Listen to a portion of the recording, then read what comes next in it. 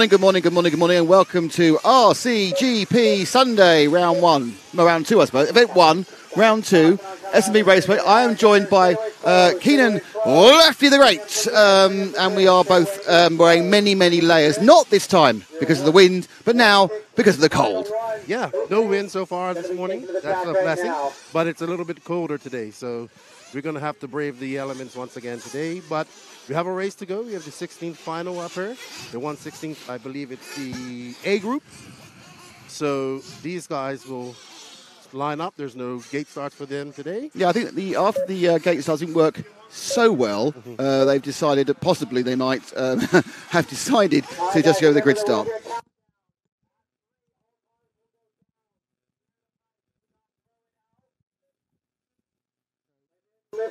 So yes, so we are going back to conventional starting.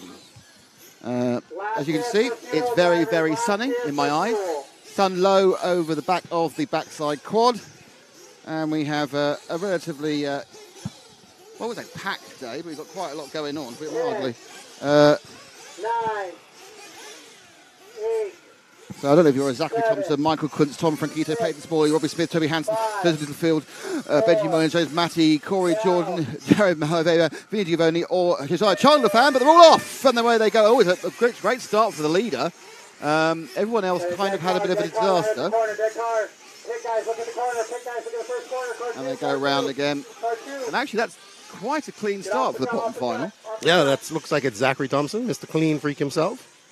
Is that because he's a clean starter or he has some issues? Well, he had a clean start. Unfortunately, he's not having a clean lap. Well, you can't ask for everything in the lowest final, can you? That's kind of like a bit too much to ask for everything, including a clean start and a clean final. It looks like he did get away from that mess that it was somebody else. 20-minute final, so there'll be 2 fuel stops, unless you've got some absolute monster mileage, which is unlikely on this track. And, of course, 4 to bump up. First 2 have broken away, literally, which is number 11, Jared Malveda and Zach Thompson. So it's a bit of a battle at the front. It's obviously both of them are bumping up, so it's fine. Yeah, looks like Jared Malveda was the big winner on that start. He moved all the way up from 11th to 1st. You can't argue that, can you? Him and looks like Jared and Zach going to go at each other. They go over the double here, up around the beach 180. God, I can't see a blooming thing I look in the sun. Okay, so how do we have in store for you today? I'm not sure that's the correct way of putting it, but we after this race, we have basically got the A and the B side of the 116th. There's an RCGP seeding race, which we just not very important. It just orders them in the grid. We might show it. We will show it, but we won't make a big thing of it. Then we have the 8th A and B. Then we have the first RCGP qualifier. Then we have semi-practice, where we all go off and have a cigarette if we smoke or a cup of coffee, because no one cares about semi-practice. Then the quarters, A and B again. That's at 11 o'clock local for the first quarter. Then RCGP qualifying 2 at 12. Then we have the semis, we call them, isn't it? The semis at 12:50 and 12:45. Followed by the RCGP round 3, Q3 at 1:15. Then we have the what is called the RCGP Superpole. So after the third qualifier, there's going to be a Superpole, to which I must be honest with you, I need to go and ask Joseph how it's going to work. Then we have Not surprised at that. A short break, a very short break actually, for the last chance qualifier for RC2. Then the RC2A final, which is 45 minutes. Then we have the get ready for the RCGP A final, which is an hour. So we've got 2 long finals at the end. Lots of action all day, really. So, bad start for all of us. Thank you all for joining us. I'm just going to. What I'm going to do now is I've been planning to set this up. I'm going to leave you with Lefty just a few minutes. I need to go and do something of a natural format. No problem. Have fun with that. I don't know if I will, because apparently the block of toilets is not quite as inviting as it was yesterday. Oh, that's not always a good time. Oh, okay. We got some excitement going up there. We got a lot of shouting going on the driver's stand. But it looks like we have Zachary Thompson, Mr. Clean Freak, out to the front, followed by the Northeast driver, Toby Hansen, making a trip down with a big contingent of Northeast drivers coming down here to be a part of RCGP, making the trip from the cold to be in the cold. Let's see who we have here, who we're looking at when he comes across.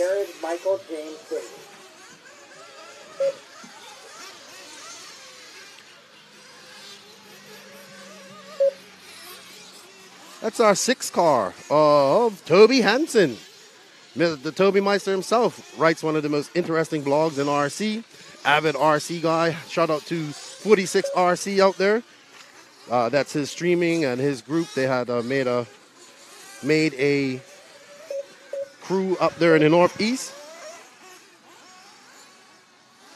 Morning, everybody. Morning. We have Kevin Mendez. How can we watch today's coverage? I was at work and missed the main. Want to watch it now?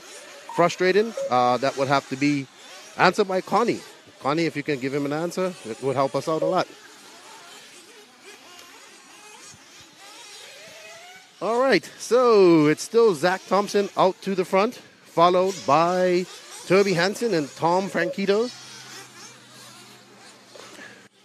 Thank you, Benji, for going all the way into the pipe there. Appreciate that. Thank you. Stephen, how many guys bump out of this? 4? So 4 drivers will be bumping out of this and going up to the 1/8A final. So right now, Zach Thompson, Toby Hansen, Tom Franquito, and Peyton Smalley are in bump positions. 15 minutes, drivers. We have 15 minutes left to go. Peyton Smalley, one of the 3 female competitors here.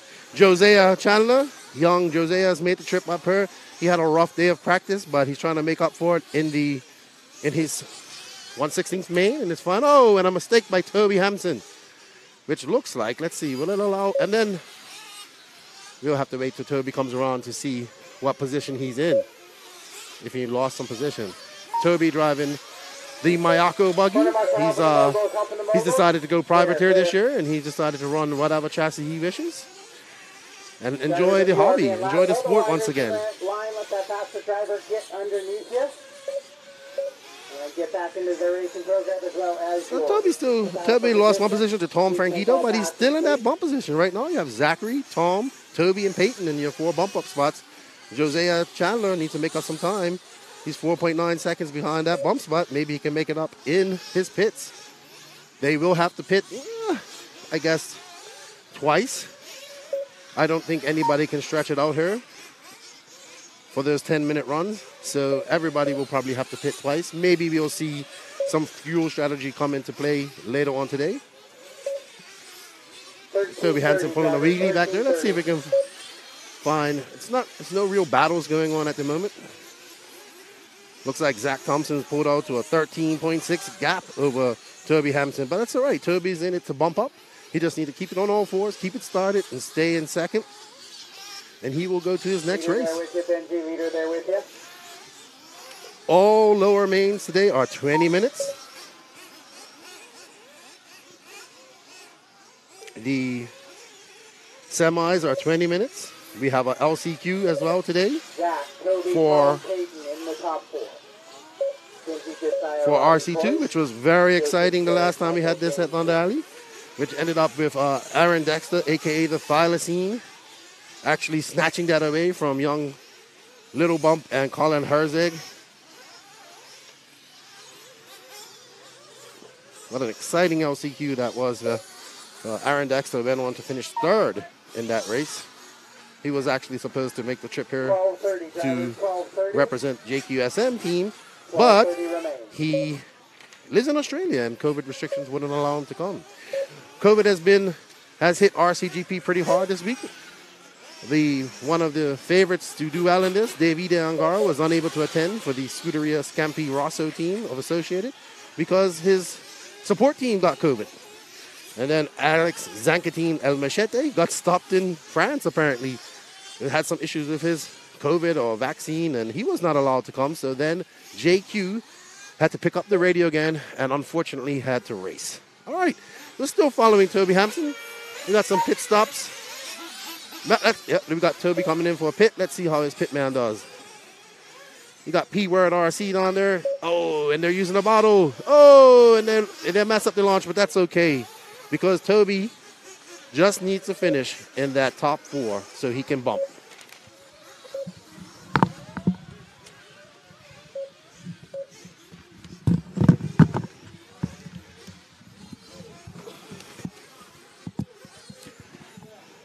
Did the dance of the microphones then, so I kind of came back in position.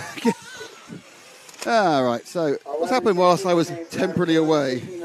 Oh, well, Zach Thompson's still out to lead, followed by Toby Hansen, Tom Franquito, and Peyton Smalley are 4 bump ups at the moment. We've had a round of pit stops. We got probably 1 more to go at some point. And Toby's on camera.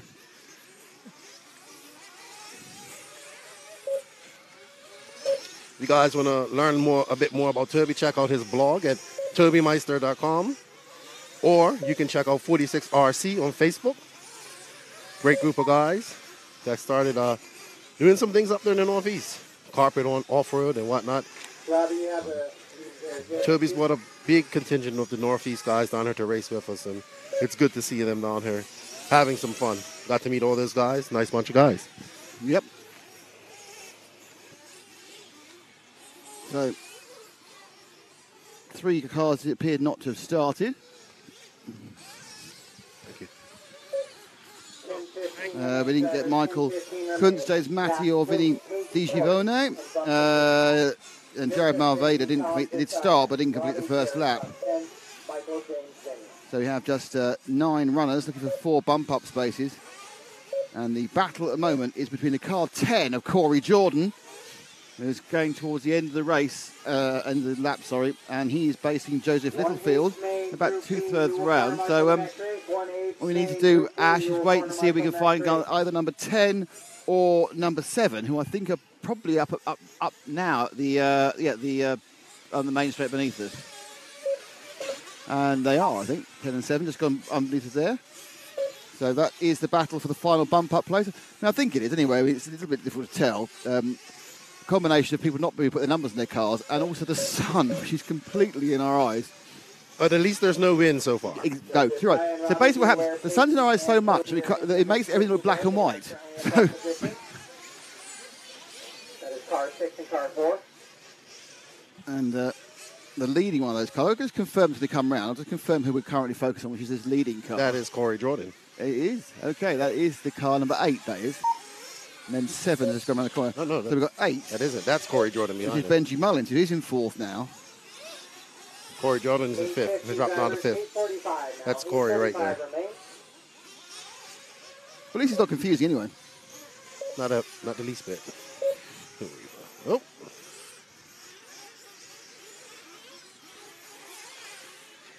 So the interesting thing is, you at home have actually all got a better view than we have. As a quadruple Sarko there. Oh, that's not good. Sarko the pike. He's got off the pike. Well done. He's lost steering upstairs. Somebody's lost steering. I've lost steering. Oh, sounds like our leader, Zach Thompson, has lost steering. Oh, no. Oh, no. Other lane. And that looks like our leader has been retired. Look, he's lost some steering. I heard him just shout down to his pitman, Don Elliott. Engine's still running on the Agama chassis. 8 minutes remaining. Is it an easy pop-up? Can they pop something on, or is it a servo failure? There's the drama for you to see on your screens. Oh, no. Oh, no. Is it fixed? It's a wire, he said. I think the servo wire came out. No, he's lost the lap. Where would he come out? And he's back out, but I think he has enough time to make it up. I don't think he does. Oh, no, hang on. I think he might have, but because we don't know how that was affected, how much of the lap he lost. He was a long way ahead. Yeah. Maybe they should have refueled him on that as well. That'd be a really good idea, actually. That in fairness, King, that is top conceptual work. 720, Toby, Pinky, Joseph, Zach, Lindsay, Corey, So Robbie, Thompson so far has put down to 3rd. I think the lowest he'll go is 5th. Michael, James, Denny. Let's see. We're following on where he ends up. Might be third. Yeah, he is in third. If the grid isn't up, tell me and not what it should be. That's what my error is. No problem. He's 23 seconds behind the leader, but very comfortably in the position of third. And that's all he needs to do to bump up. He still has one position to spare if he wants. There only appears to be 4 cars on the lead lap, on the nearly lead lap at the moment. So when Thompson comes over and completes this lap, he'll be in third on the lead lap. He's coming in for fuel He's now. been in fuel now. It looks like he's still having some steering issues. I don't think that's just talent. Yeah. Oh, no, he is. You're right. Yeah, you diagnosed it correctly. It looks like his screw came out of his servo horn. Right, so now... he's still okay. He's got such a long lead, he might still be all right. That's definitely doing things up rather than undoing things. That's very tight now. Put some fuel in. Yeah, he's shouting, fill it up Mechanic here. Don Elliott doing a great job getting his car back out. So this is the story, the Zach Thompson. Luckily, because this is the first of the finals, there's a massive spread between the first and the last. So if you have got, a relative level of confidence, you can make up 4 or 5 seconds a lap. For example, the fastest lap of, there's a 5-second difference in the fastest lap of the fastest and the slowest. And Zachary is the fastest. He's 5 seconds faster than the guy in 8th, Corey Jordan. Now, I'm not sure where it's going to put him. He's dropped to 4th at the moment. I think he may have even dropped to 5th. But I'm not sure if the rest have taken fuel either. He doesn't even need to push it as hard as he's trying right now. He needs to just drive smooth and he can finish in that 4th position. He's in 5th now. Mullins has taken over. He has to catch him up. So Mullins is ahead of him by a total of 3.1 seconds, which I was thinking about half a lap probably. In fact, I think that is the blue car ahead of him. And the car, he's lucky there because there's a car dead in the middle of the quad, the backside quad. And I think that may be him actually now hopping past the blue and white car and into 4th place. And then that might be 4th and 5th guys right there. Might be. There's certainly a kind of an element of, that was some casual marshalling. I just lobbed the second car on top of the first car. 4:30 remains. So, top 3 are through. Benji Mullins, it's gone horribly wrong now. Yeah, that Matt was Thompson has dropped down to 6th. So, and 4th is something in the region of 7.5 seconds away. So, combination of major crisis with the steering servo, which happened twice, and then that big accident has given anything all to do with how long to go? Just 4 minutes. So there's still about 7 laps. So he's got a chance because he's a couple of seconds a lap faster than a lot of these drivers, but he really has to keep it 4 wheels down. Back marker getting into. Yeah, it's going to be a massive element of frustration now, which you really have to avoid because you're going to go anything if he drops further behind. So what he needs to do now is just put in. It's gone now. He needs to have a serious word with himself. Think about what he's doing. Possibly dial it back from 10 to 9.8. He's got the pace, and then he will begin to gain on the rest of the people ahead of him. They are, a couple of seconds slower, and that's what you don't want to do because that's where the 2 seconds slower have disappeared. And another lap where he's not gaining has gone by. Now, at the start, he was turning out great laps and pulling away from these guys at 3 or 4 seconds a lap. But he's obviously running on nervous energy at the moment. And he's 9 seconds away from getting close to the bump up. Yeah, he's 6 seconds away from the bump up. He's 6 seconds away from the bump up at the moment. He has 3 minutes to do it. Some mistakes from some of his competitors. He just had a bad luck there on the quad at the back. You've got someone dead in the middle and he had to ease off. Now this is where you don't want to overshoot it. And it's kind of it's unravelling really by the half second. Now, of course, we don't know how the people ahead of him are doing. They could be unravelling as well. Josiah Chandler now. You got to. You destroy my piece of paper again. This one is mine. Oh, okay, good. After the horrendous mess you made the previous ones. Hey, it happens when you only have one working hand, one working arm. Is that the excuse? Is it? Yes. A paper butcher. So Thompson is set. Oh, no, yes, I think he's 6th now. Was that our guy? I don't know, got lost. He did another accident. I think we've backed the wrong horse there, I think. Yeah, there we go. Yep, we might as well That's see. back with him again. I think he may have got a position there. No, he didn't. He is only 5 seconds off at the moment, but it's really just a case of one too many errors. 135, drivers, 135. He's got 3 laps. There's no +2 laps here. It's a standard timed race. Comes through the infield. Oh, that was very useful, getting caught by somebody else. Toby, Peggy, Joseph, Josiah, Zach. So Toby Hampton has taken the lead at this point. Zach Thompson's up to 5th, and he's 2.6 seconds away from bumping up. So other people have had problems. He's up into 5th. He's 1 off the bump up, and it's 2.5 seconds. What you need is someone telling him where he is so he can gather his speed. Now, I'm not sure the person ahead of him is Josiah Chandler. Is that Chandler? Is he about to get 4th? I think he is. I think he's just got in the bump up. Oh, he got away though. Got tagged. I think as we go around this corner now, he's going to be in the bump up position. Oh, great comeback for Zach. So, but he does need to keep it. He needs to keep his 4 wheels down. If he does, he will bump up after a rather overly eventful race. And you're going to have to go. I think I have to go and lie down with a wet flannel. I think after this one. He definitely did it the hard way. Yeah, he started really well, and they had a problem. Then he did make it easy himself in his comeback. He's got himself a nice little rhythm now, but initially he was just pushing way too hard. And once he's in the rhythm, he's got a couple of seconds a lap on these people. I think we're about to start the last lap.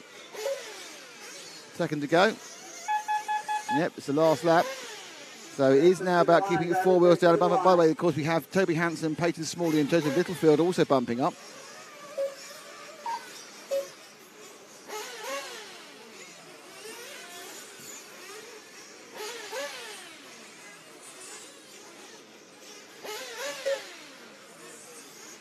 So always, very high in the air. Got away with that one, didn't he? Right at the end. Look, that was a good save. Error, but he's going to come across the line, and he takes the bump up. Toby, Peyton, Joseph, Zachary, Will Boss. Toby wins by about, well, officially a lap. It wasn't quite a lap. It was about 40 seconds. Actually, no, it was a lap. Hansen won. Toby won by a lap in the end. A lap and 11 seconds. Yeah, great bump up for Toby Meister. Peyton Smalley, our 3rd female here at racing with us. She gets the bump up, as well as Joseph Littlefield and Zachary Thompson able to come back after servo issues and get that 4th place for the bump. Let's go. Good luck.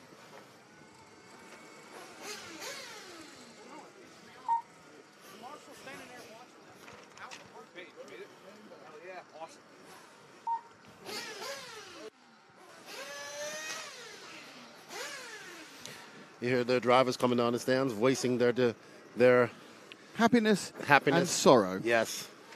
In equal measure.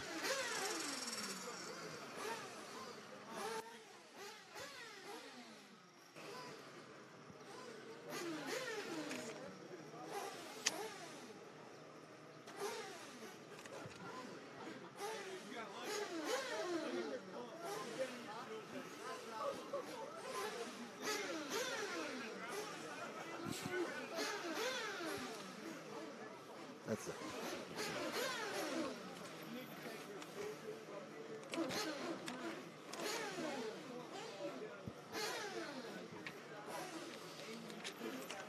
Marshals, please to positions. Ricardo, Bobby Moore, Mark Whitlow, Miguel Velez, Andrew Kirk, Jason Lynn, Bradley Major, Luis Pett, Mike Walker, Scotty Powell, Brian Hutchinson. Marshal, please. Any of those 1/16th drivers that can stick around and help marshals, that would be great too. Next up is your 1/16th B final, and starting on pole is Jacob Savage. 2nd is Anthony Edwards. 3rd is Brandon Peters, Michael Liss, Juan Carlo Ligavoni, Tony Scarcella, Aaron Brembry, Big Cush, Mark Thomas, Sean Brennan, Jacob Edwards, Wyatt Klein, and Jake Barrett. camp life. Drivers will get their 3-minute warm-ups.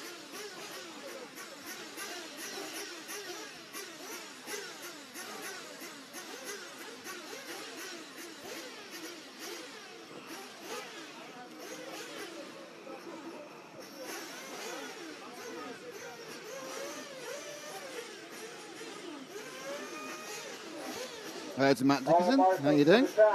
What's up? What's up, Matt? How you doing? Good chatting to you last night. Thank you for tuning in. Why, was he here? No, he's in Canada. It's a little bit cold up there in his. Well, and it's lovely here. Actually, in the sun, it's not too bad. I must admit, I'm less cold than I thought I was going to be. Doesn't mean I'm warm.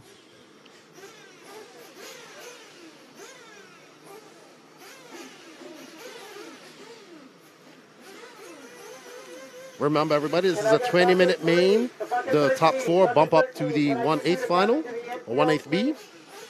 Let's see if who will bump up and who can play the bump game today. That'll be interesting. The bump game, I say. A lot of people having some not so good qualifying. Probably down in some mains that they probably should be up a little bit higher. Let's see. Who can bump up at the farthest today? You get rotten. You'll be getting bad shots of me all day, Chris. I look awful, every single one. Do I look 50? Do I look really old? God.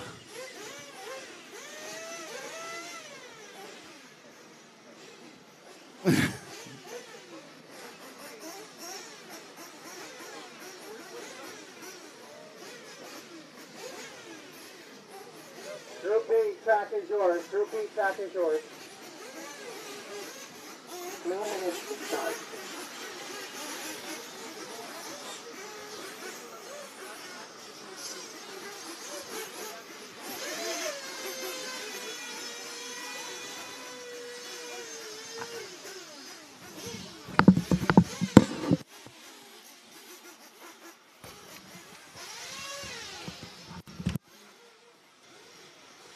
Okay, so another 3-minute warm-up. On the 3-minute warm-up, on a 20-minute final, sun rising slowly over the back of the circuit, so over that backside quad, that's where the sun's coming up. Here you are, Jacob Savage, Antonio Edwards, Brandon Peters, Michael Lee from Canada, so everyone else is from the US of A, Giancarlo Di Giovanni, Dennis Garcella, and Rembry Big Cush, Mark Thomas, Sean Brennan, Jacob Edwards, Wyatt Klein, and Jake Bullet. 2 minutes to start.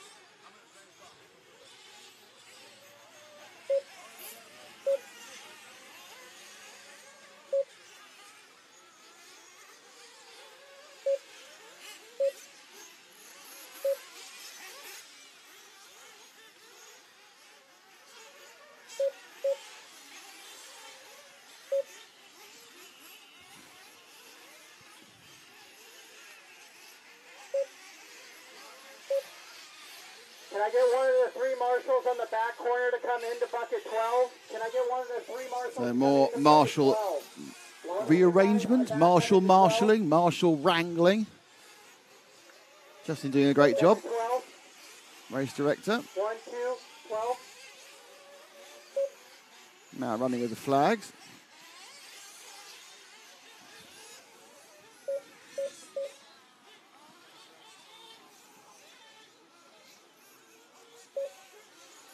Perfect, thank you.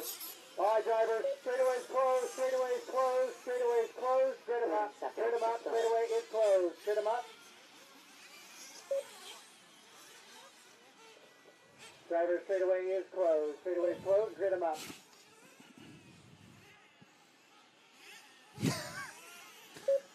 Some impressively camp flag waving there by Mao.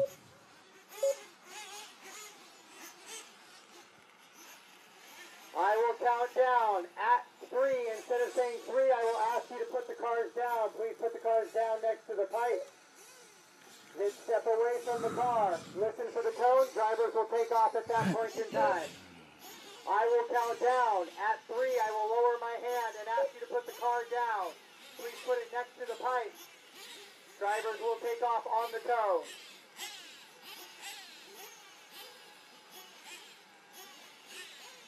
Drivers, last chance for fuel. Fuel them up.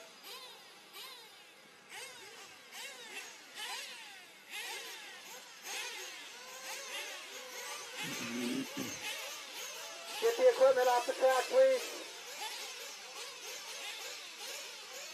10, 9, 8, 7, 6, 5, 4, down.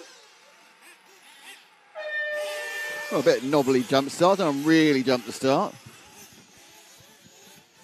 Some anticipation went its way, and they've gone away. I think actually it's kind of a three who's got in the lead.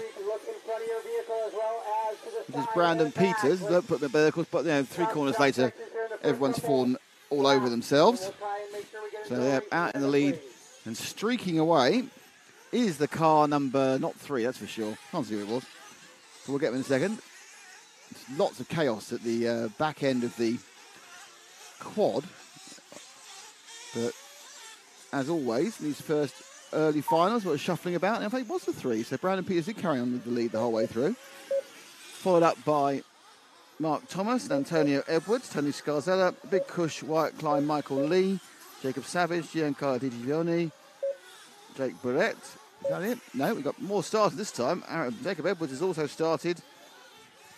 Don't seem to have either Aaron Bembury or Sean Brennan. So our leader has changed. He's dropped back down to second. Well, I was reading. No, he's back at the lead again. That guy lap behind already was just a really ponderous corner. Looks like he's back through again. So, oh, that's not gone well, whoever that is. So, still back in the lead again is Brandon Peters. Oh, no, he's not. He's upside down. He was in the lead very briefly. That means that, I think that does mean now that Mark Thomas is in the lead. This is going to happen a lot. They're going to swap about and swap back for a few laps while they settle down. No problem for Peters. So the top 2 now are different from they were. And they're fighting over the infield hump. And you've got the triple, oh dear, the triple over the, is it a triple? Is it a big double? The big double in front of the rostrum into the switchback. And they drive away. It will be timing, position, mainly from me. Apologies through the moguls.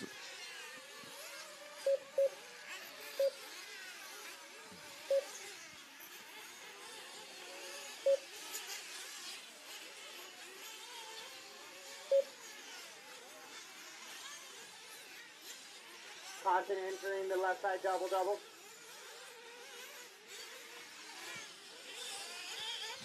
So, a little bit of a break by Thomas. But always these 20-minute finals, they kind of warm them up slowly. There needs to be a settling down period. There needs to be an element where everyone, really, they don't really get going until after the first fuel stop. And then we start seeing people trying to make up for bad starts or trying to lose an advantage. Corner marshal help short shoot after the double-double. All looking for their top 4 position. We're not doing anything special for that. So it's basically about 5 to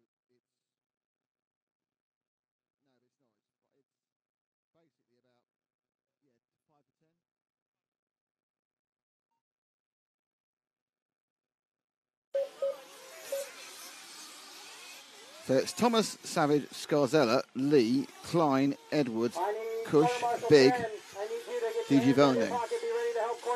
So, second place, you can see the big white car, and now he's upside down.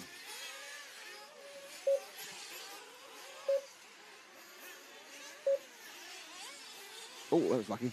Marshall in front of me. Marshall, the car, was in about half an inch being clunked in the ankle by another car. Just jammed the brakes on just in time. So, top of the hill. Mark Thomas leads. We're with the white machine. I can't miss who it was actually who it went under, but it's recovering slightly. That's actually the car 1, isn't it? That is Jacob Savage in 3rd. He's fallen off that twice in a row now, that jump. I mean, in fairness to the guys, you are staring directly into the sun when you look at that part of the track. And it must be really difficult. I mean, even with a cap on. I've got cap and sunglasses. I'm just trying to talk and it's hard enough. So, you know, driving into the sun and trying to just judge it at the really far end of the circuit on a tricky double up. I like to call it the quad because we've got enough doubles as it is. The sun is very, very, very tricky. And will continue to be tricky, really, up until about midday when it kind of moves away from the driver's eye line and swings round the back. Oh, no, that's off again. He's not enjoying that top part of the circuit at all, is he?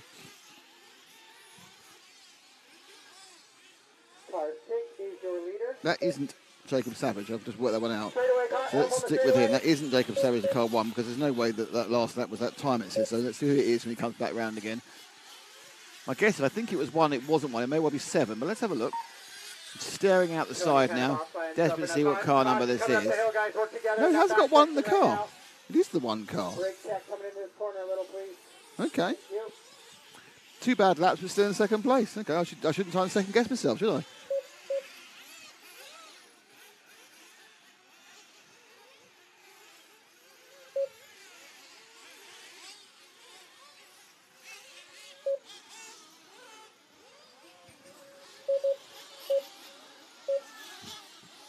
In the mogul section, you guys are all racing for position. Keep it clean. Left-hand side of the track now.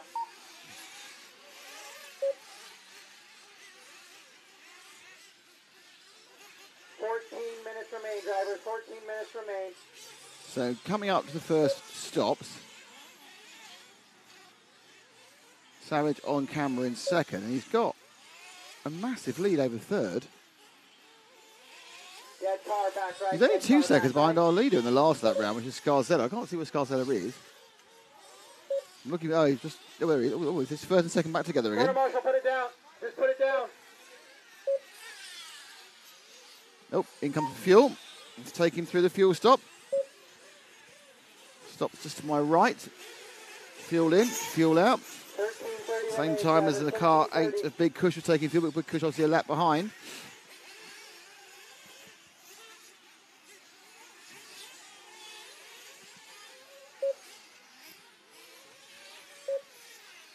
Car 6193.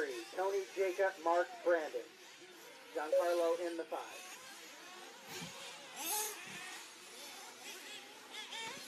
So we see where Scarzella, in car 6. I think he's taking fuel. Slow fuel stop in front of me for the 4. So that was Michael Lee not having a particularly quick stop, it didn't seem. Shaking the head at the pit man. Starts his stopwatch for the 2nd fuel run. 20 minutes. You need to have a pre-economical car to actually get to 10, so that doesn't tend to happen.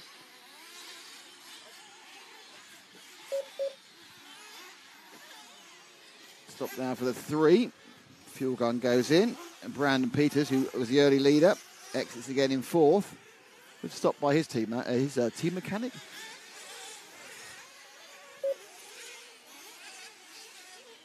You've got Burritt, Bembry, Brennan.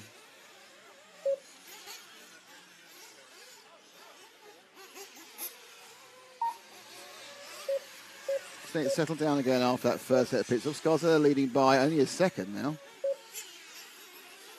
You see them together. Caution, the double-doubles on the left. Oh, I think that's the moment where Savage went into lead, I think.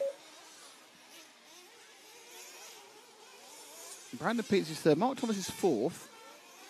He's a long, long way ahead of Michael Lee in 5th. So the top 4 have a massive breakaway from the rest. So Michael Lee has a lead of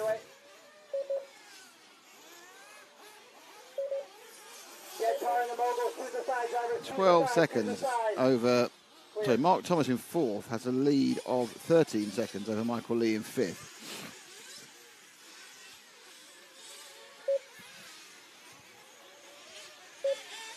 Savage leads Scarzella 2nd. Savage lead by a long way. That was a tricky one. Good job. Keep it up, keep it up. An 8-second lead.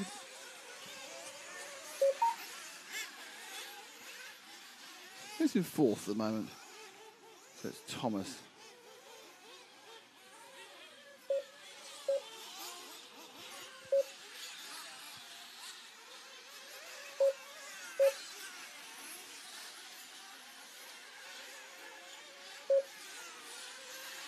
Caution, left side double double. Caution, left side double double.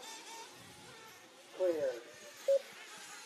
Okay, let's pick up the car that's just about to go towards the camera turn now. Had a bit of a swiggle. That is your 9. What are you waiting there for, are you? No, it's next one.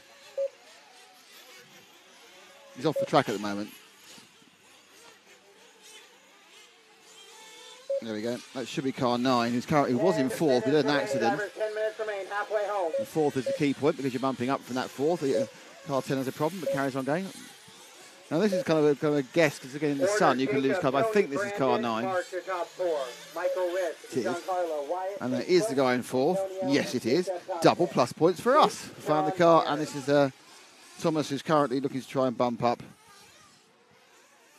from where he is. Top 5 drivers must go to track following this race. Top 5 drivers must go to track following this race. Sun really quite bright in the eyes of people now.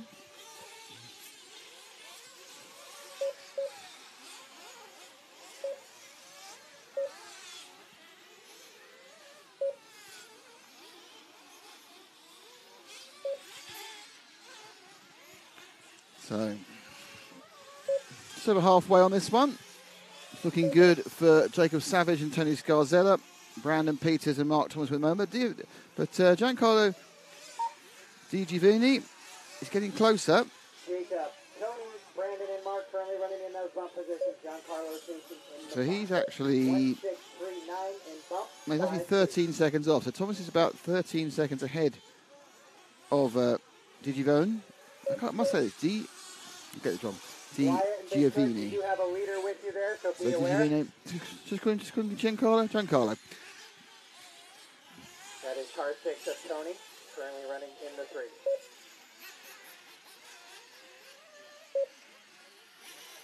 Corner marshal help, front rhythm, corner marshal help. Front rhythm. Caution in the front side section, guys, caution in the front side section. Big accident there, big panic for the marshals. Thank you, Marshal.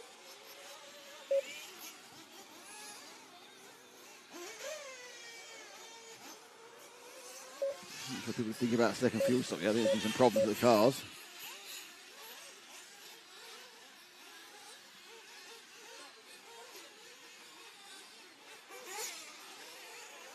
.745 drivers, 745 remains, 745 remains.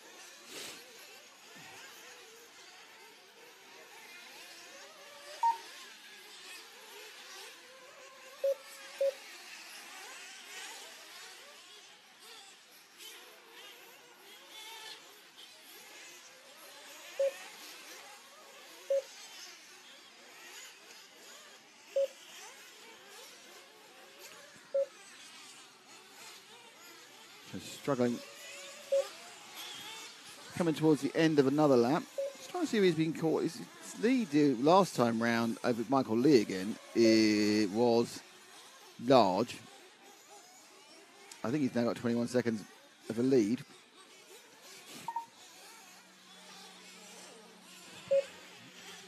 There's a bit of pit action going on now. Our leader runs into the pits.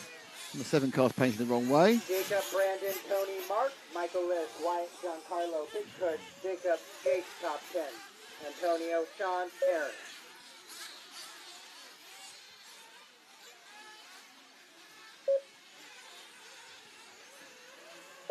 .630 remains, driver. 630 remains.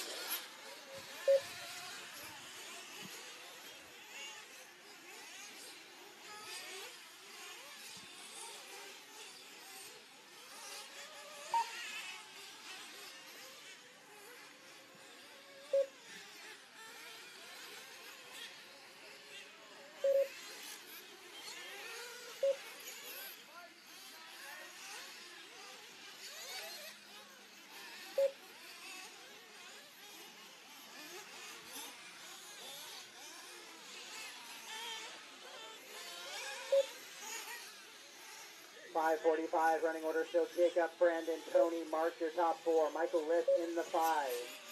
Wyatt, Big Chris, Giancarlo, Jacob, and Jake Barrett, your top 10. Again, all announcing will be with the broadcasters down below, guys. Apologies for not more on track.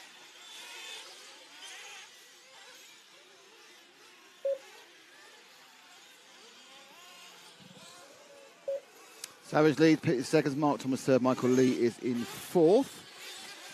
As we run through 5 minutes or so to go of this one. We desperately search for some sort of action, which there isn't any of.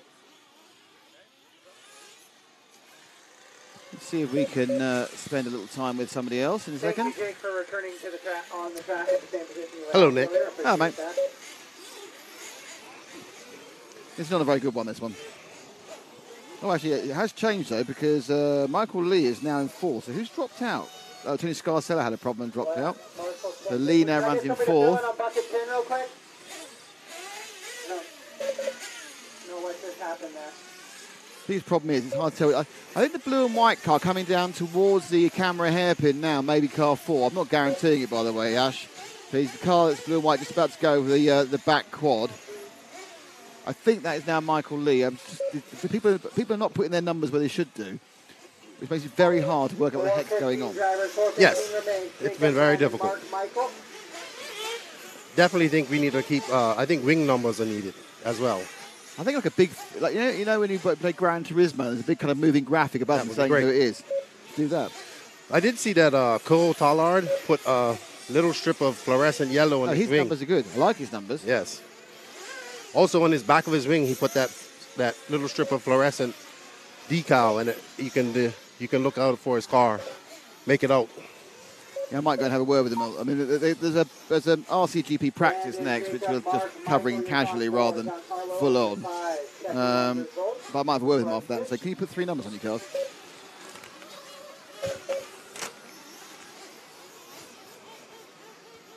In RCGP, the problem I am actually having is differentiating the Beach RC cars and the associated cars, because they all look the same. Very similar colors.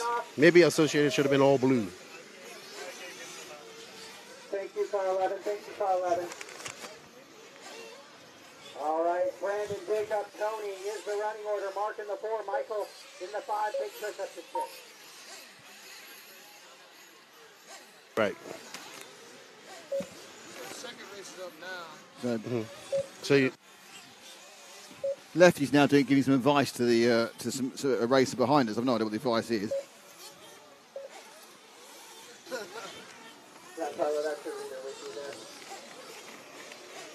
You can see why you ruin the pieces of paper very quickly. Nick has a thing about me ruining paper.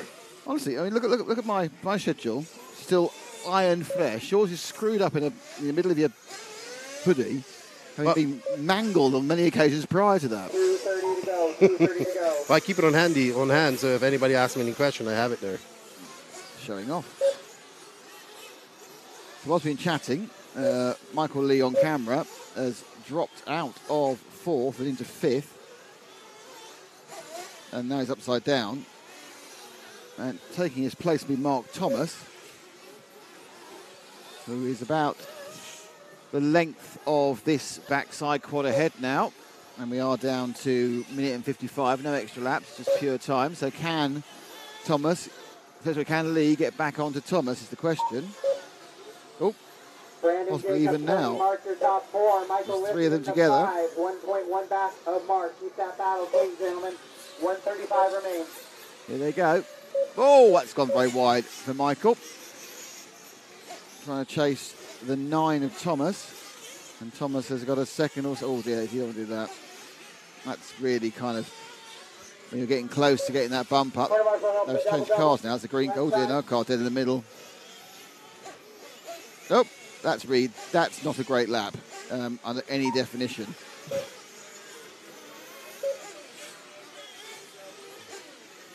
You know, the velocity, so you double it, so you double singles. Oh dear, up on 2 wheels.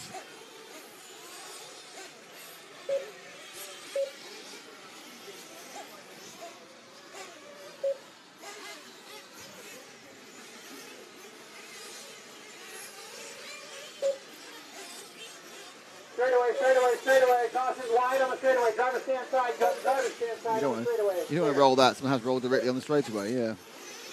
So Thomas, who was right behind, so Lee is right behind Thomas, is now 10 seconds back. That's all gone horribly wrong.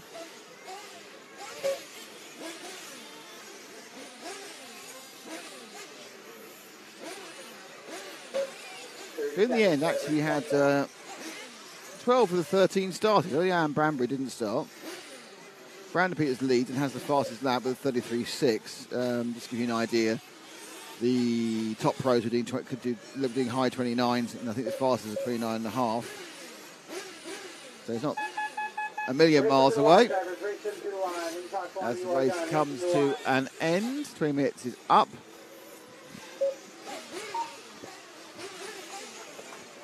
So next up we have an RCGP seeding race, which is really kind of like a morning practice for them. It doesn't really achieve anything at this point. It's just at the end of the day, they can just choose where they want to go on the gate. They've all found out it's completely random whether that works or not. It doesn't matter. I know we should try and build up more tension. It's really, really important. They've got to be in the right position in the gate. It doesn't matter. You can start well from the second row. You can start badly from the inside and the front row. So it looks like our bump ups are going to be Brandon Peters, Jacob Savage, Tony Scott-Steller, and Mark Thomas. Congratulations to them. They get to continue on. And they get 20 minutes off. Well, they get more than that. They get the A side, the 8th final.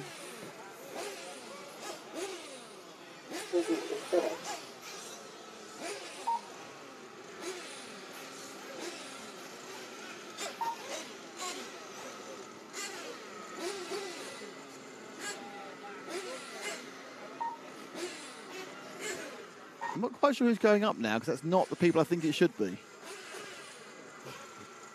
RCGP.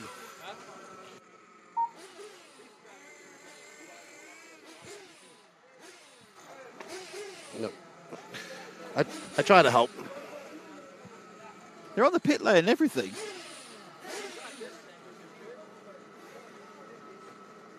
What's going on? It's all very confusing. There are people on the pits who think they should be in the... we have RCGP seeding practice on our schedule. Yeah. RCGP is on track now, guys. I don't know what my 1/8 main is doing up on the stand, but it is RCGP is up now at 9. You guys are scheduled to be on track at 9:15. They've been told off now, haven't they? It's RCGP. I love the eagerness. I appreciate it. Embarrassed, sort of. Should I not be here? Oh, okay. It is RCGP that is scheduled to be on track at 9. My 1/8 main A group is scheduled to be on track at 9:15.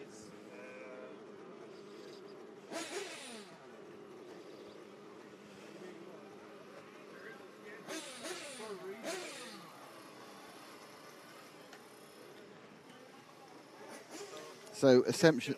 Starts, you can press this button, and then the countdown will start 3 minutes. Okay. This button. They should have 3 minutes, right? Yeah, 16 from 16. Everything's set. Once again, I please ask that it's a little unique and a little different this morning and all day on how we're corner marshaling. So please look at social media and check out the Sunday, March 27th schedule. And please look on the right-hand side to see where your marshal responsibilities are today. The quarterfinalists, Group A, you are going to be responsible at 9:15 to corner marshal for that 1/8 group. So you are corner marshaling before you race today.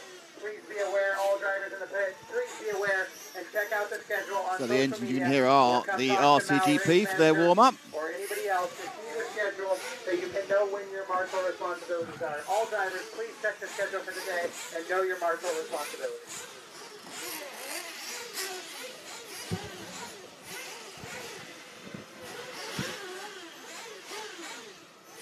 RCGP assigned marshals are responsible for this team. RCGP assigned marshals, as scheduled, are responsible for this team.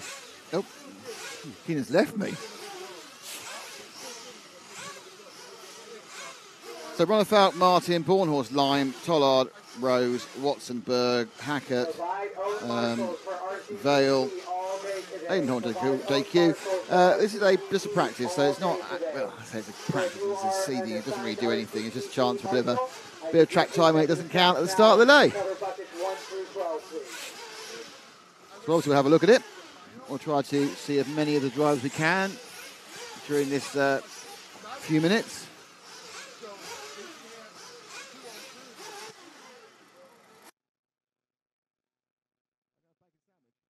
And a coffee. And a coffee.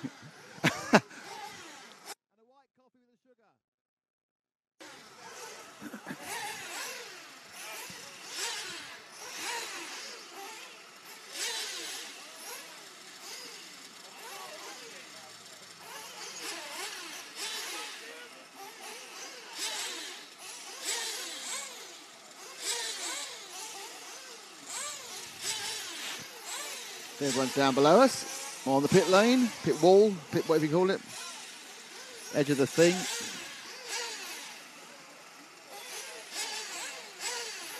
RCGP assigned marshals to the track, please, guys. Yeah, there's been a marshal issue here. There aren't any. If you are an assigned RCGP marshal, time to head to the track, please. I want to release these guys, but I need to at least see some marshals heading towards the track.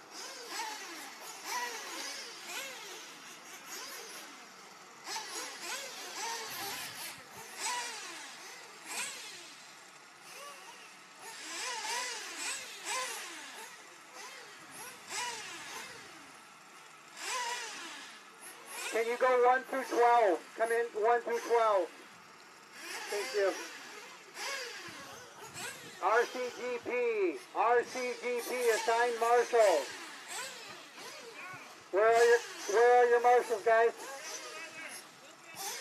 All right, RCGP, track is yours. 3 minutes to start.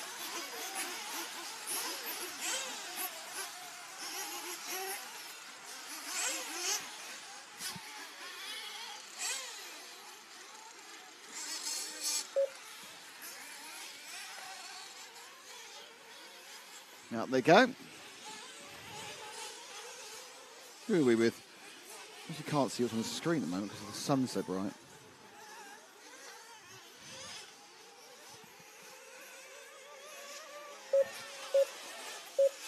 So this on the screen right now, he says relatively confidently, is I think it's Brandon Rose. I don't think it's Lee. It's only a warm-up anyway. Lee's supposed to have a flash on the side.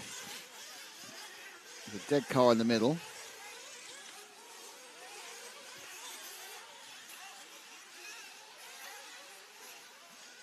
Two minutes to start.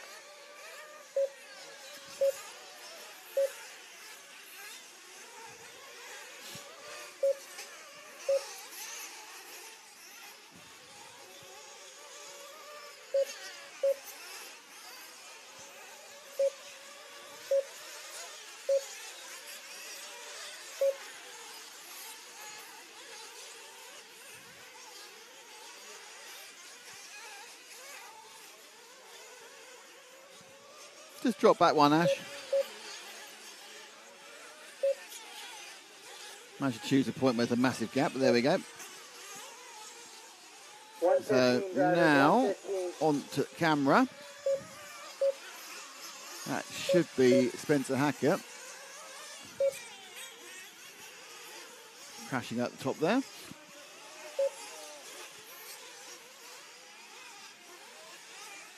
One minute to start.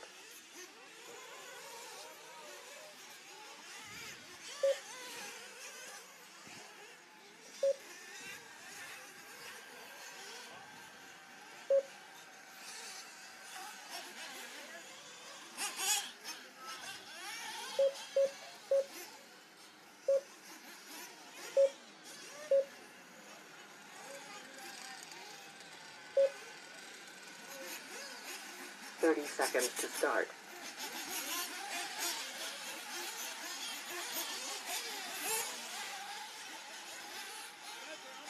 20 seconds to start.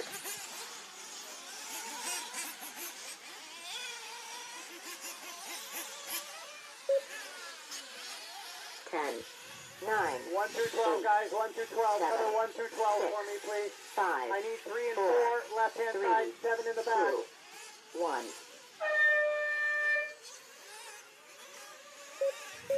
I need left hand side doubles, guys. Left hand side doubles.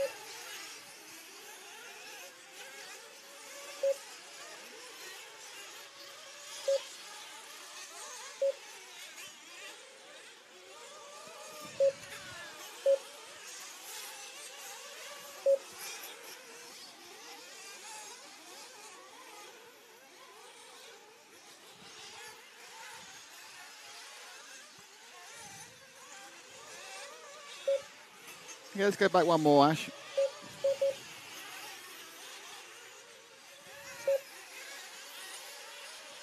Actually, Brandon Rosie, don't we? Or was that Lee? I think it's Brandon because it's got a black wing. Yeah.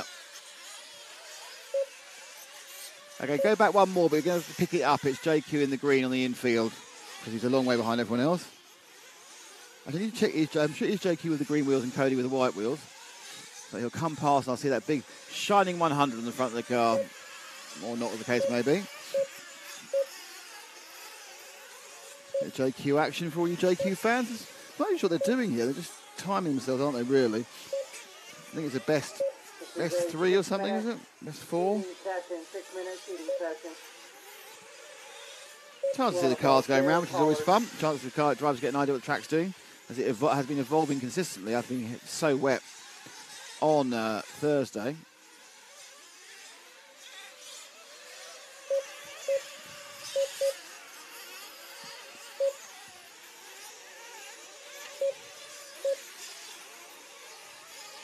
Okay, drop back one.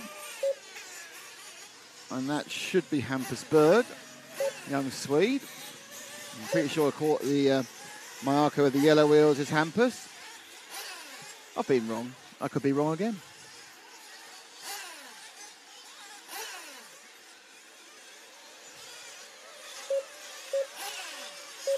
I'm not, I'm right that time. That's Hampus Berg. Oh. Action behind him.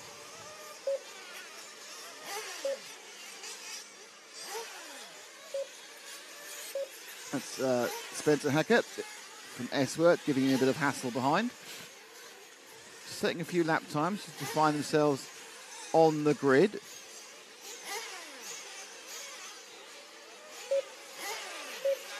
Ronafal, Collard, Horn, Dale, Rose. Hornhorse, Ronafal, Collard, Horn, Dale. Rose, Hecker. Berg, Martin, Line, Quadrant, Watson. Hey guys, for the next race, do not warm up in pit lane, please. Do not warm up in pit lane. Next race, please do not warm up in pit lane.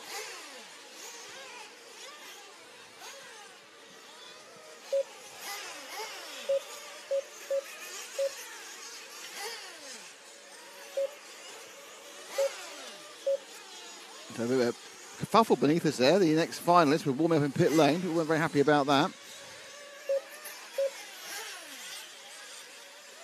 Okay, drop back 2. So avoid JQ, and it's oh no, it's changed who it was now. That's going to be we're going to be going with. I think it's Spencer Hackett again actually. There's a white wheel one there. So it's Spencer. One of course one of the qualifying races yesterday. And right behind him is Cole Tollard, who came second overall yesterday in the finals. And we're picking up with Cole now from Associated.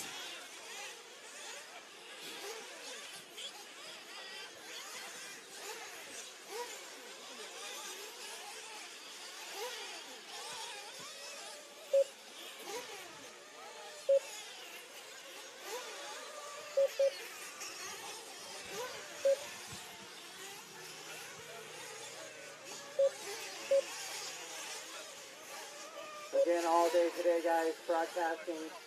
We'll be doing the announcing live. So come back one more again. It'll be And that's one of the very similar painted cars. Now, I need to work out, I think that is the Beach RC machine. I've got a feeling that's Camden Line, but I'm going to have to try and check it out. This is one of the difficult identification where the Beach RC and the associated cars are very, very similar. But I have a feeling that that is Camden. See if he's just going to cross the line. No, it's not. So who was that with the yellow wheels? Might be Evan Vale, actually.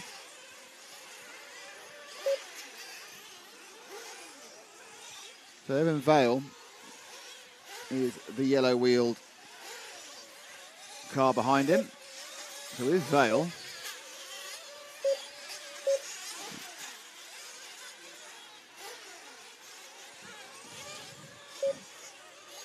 he comes up the inside. American for the Beach RC team. 30 seconds to go.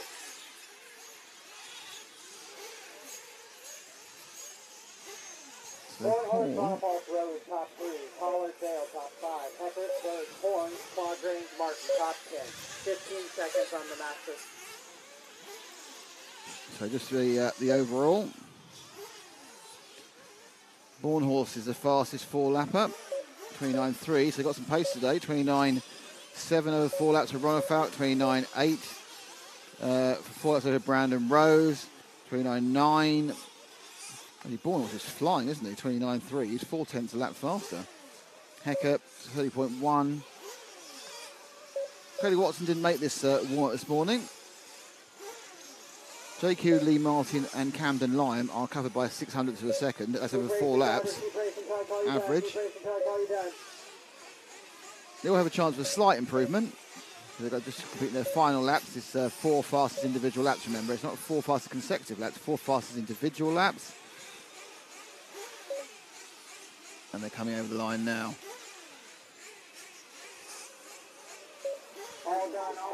So that was their practice, and what it's told us is that Joe Bornhorst still looking very, very quick. But of course, the thing to remember is it's nothing. We've got 3 qualifying heats, but it's about an hour's final. The hour final is very, very different.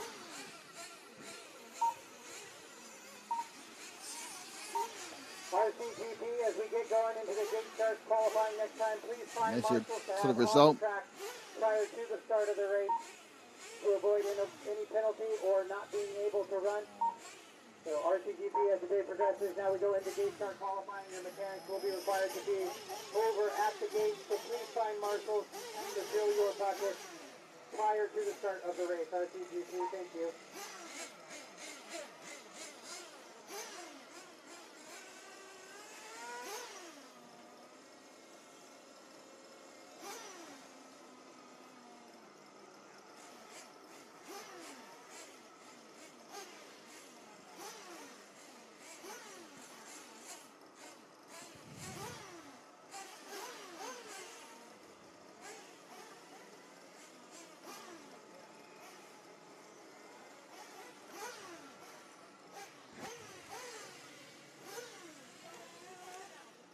Alright guys, this should be the quarterfinal. Group A should be corner marshalling. Quarterfinal Group A should be corner marshalling. Cole Tura, Abby Burku, Camden Lee, Justin Drink, Matthew Kessel, Kayla Espinal, Jamie Arneen, Amrine, David Carmody, Brett Butter, George Spiladius, Chris Canello. Okay, so we're straight now into the 8th final. Tony Palaszczuk, Logan Nixon, Jacob Lasco, Ron Lupel, Chris Smalley, Mike Hansen, Ryan Fowler, Nick Elliott, P-Word RC. So no one tell what P-Word RC is. A nom de plume. Steve Taylor, Brian Cothran, Toby Hansen, who bumped up, Peyton Smalley, who bumped up, Zach Thompson, who bumped up, and Benji Mullins, who bumped up. So back up to 15 car heats now. 4 bumps. This is the 8th final, A and B, 20 minutes each. Following which we will have the first qualifying round of RCGP.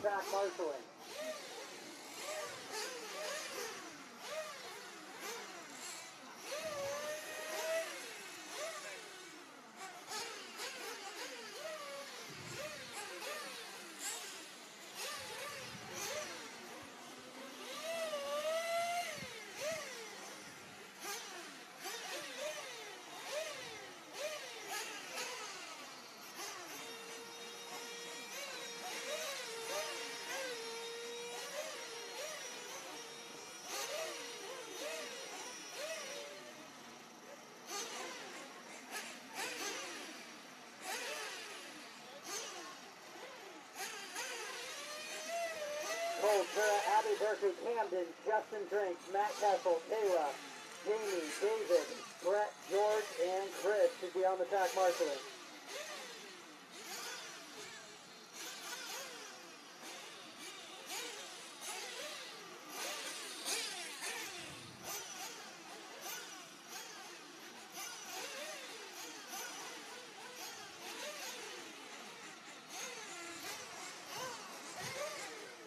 All right, Group A, track is yours. Group A, track is yours. Start.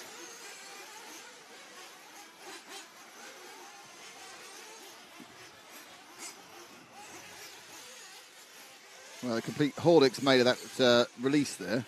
They got 3 minutes to warm up, and they all trundled off down the mogul section, just at the first corner, and about 9 of them hit each other. But if you're going to hit each other, you may as well do it before the race starts. That's what I think. If I could get one volunteer to help me out, that would be appreciated as well.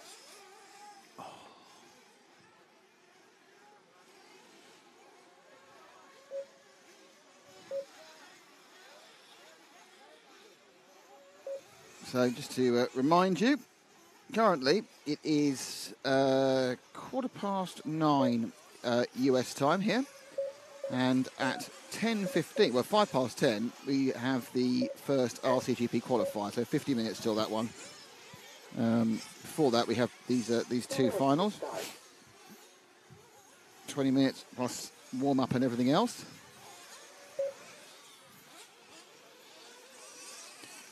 Then there's some semi-practices. Then there's the quarterfinals. Bucket 13, go to 10, please. And then there is RCGP qualifying 2 is at 10 to 12 local time.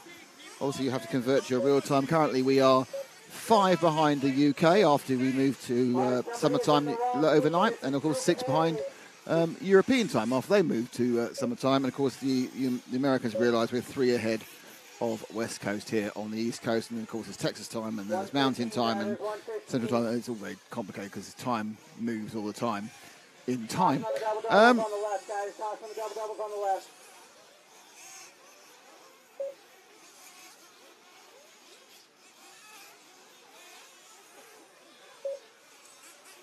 One minute to start.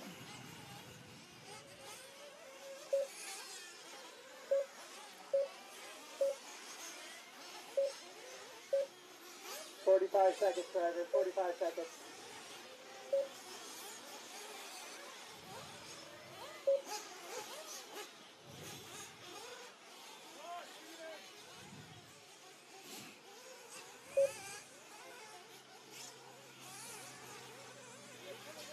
Seconds to start. 30 seconds before they get going. On this, the first of the 8 finals for RC2. The A. Not quite sure it's Camden to start, but they haven't even stopped practicing yet.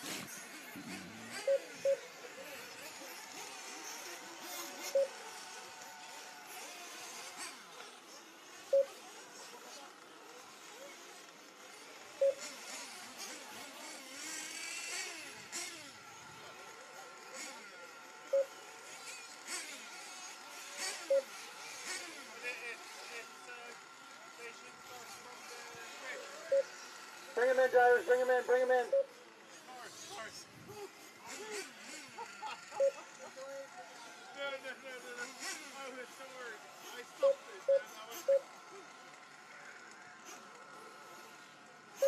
So, just a little timing glitch there. Bring him in, drivers. Bring him in.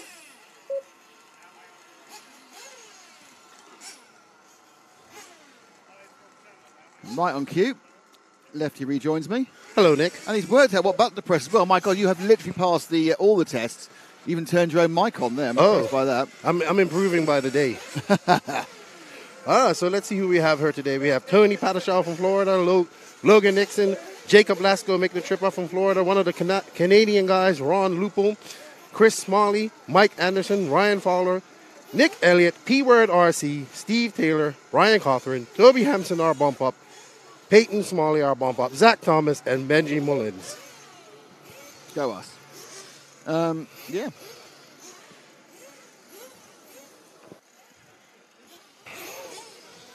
right, drivers, mechanics, last chance for fuel. Fuel them up. Remember, I will count down. At 3, I will ask the cars to go down. Please put them near the pipe.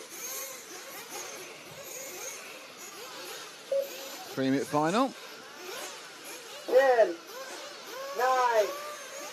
8, 7, 6, 5, 4, down.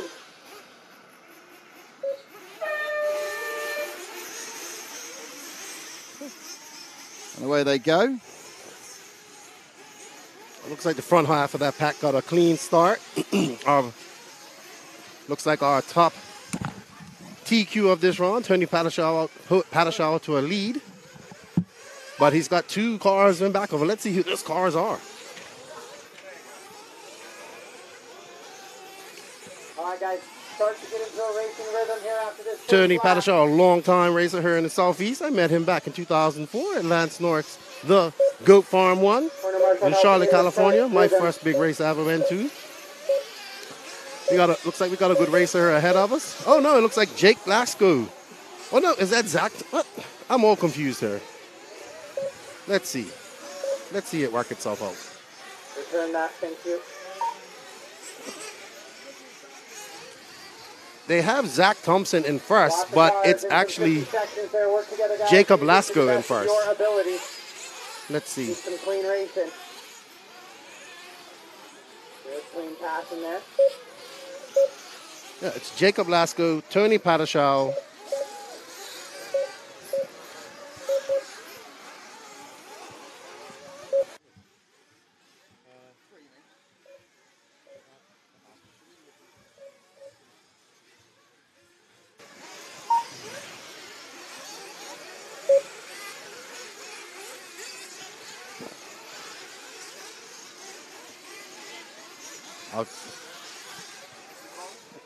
Give me a second. 18:15 to go, drivers. 18:15 to go. Again, announcing will be for the media tent down below.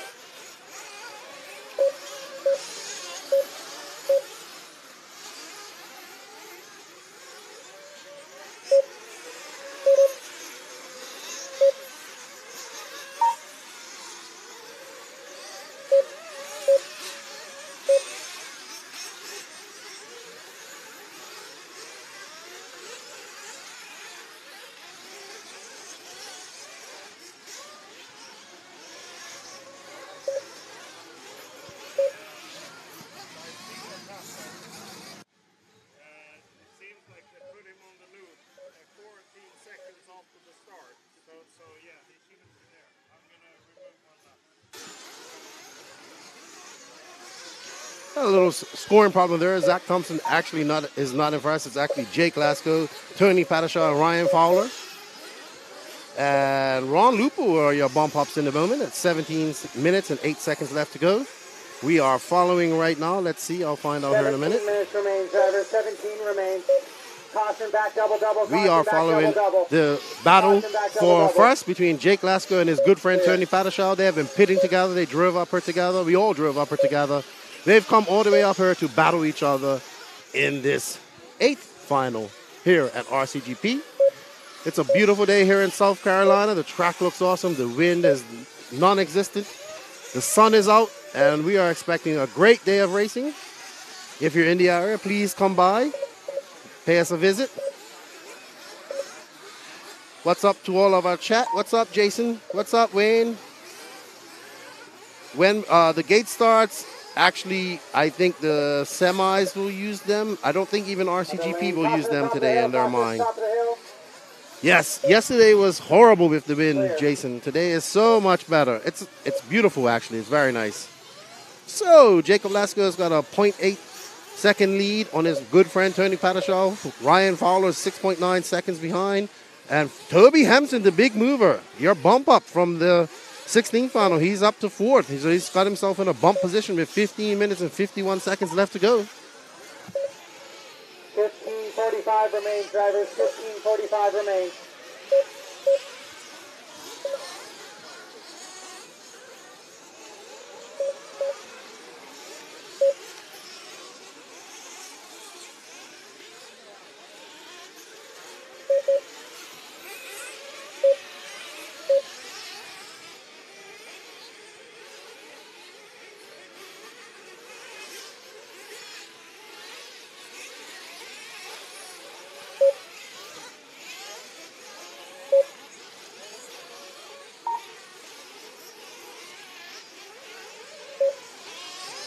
15 minutes, drivers 15 minutes. Car 3-12,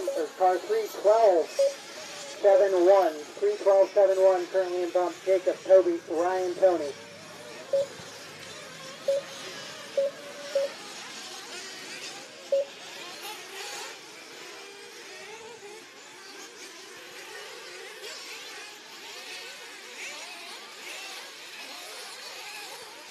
We're following our TQ Tony Patashal, who's dropped down to 4th, it looks like. Let's see if we can find car number 12, please. Ash, number 12, Toby Hansen, just dropped down to... Actually, looks like he might have just come in the pit, actually. Can we see? Or he's just fell down a good bit.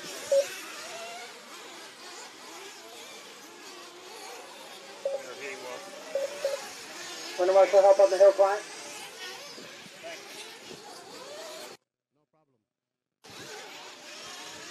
We're on board with the Toby Meister, who got a lot of track time here. He got his 20 minutes earlier, so that's showing that he's looking to bump up to his second time for the day and be in contention for the Bump Master Award. But he's got a tough group ahead with Jake Lasko out to a lead. He's got a 5.7 second lead over second place. A 12-second lead over his biggest competitor, Tony Patashal. But Toby Hansen back up to 4th. Remember, the top 4 of this race bump up to your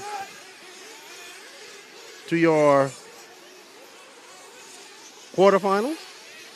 We're gonna get some fuel stops here. Let's follow these guys into fuel here. Can we, Ash? 13-15 remains, driver. 13-15 remains. Looks like we got Toby Hansen. No, is that Toby? No. Coming in for that was a great pit stop.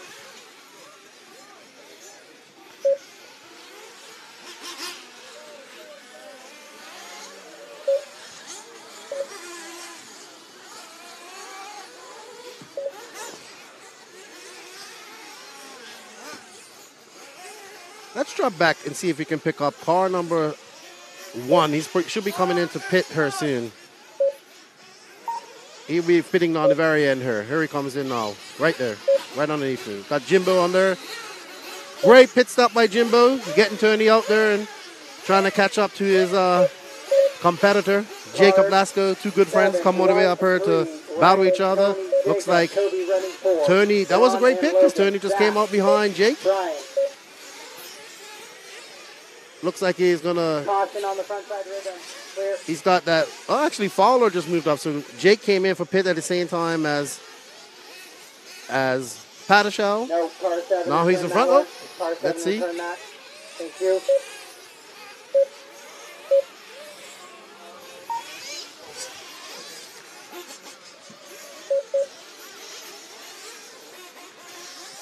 Tony Patashal and Nick Fowler. Ryan Fowler look like they have a little bit of competition going on here, the battle for second and third, but they don't want to take each other. Oh, and it looks like Fowler jumps right over Patashal.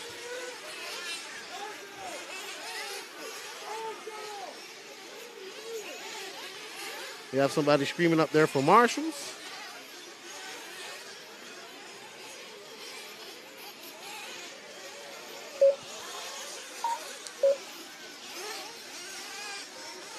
Well, with Tony Patashal, he's trying to catch up his good buddy Jake Lasko. Let's see how far behind they are.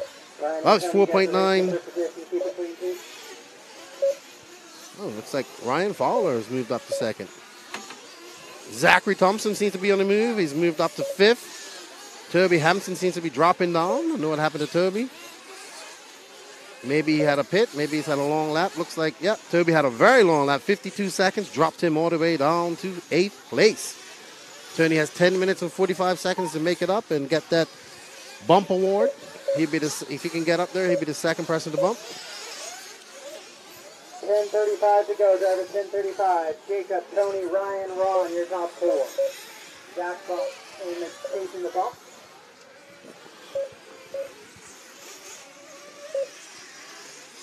Still our leader is Jake Lasko out there with a comfortable lead. 4.4 seconds. Tony Patashal, his best friend, behind him. Followed by Ryan Fowler and big mover Ron Lupo coming all the way from Canada, up at 4th. These guys want to keep it on all fours. Remember, the top four will bump up to the quarterfinals here. Will be coming up shortly. Quarterfinals A. This is all IFMAR style, ladder style racing here today. The drivers get 20 minutes, 3 minutes warm up plus 20 minutes. 9:45, drivers 9:45. Run time. Car 1, 3-7-14, currently in bump position. Car 4 and 2 chasing.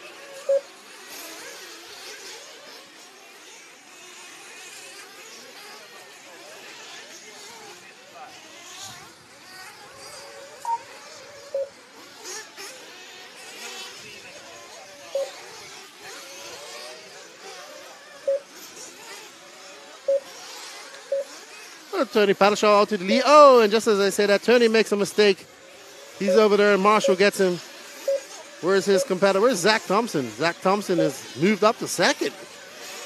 From 14th to second. Zach is also one of our bumpers from the 1/8 main, looking to continue his drive and bump up as far as he can today. These guys would want to be trying to bump up to the semis. Remember, everybody has to bump into the finals today. Tony Padashaw's got a 7.7 second lead over Zach, followed by Ron Lupo and Jacob Lasko. Let's see if he can drop back and find Zach. He's about 3.3 seconds behind I see it on the screen. It's 1, 14, Tony. 4, and 3. Let's Tony, see. Zach, Ron, and Jacob. Ryan, Logan, Brian, Toby, Nick, Peyton, Keyword, Chris, Steve. And the sun is walking out 14 and 15 currently. Just dress back a little bit, please, Ash. Let's see, catch Caution on up. the back straight, or the back short There we go. Let's towards the follow. back right corner. Caution. Let's follow that number. Driver, choose the side. This car here. No, one ahead, please. One ahead behind Padashaw. I think that's it right there. I think that's Zach Thompson. He's chasing the. Oh, yeah, that's Zach. I can tell by the way he's driving. He's trying to chase down Tony Padashaw. Oh, and there's a crash. Let's see if this is the battle for first and second. These guys don't want to take each other out. Remember, all four guys, all four will bump up. 7:35 on the clock. Oh. That's Zach Thompson in second. Zach has been able to bump up from that 14 spot. He was also bumping up from the 16th A main, but he had to work hard for that too because he had problems with a servo. We had his mechanic down here putting a screw in his servo. But he's still able to finish fourth and bump up, and it looks like Zach's on a tier here at S&B. He wants to bump as far as he can today. He has finals dreams. He woke up with making the finals in his dreams this morning. What a beautiful day. Wind's starting to pick up slightly here at the beautiful S&B facility.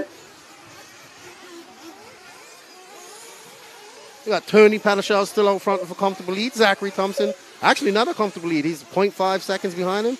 Jacob Lasko is 2.3 seconds behind his longtime friend Tony Padashaw, and Ryan Fowler in fourth.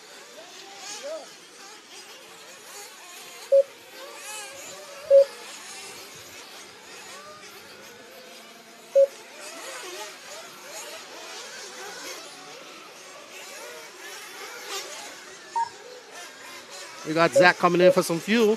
We got our leader coming in for fuel, too. It's a race on pit lane, and Jimbo gets him out just in time. Great pit by Jimbo. Great pit to get Zach out. Let's see where they fall. Zach's going to have to make up some time Order on the screen. Tony, Jacob, Zach, and if he wants to catch up to Tony.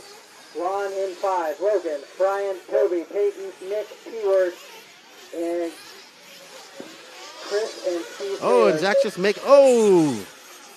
Benji Mullen in 14.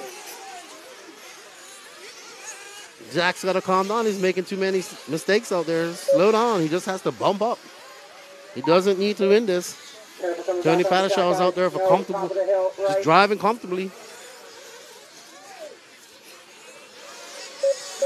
Come on, guys, bring it up when you're coming back. Jake Lasko, 9.5 seconds behind. These guys came all the way from Florida to race each other again here at the beautiful Shake and Bake Raceway. What a beautiful Sunday morning it is here. So much better than it was yesterday. And just so you guys know how we're doing it here at RCGP is that you actually marshal before your race. So we have the quarterfinal A out here marshaling for the 1/8 A. And so on and so forth. A little bit different than people are used to, but it assures that we have marshals out here. Something Joseph has been talking about for a long time, and we finally get to see it here on American soil. But what a beautiful day it is here today. We got a good race, 4 minutes and 40 seconds left. Tony Pattershaw out to 11-second lead over Zachary Thompson. Jake Glasgow has fallen on to third. Ryan Fowler in fourth. Remember, your top four bump through, so they just need to keep it on all four wheels and finish up. No mistakes, no flameouts, no DNFs, and they will be going to the quarterfinals. That's the beautiful thing about ladder mains. It's easy to bump. 4 bumps, A and B. Lots of chance for racing, lots of chance for bumping up.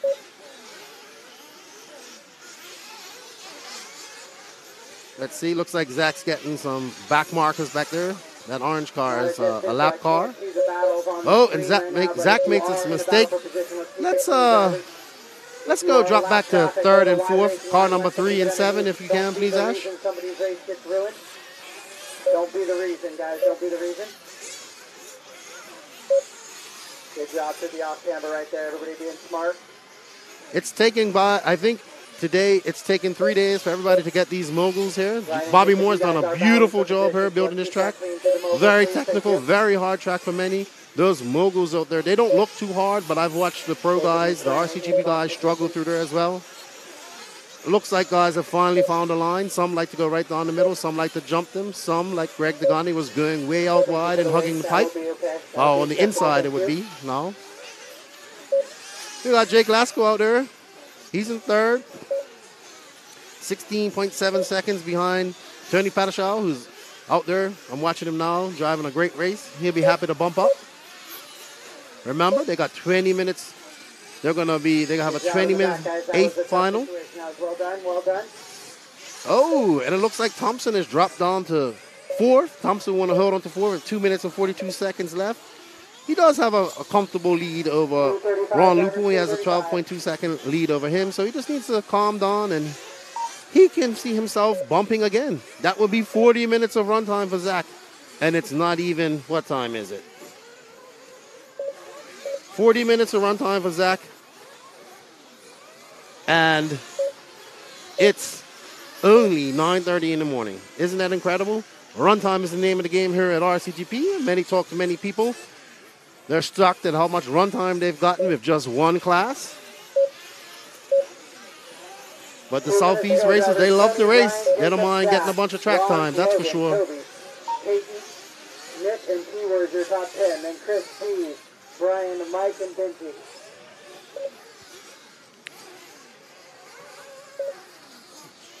We got 1 minute and 47 seconds left, and Tony Pattershaw's out to a very comfortable lead. Do you want the to previous or to leader instead of that? Do you want the time to previous or leader instead? Sure. Which one? Leader. Leader.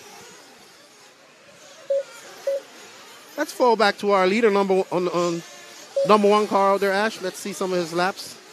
He's driving really smooth out there.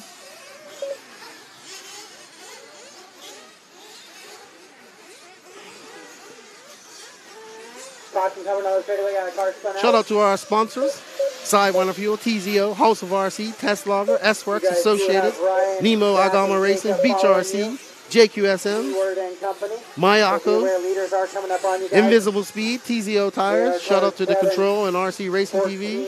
Shout out to David Isherwood for bringing this to us. The RCGP, the RC Racing TV crew are working hard, tirelessly to bring you this awesome broadcast. Shout out to our scorekeeper, the man from Sweden himself, Stefan. He's keeping everything under control here, watching that loop like a hawk, making sure everything's done. Probably one of the best time scorers in the industry. We got Tony Pattershaw out here. Maybe we could get his lap. He's got a comfortable 13-second lead over second. His good buddy Jake Blasker has dropped down to 4th. But he's all right. He's got a 10-second lead over fifth. He just needs to bring it home. Remember, top four go straight through to the 1/8 final. Zachary Thompson is one of your guys bumping up from the 16th final. So Zach is on a tear. He's your first bump. He's your first double bump of the day if he finishes. Current time, the race is over. So, I'll let Tony Padashaw come there. Tony Padashaw, Zachary Thompson, Ryan Fowler, Jacob Lasko, your 4 bumps. Good job to Zachary Thompson, making it 2 bumps. Ron Lupo finished it. Logan Nixon in 5th. Ron Lupo in 6th. Toby Hansen almost was up there. He was in the top 4 for a minute. Another one of our bumps. He'll finish in 7th. Nick Elliott 8th. Peyton Smalley, another bump. Bump from the 16th main. 9th. P-Word 10th. Chris Smalley 11th. Steve Taylor 12th. Brian Cothran 13th. Mike Anderson 14th. And Benji Mullins 15th. A good job to Tony Padashaw. Had a clean ride out there to bump up. Zach Thompson, your first double bump of the day. 40 minutes of runtime for Zach. 40 plus minutes of runtime for Zach, and it's not even, it's 20-10.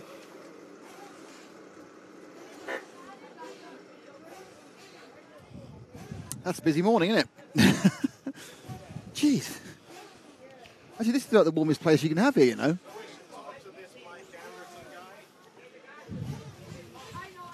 So, next up, it's the B of the 8th finals, and then we have the first of the RCGP rounds.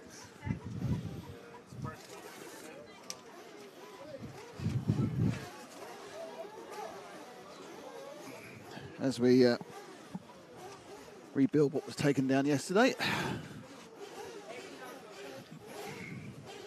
Wind's picking up a little bit, not to the level it was yesterday, but it's picking up a little bit.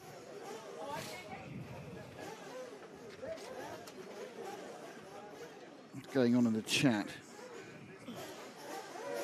Not much. All right, D group from the quarters. D group from the quarters. Used to be on the track marshaling. D group from the quarters.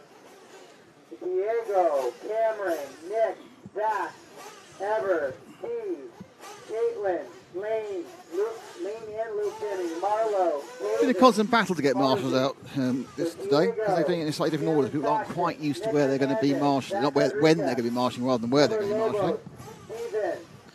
All going well now, though. Lane Deming, Luke Deming, Marlo Bright, David Harvey. You guys should be out on your bucket. Plus one volunteer. So that's Ricardo Fauch, Bobby Moore, the track designer, Mark Whitlow, Miguel Velez, Andrew Kirk, Jason Lynn, Bradley Major, Louis Petz, Mike Walker, Scotty Powell, Brian Hudson, Brandon Peters, Jacob Savage, Tony Scarsella, and Mark Thomas. Peters, Savage, Scarsella, and Thomas, of course, are the bump-ups from the previous round. 16th, so they've got the engines are warming up. I think they've now actually managed to get the selection of required number of marshals, which means that any second now they will begin to release.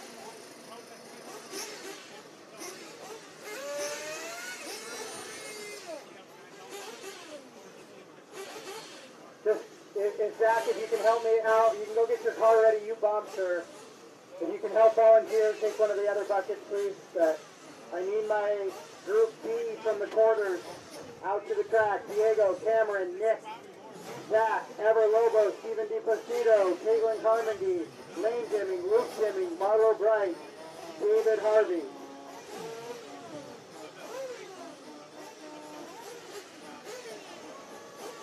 Okay, still trying to get the warm-up underway, waiting for the requisite number of marshals to sit on their buckets, because that's what they are. They're upturned buckets with a number on them.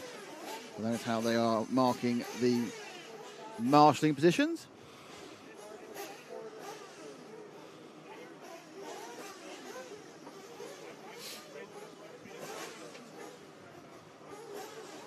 How's it going to warm up? That's a question. Currently it's about no degrees. Let's see how many degrees he's going to get to. I mean, it doesn't matter to you, you're at home, but it matters to me.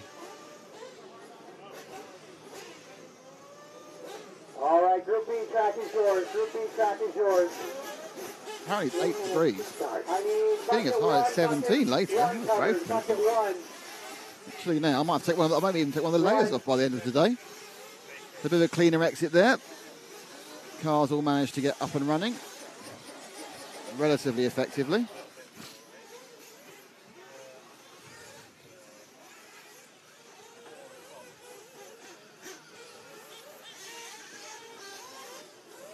Guys, go ahead and take a look at the schedule on social media or come find somebody if you need it.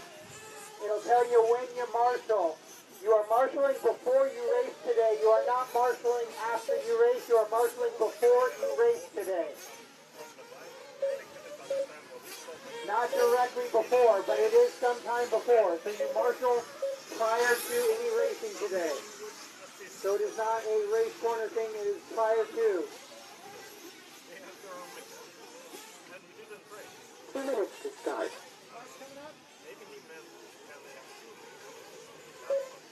Alright, track crew, after this race, we'll take a look at the second skip. We got some pipe coming up in that section, right? We got some pipe coming up there. We might have to take a look at that on the skip section on the left-hand side of the track.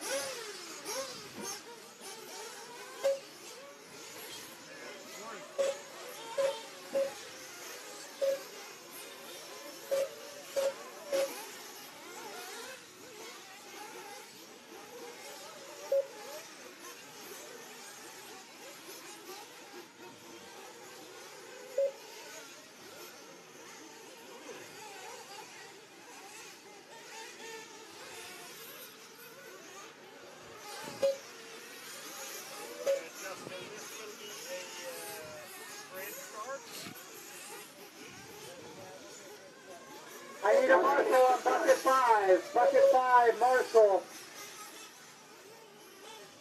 Ever Lobos, where's Ever at? Okay, Ever, you stay there. I need a marshal on 5. For the 1. Diego, where's Diego?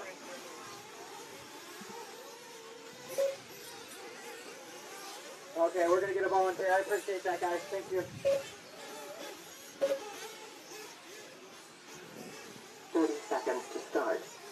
We're calling a little bit more for marshals today because I know it's a weird setup for everybody. We'll do our best. Appreciate all It the is a support weird everybody's setup for giving everybody me. marshalling. All right, drivers, straightaway closed. Okay, Straightaway the closed, Higgins are coming in. No more laps, no more laps. Then we get Straightaway underway closed. with this, the Straightaway 8th closed. final B. 9, 8, 7, 6, 5, 4, 3. Stopped on 3 there. Out they all go. It's a very brave man there. He's just in a single T-shirt. But build them tough out here in South Carolina.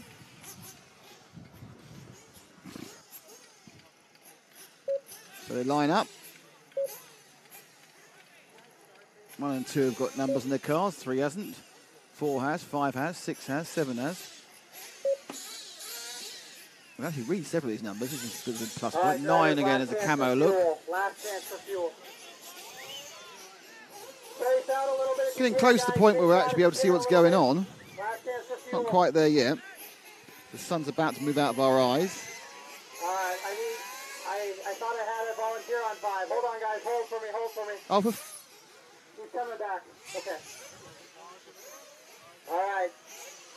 10, 9, 8, 7, 6, 5, 4, down. and away they go. It's a relatively clean start. Some unenthusiastic waving by Mal there, but they're off and away. And I think they've got a pretty much in race order. Looks like it. Until that point. I was just about to say, it looks like Bobby Moore's on the front, then he made a mistake. Unfortunately. Bad landing. In fact, everyone in the top 4 has made at least one mistake, but still 3 of them are still in the top 4. I think it's everyone's getting used to it. They flew over the first couple of jumps, and certainly over the big quad at the back. But I think what we're going to see, who's going to come? I'm waiting for a car to come past me.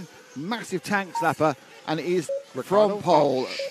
Ricardo Fausch, and behind him it is Mark Whitlow in the bright yellow machine, and third is Bradley Major. There's a bit of a gap then to the next gaggle of cars, which are screaming past in a selection of less than apposite ways. But we've got to break that. Yeah, got a suspension failure for the blue car, the 14 car, one of the bump-up machines. That is, who's the 14? Tony Scarzella. He's out, or he's temporarily out. He's lost the steering on the front left.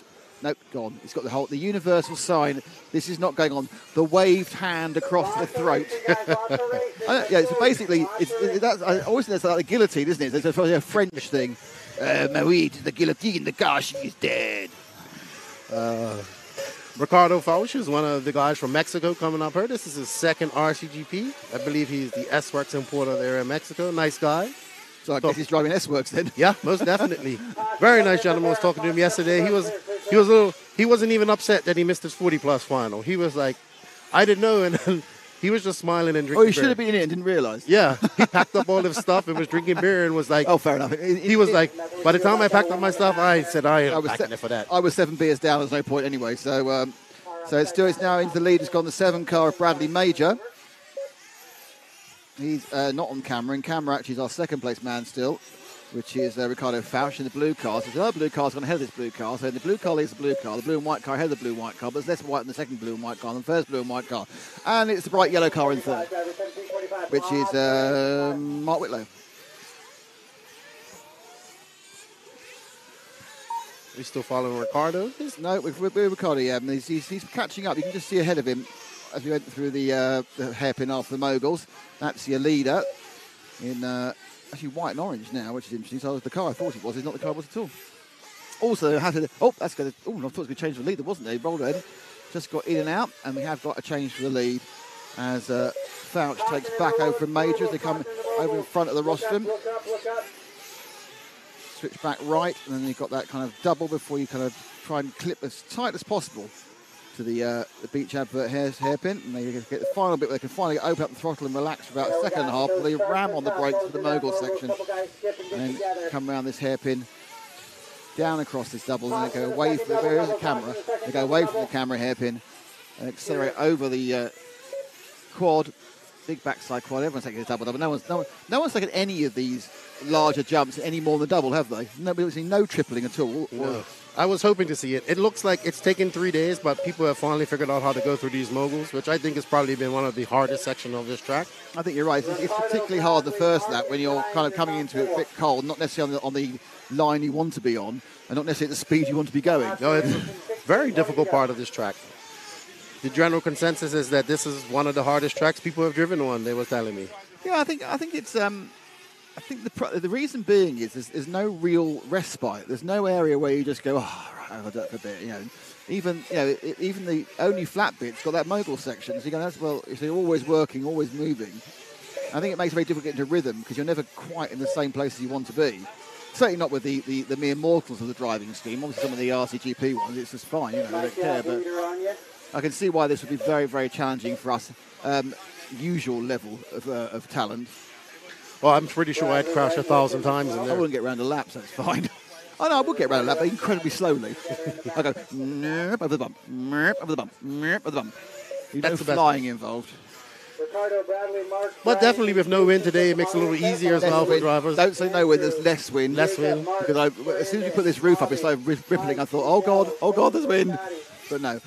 I think the amount of wind is not going to either A, affect the event, which it massively did yesterday, or B, affect the cars, which it majorly did. So, we've got a much better set. It's a bit chilly, but the temperature's looking quite nice for later in the day. Yeah, it's a beautiful day, though. Could be barbecue weather by the end. Might have to take my hoodie off today. Can the world stand that lefty? Can they stand a lefty with no hoodie on? No, they love all this sexiness. Sorry, I shouldn't laugh. Yes, I can believe that.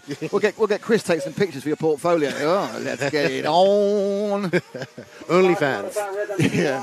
I suppose when you're at home, you must be just in a t-shirt the whole time. I flip-flops, t-shirt, and shorts. I don't even wear shoes. What's the coldest it ever gets in the Dominican Republic? Wintertime, maybe it could drop down to 55 in Fahrenheit. That's about 12, isn't it? That's got to be a lot of rain and 13, a lot of... Right. So do you own a jumper for home? No. No sweaters? Nothing at all. In fact, it's going to be very hot soon here. So I always remember we went to Philippines for round one of RCGP, and we were chatting to one of the guys who was setting the whole thing up, and he said the coldest it had ever been in his life was 20 degrees centigrade, which is 6 degrees Fahrenheit. He'd never known it colder in his entire life than 20. the funny thing is, the Dominican Republic has the highest mountains in the Caribbean, so it probably gets really cold up there. And when the Dominicans move to America, they like to go to the cold areas, New York, Connecticut, Boston. I don't understand it. Sounds pretty weird to me. I suppose you perhaps you want to have something different from what you're used to, don't I you, guess really? so. But it might just be there's really good food there. It might be. You know, if you, I want to have some really good Caribbean food. Where am I going to find that? Well, in Los Angeles or New York or Boston. You know, you're less likely to find it in Smallville, Arizona, aren't you, really? Yeah, pretty much. We got Mark Whitlow out front, Bradley Major second, Ricardo Fausch third, Jason Lynn Some fourth. That's your 4 bump ups. some big movements on the time this week. I don't think we've had a little bit of a miscount somewhere. Oh, it's a car missing, that's why. That's confused everyone. Who's retired at the back of there?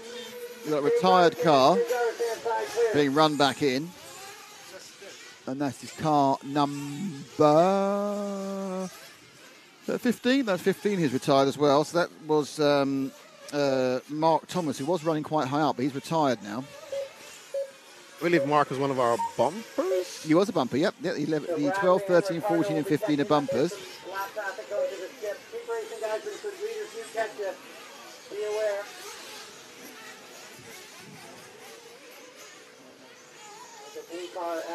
Slightly, it's coming and going, has slightly upset the timing. They'll be back in a mile. It's near enough there, it's fine. This is currently a mystery car in 5th. Who is the mystery car? Well, I can tell you that because it's in front of me. It's Jacob Savage, who's actually in 5th. 12:15 to go, driver. 12:15 to go. So it's Major, Fouch, Lynn and Whitlow. Savage is actually in 5th place. Moore is indeed in 6th. So for some reason he's been dipped out a bit of early stoppagery. 5 car of Andrew Kirk's picked up some fuel. So they're not... Wait about 8 minutes for the first stop. So actually it's not early. It's fine. That's where it should be. I misheard Jason upstairs. I thought he said 5 minutes gone. He said 7 minutes gone. Never mind. Who are we with? After all the excitement of us chatting about weather in Dominican Republic. A couple of cars retired from this one. Look, often the bump up to the effort of running a couple of races back to back, causing them some issues. That's Bradley Major. So we're still with our leader. Drop back one to this car that's come out of the pits. I've no idea who it is, but we just need to... Oh, well, he's off... There's second place right there, Ricardo Fausch in the blue car. We're on the 12. Who's the 12? So with Peters. So with Brandon Peters at the moment. That's the 12 car. He's kind of at 7th. But just look at somebody else for a bit, really.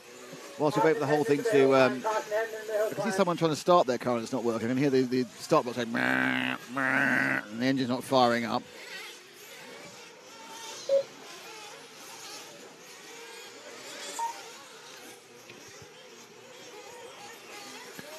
For those of you just tuning in, Hey, top 4 bump tuning in. bump up. A little bit different turn marshalling schedule here. We actually are turn marshalling before your race. Apparently, That's very confusing. yes, nobody's really done it, but apparently this is normal in Europe, says Joseph. No, it's not.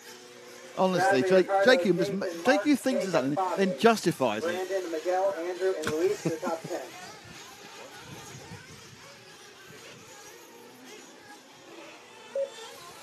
What do we think of next? So, where's the battle? Where is the battle? There isn't a battle. 10:15 to go. There's 8 seconds between 4th and 5th.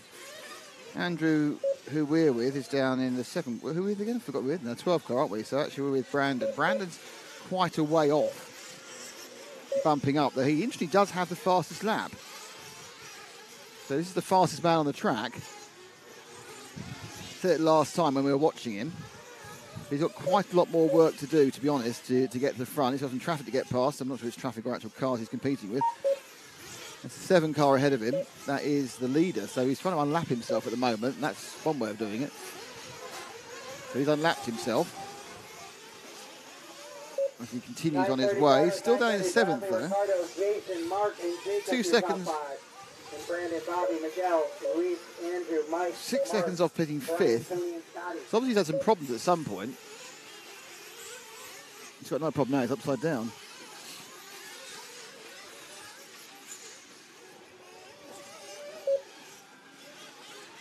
See if we can find 3 car, Mark Whitlow. Bradley in car 7. It's the bright yellow car, Ash. He's in the infield and is about to go out towards the other camera positions. It's a bright yellow car. That is your 4th place man, Mark Whitlow. Oh, emergency. Someone's had a bit of a wobble in Chili's again. Did you see that? Yeah, I was there. Some old guy, I think, either had one too many beers or had a bit of kind of a turn. And we had the ambulance. Sorry, we had the fire engine there. Why is a fire engine there? First responder. But this wasn't a fire.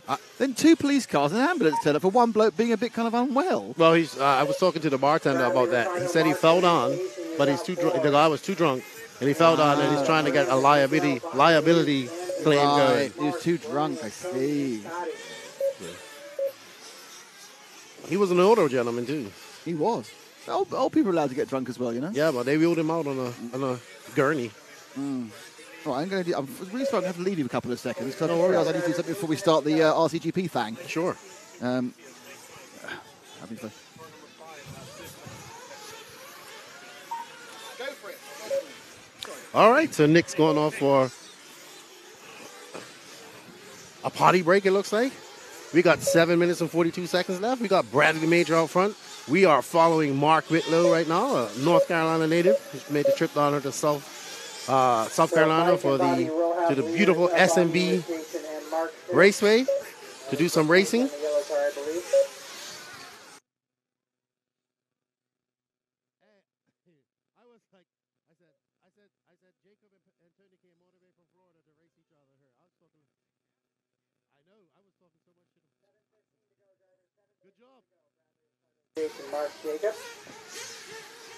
All right, 7 minutes left. I guess we'll see some more pit stops here before we finish up here. Remember, your top 4 go through to the next final. Doesn't look like we'll have any double bumps this week. I mean, in this main, we did have a double bump with Zachary Thompson, Mr. Clean Freak. He was able to bump twice today. Our first double bumper. 40 minutes of run time for Zach just on Sunday. What a...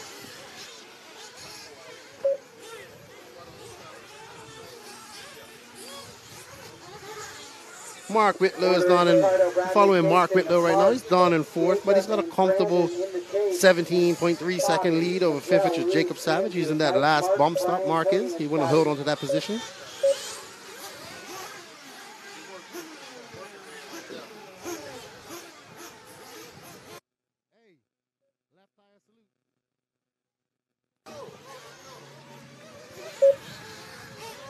My buddy Corey Jordan, a.k.a. EKJ 24,000, just popped in. Left tire salute to him.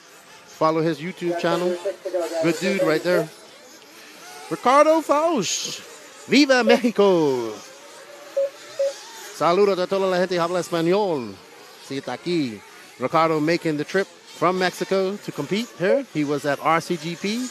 He was having a blast yesterday. He was so happy he missed his 40-plus final, and he wasn't even angry about it. Caution on the straightaway, other lane. He's got a 7.4 second lead over second. Oh, and Bradley Major has taken the top spot. I guess Ricardo came in for fuel. Let's see. No, he made a mistake. So let's go back here to our this blue car coming up over the 180 here. Number 1 there, Ash. Doing it a double-double. Out to the back stretch. Andrew, Mike, Mark, Brian, Tony, and Scotty. It's that old blue car with white wheels. There we go. That's our second place. He lost his first place lead. Is he battling with first place? Let's see. Let's see. We'll see when we come by. I couldn't see his numbers. If that was first place, he just made a mistake.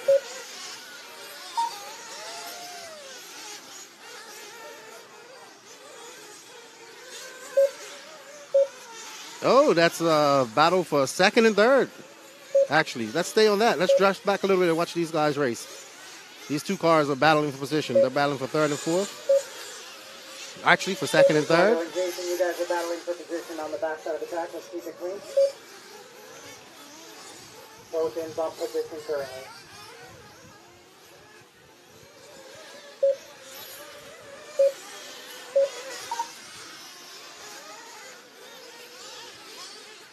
Ricardo 4 Fausch minutes and remaining, drivers, 4 minutes remaining. Lynn are having a good battle here between each other. They're literally separated by 0.1 seconds. Oh, and Lynn makes a mistake, and that allows Ricardo Fausch to go by, Bobby and Brandon waving the swap Mexican flag. Bobby goes to 6.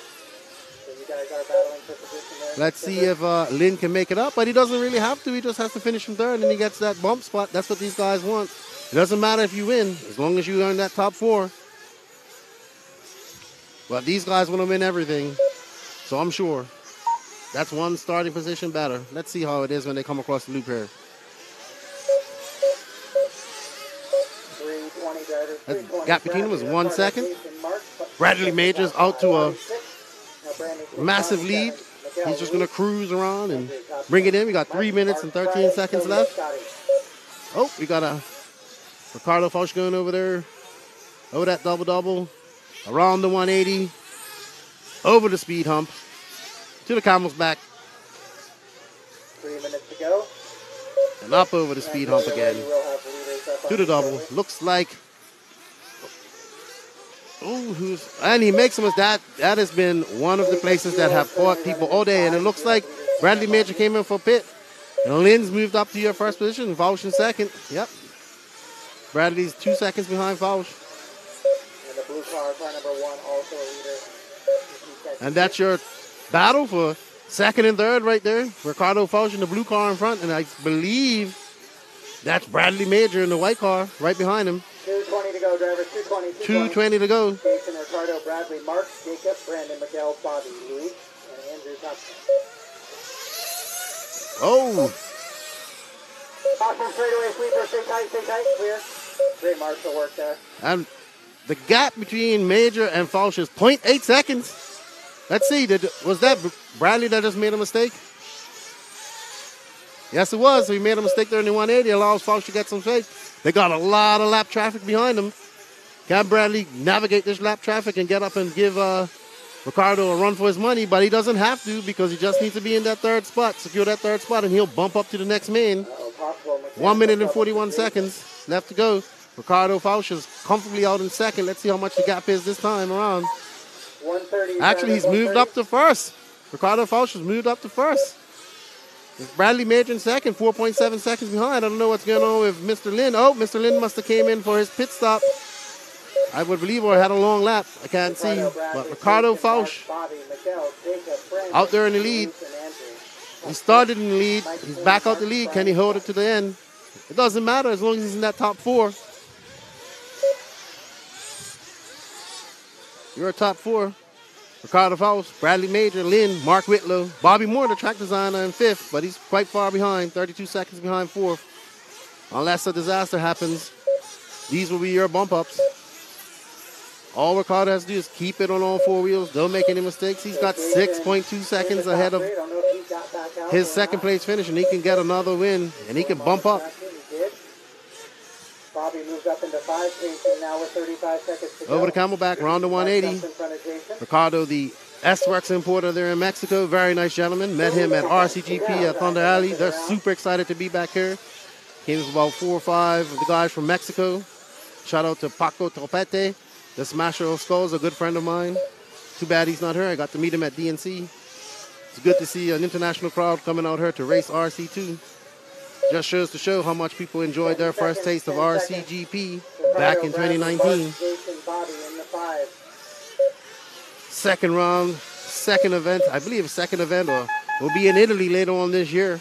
Race them to the line, drivers. Race them to the line. If our race manager, Maurizio, he said in his home country of Italy. It's been a great time here with Mau. Very nice gentleman. He doesn't have to do referee duties this week. But it looks like Ricardo Fausch will win. Bradley Major in second. Mark Whitlow in third. He gets that third spot. It looks like, I believe his name is Jason Lynn. I don't have my screen up here. He'll be your 4th place winner. 4th place bumper. Your top 4 bump up to the quarter mains. Fausch, Major, Whitlow, Lynn, Moore, Savage, Peters, Velez, Petts, Kirk. That's your top 10. Walker, Scarcella, Thomas, Hutchinson, Powell. I do not start from Hutchinson and Powell. All done, all stop, all done, DNS. all stop. Ricardo, Bradley, Mark, Jason, Bobby, Patek. But Ricardo, Bradley, Mark, Jason, you guys will currently bump pending check inspection. And Bobby, Jacob, Brandon, Miguel, Luis, Andrew Thompson. This year, RCGP will be streaming exclusively on House of RC. HouseofRC.com is the #1 resource built with the sole purpose of growing our sport. It's packed full with getting started information for newcomers and detailed setups and stats for races. And when it comes to events, HouseofRC.com has you covered. From finding tracks to browsing races and even sign-ups. All available in one place at HouseofRC.com. There is no better route for newcomers to learn about our sport than here, with everything you need all in one place. So let's grow RC together by signing up for House of RC's media package.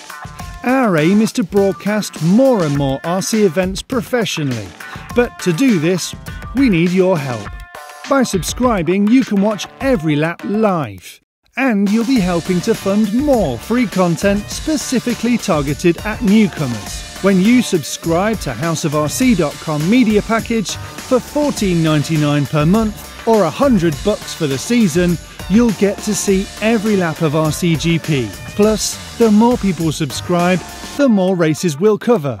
So you RC fans get more in-depth coverage live as it happens. And newcomers get a thrilling taste from more bite-sized highlights packages, promos and action sequences. So head over to houseofrc.com/media and let's grow RC today.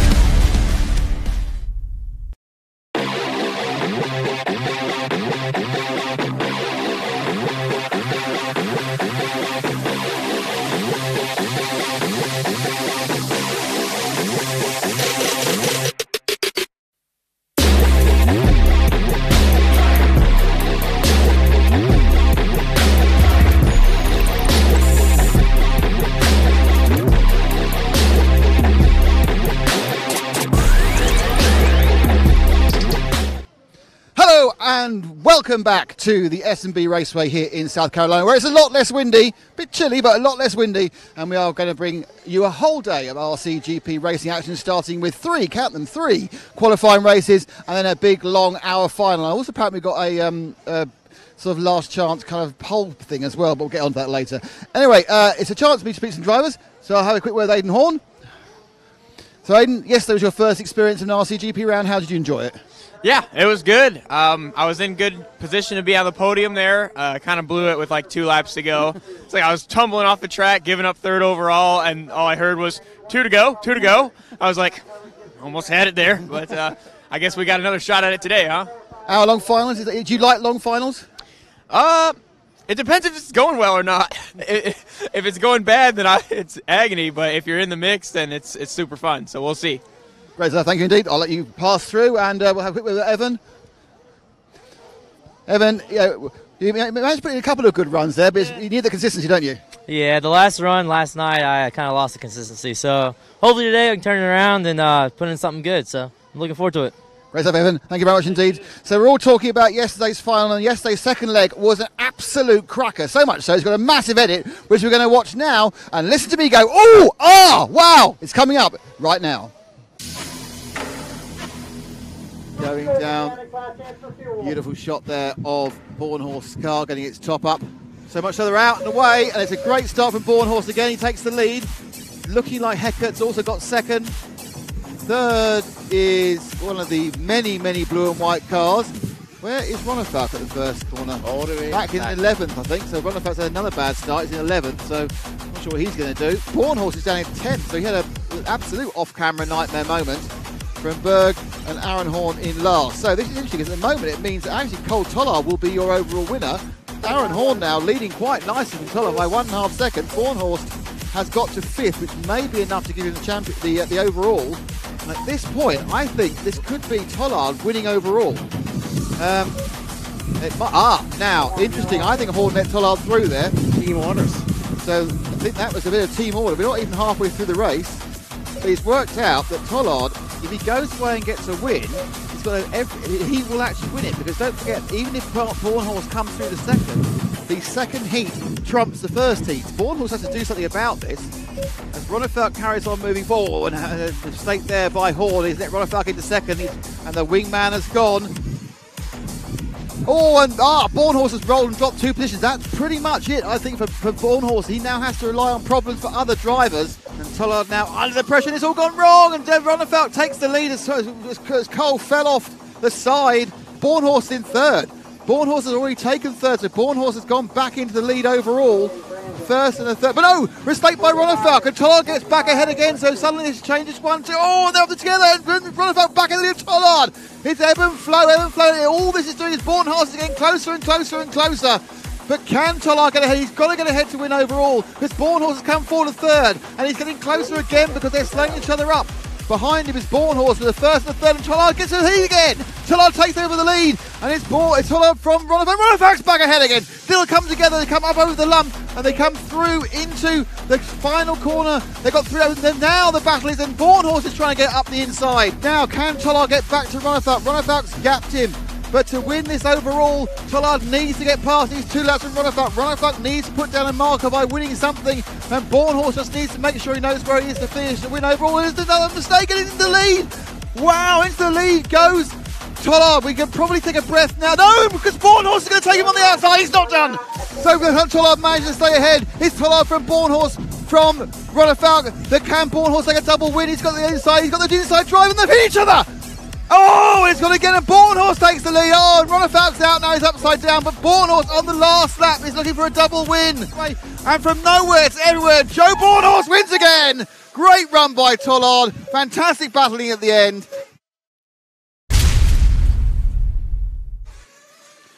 Well, that was a cracker. Hopefully we get more like this. But let's see who's had the starting grid for this first qualifying race.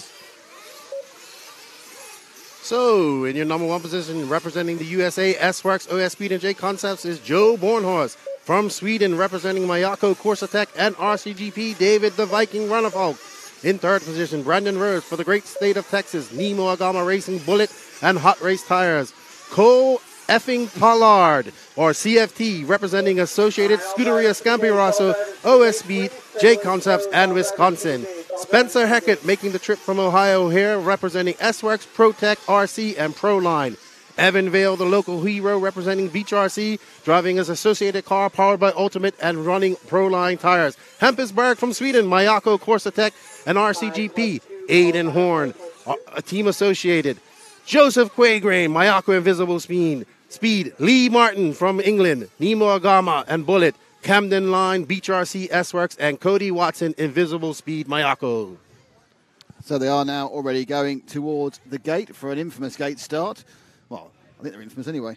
All right, mechanics, Let's see what's going on. Last chance for fuel. Right close, they're fueling up at the gate. Close as it can be. Bouncing, bouncing, bouncing. The revving. It is the little spring. Top 6, we can see that's the J Concepts S-Works of Joe Bornhorst. They're away, and they leap off the line. Into the lead goes Cole Tollard. Gets a bad bounce on the moguls. There's 3 cars upside down, and out of it, I think, is rather unsurprisingly, the leader is going to be Joe Bornhorst. I think it's Bornhorst from Aiden Horn is my guess. It's still a bit harder with the numbers. It might not be, actually, because the Beach RC and the SAG cars are very, very similar.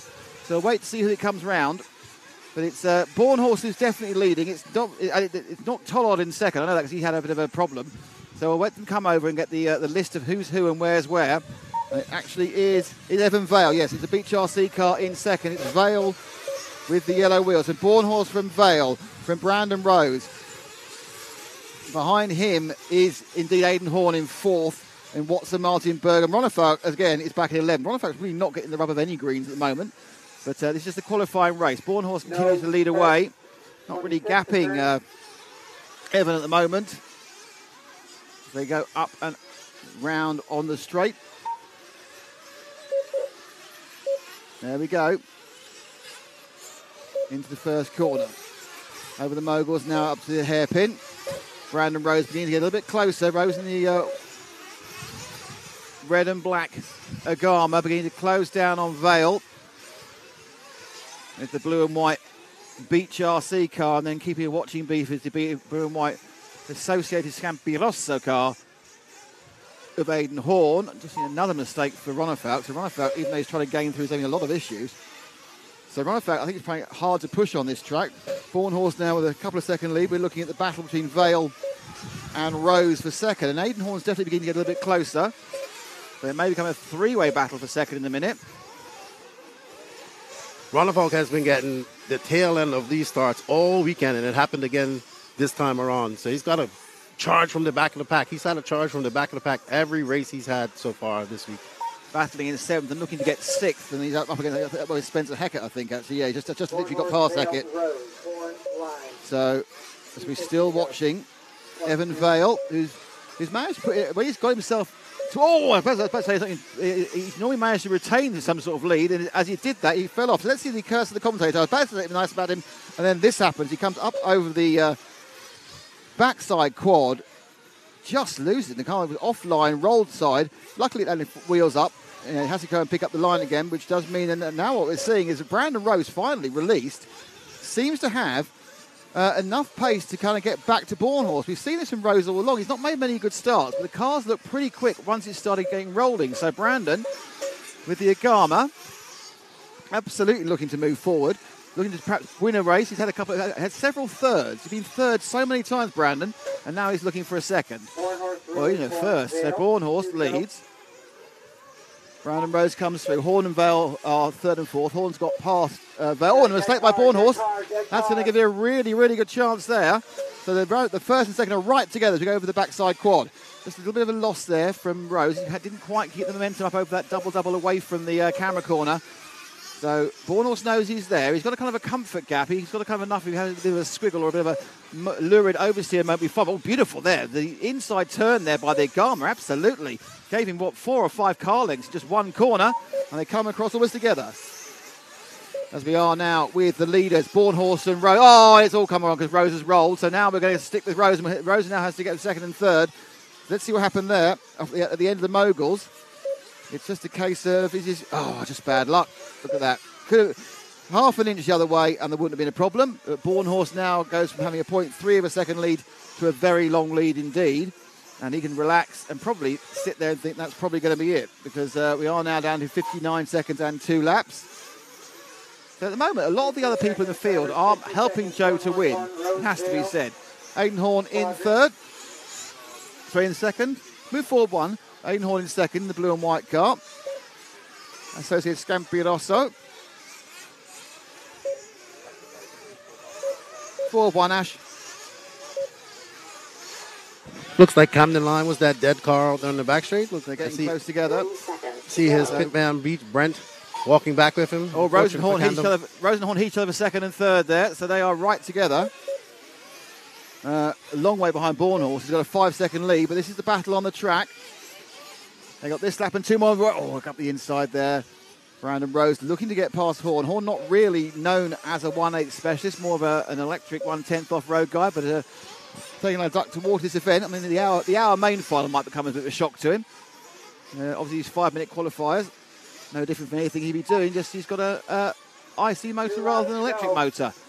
Rose stalking him down now. He's kicking himself for that mistake. And this is where it happened, but he's now got to follow Horn. Horn, again, is driving. We've seen this before, Horn. He just kind of drives these really conservative, clever lines, which kind of mean that to get past, you kind of challenge him to almost hit you to get past, which will get called by the referee. And again, just a little bit wider there. Gave Rose a chance to get inside, didn't take it. So they're on their penultimate lap. It's Final lap.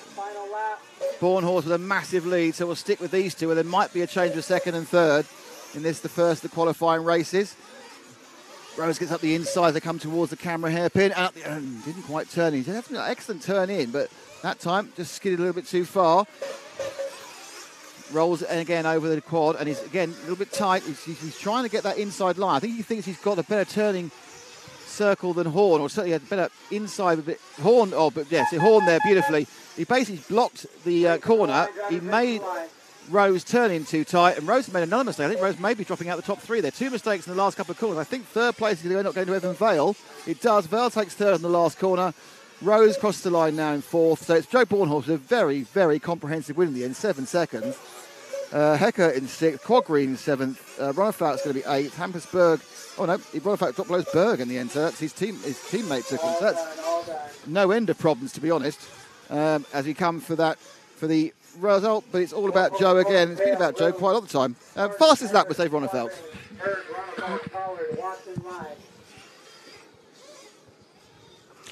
All right.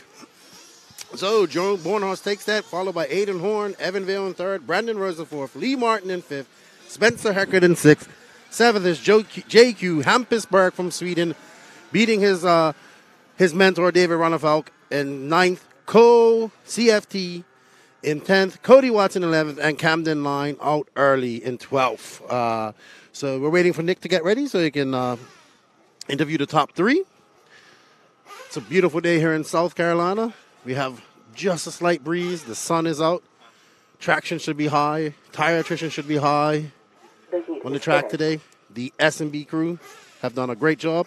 And now we're going to take it over to Nick to interview the top 3. With Evan Vale finishing 3rd. Evan, another battling race, couple of mistakes. But see, you speak to us before you get a top 3. Yeah. I kind of got lucky then. I guess Brandon wrecked in the last lap, and I got around him. But, yeah, I think my speed's there. I just got to get the consistency. So I'm going to try to clean it up next round and see what happens. How tricky is the track? Has it got easier now the wind's dropped down? It's a little easier, but the grip keeps coming up. So every run, you get more grip in your car, and just got to control it and see what happens. Great stuff. Thank you, Evan. Aiden, again, proving that the way to get yourself in the top 3 is to talk to us before the race. That was a good old run you got there.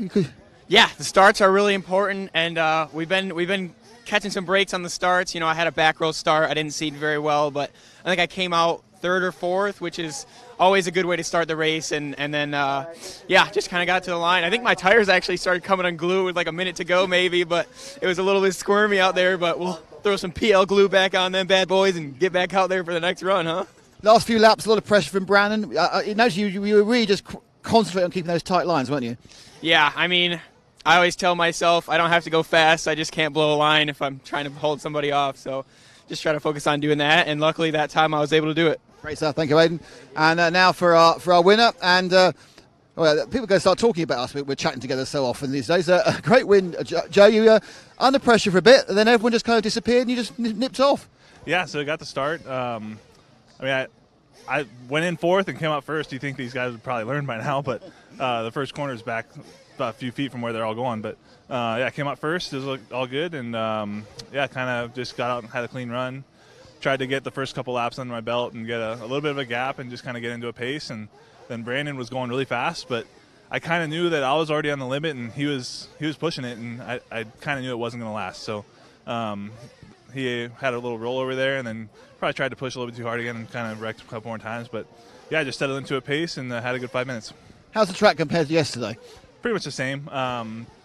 We're making gains on the car all weekend. This is the first time I really ran the car on this high grip. So we're progressing. We're going to keep progressing today and hopefully peak in that 60-minute final. Joe, thank you very much indeed. And we are all looking forward to that 60-minute final. But first, of course, we do have 2 more qualifying rounds. We also have the quarterfinals and semi-finals varsity to the final varsity. We've got all sorts of racing coming up. Stay tuned. Don't go anywhere. See you in a minute.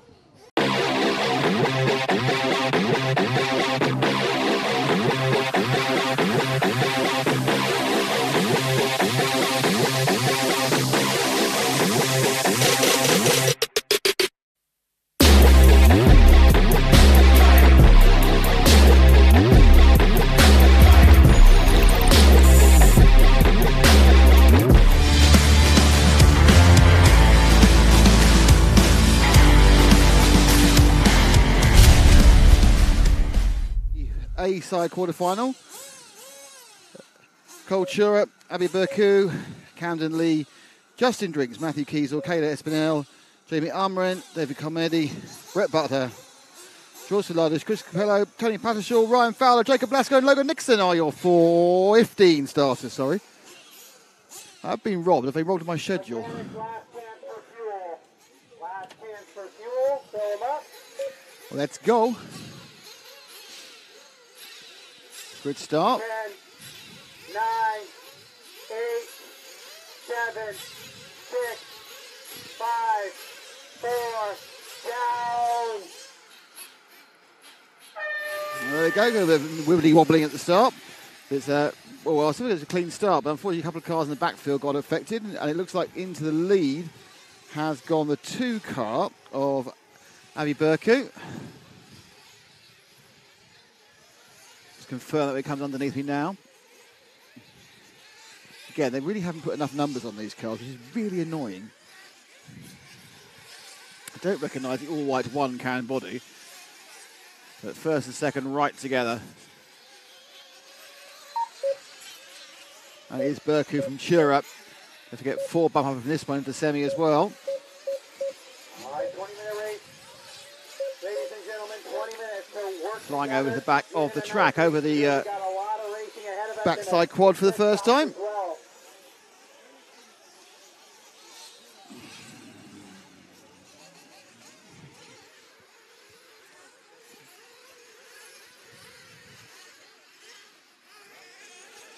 And it's a nice little lead now for Burku, pulling away. A couple of seconds. Third place is the bright orange car of George Tiladis. And in fourth place, Camden Lee. A couple of bright orange cars, one's a little further down. In fact, the bright orange car of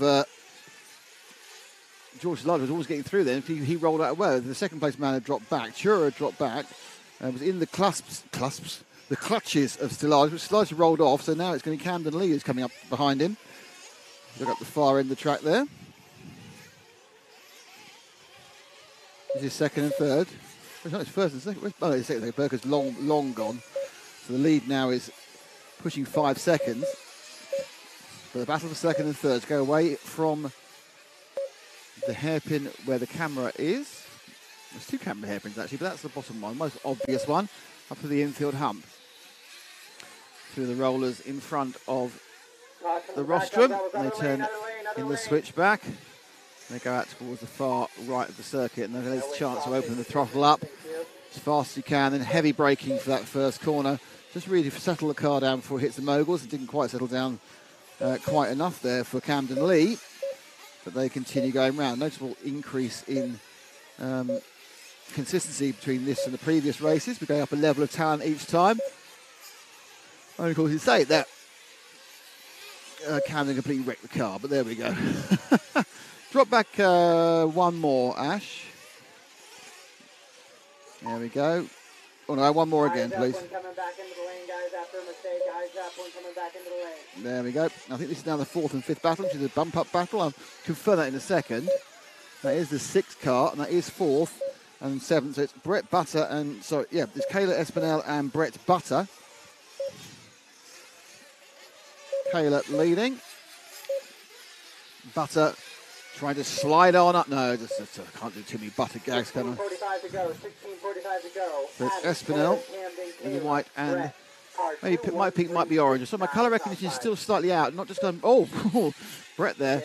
A little bit of a shove left, but it's all fair love and war. Little on the mic from me. Has Kayla's car got pink on it, or has he got orange? It's pinky orange and purple. Maybe they're a long way away. But the sun's just next half hour, the sun won't be in my eyes anymore. So I might be able to improve my overall level of the rubbish I'm talking about. So Butter and Espinel fighting for the final jump pump up. We're a long way from they're a long way through. We've still got 16 minutes, but just coming inside there. Flows quite nicely, quite respectful running. Don't forget the whole of RC2 are running on TZO 200 tyres, and that will be the same for all 4 rounds of the RCGP Championship. I think I'll be enjoying it. I think we're getting a third joy now. I think it's Justin Drinks making it a trio battling for 4th, 5th and 6th. Drinks in the yellow and orange car. So it's Butter from Espinel from Drinks now. Oh, Espinel makes a mistake, drops his nose. It's Butter from Drinks and Espinel. Not many drinks yet. Some people do put butter in coffee, don't they? So any drink you probably find butter in. You can drink butterscotch, I suppose.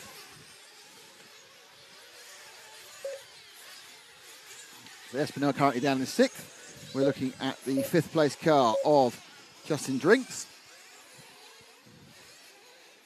As they turn laps. This is really, I think the important part of this part of the race is just to get into the rhythm, into the laps. Really, you can't win anything before the first pit stop, but you can lose everything. So in fact, what's happened now is a little bit of break, and Butter's broken away, and now it's Drinks and Espinel fighting hard.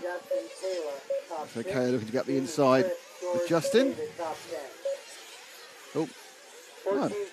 Looked like she lost a bit. She just took that hairpin really nicely and just gained it all back with it, which looked like she'd lost. Looking to get the inside.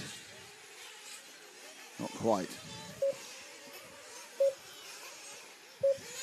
So we're now just coming to 5.5 minutes gone. So about a minute or so from when they might start thinking about making stops. It's quite an easy 20 minutes, unless you've got a fantastic amount of. And then I think there's been a change there. I think you've got a fantastic amount of fuel consumption. You aren't going to make it in one stop. So it's a very comfortable 2-stop with a really wide margin of when you can come in. You can come in from about 5 minutes in the first one you want to, up to about 8.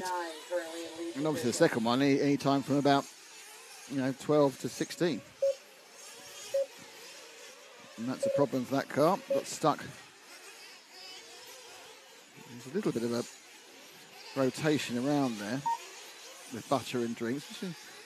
It's actually Espinel now has got past. I'm just wondering whether we did actually see a fourth to sixth position there. Sit there looking at the timing screen, look up and it's all changed again. It's one of the problems with these earlier heats. So they come round. And it's still Justin Drink. Yeah, Brett Butter dropped down into 6th place.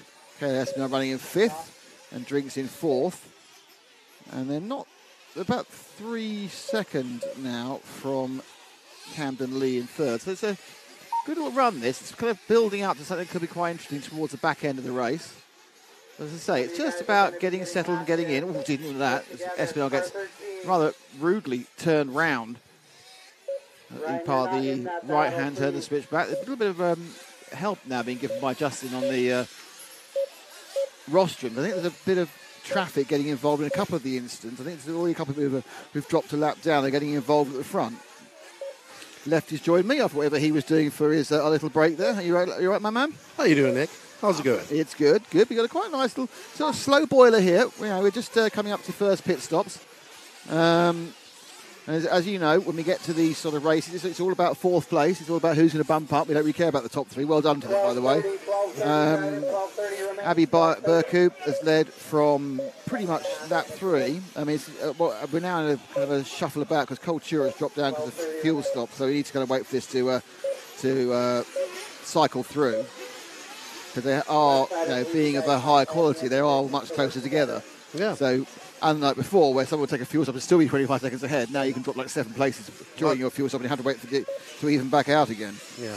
I just went for a little walk around, talk to the people, see how everybody's enjoying their RCGP. I'm sure more today without the wind.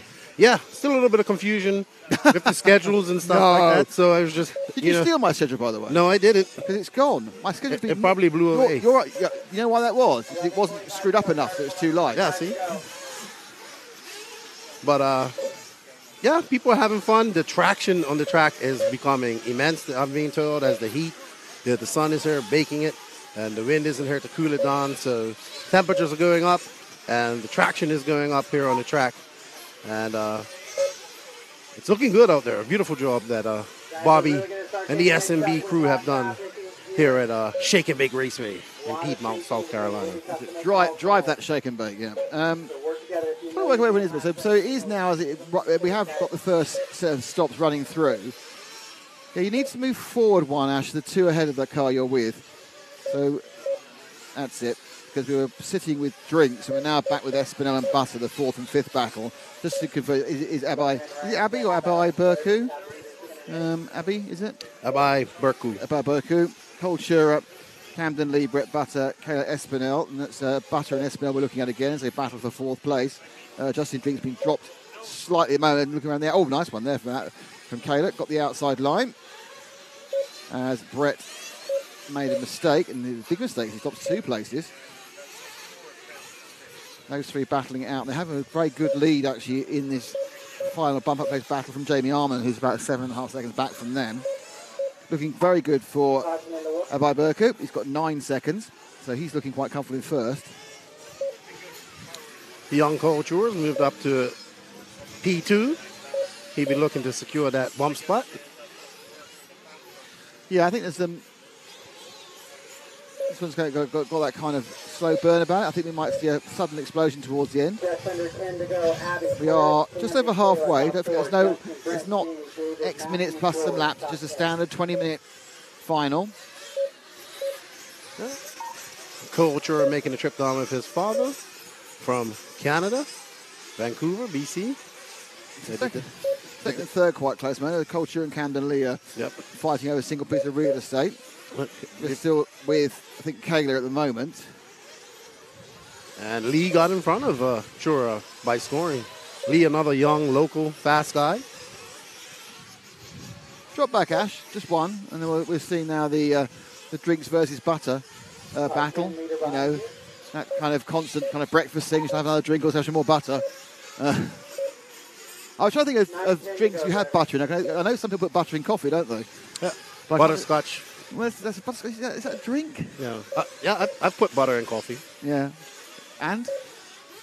I didn't notice anything different. It was oily. Would you like my oily coffee? I'd love some, thank you. It did help expedite the purpose. Right, leave that one. No, just leave that right away. Honestly.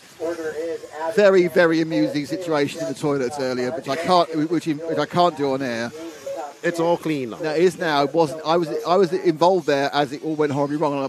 Unfortunately, it's mostly a mime about how it happened, so I can't do it on air. But it was funny. And it was quite punchy, but it was also funny. But it's now clean now. There was an earlier restroom disaster that has now been solved. The track is once again up to UN health codes. Oh, that's a dance on the dirt there. Let's just we've got a couple of seconds. Let's see if we can pick up either second or third. They're coming at the end of the lap now. It should be next car round. Pick up the next car round. That is the 3 car of Camden Lee. So Lee, car behind him, I think is a lap down. Can't quite pick up who it is, but I think that's a lap down car. I think it's George Stiladis who's behind just by looking on the progress meter. That's the orange car. Yeah, it's Stiladis. Oh, look at that. Look at me reading the screens. So we're looking we've got 7.5 minutes to go. Let's have a look at some of the people who are doing. And we'll get back to that 4th place battle if it exists towards the back end of the race. As Mogul, I think people are getting a better idea than Mogul, you say, but it's still, heart and mouth just about every time you go down there, isn't it, really? Yeah, it's very difficult. I was just talking to Bobby about it. I said, congratulations, you made the most difficult obstacle I've seen on the track so far, and he was super happy. But it makes for some great racing. I still have not found a viable 3-car lane through there. So I guess you just got to hope and pray for the best. It appears that wide is better. It's not. You go nowhere near the racing line. You go wide. The racing line puts you right in, theoretically, in the wrong place of a bump.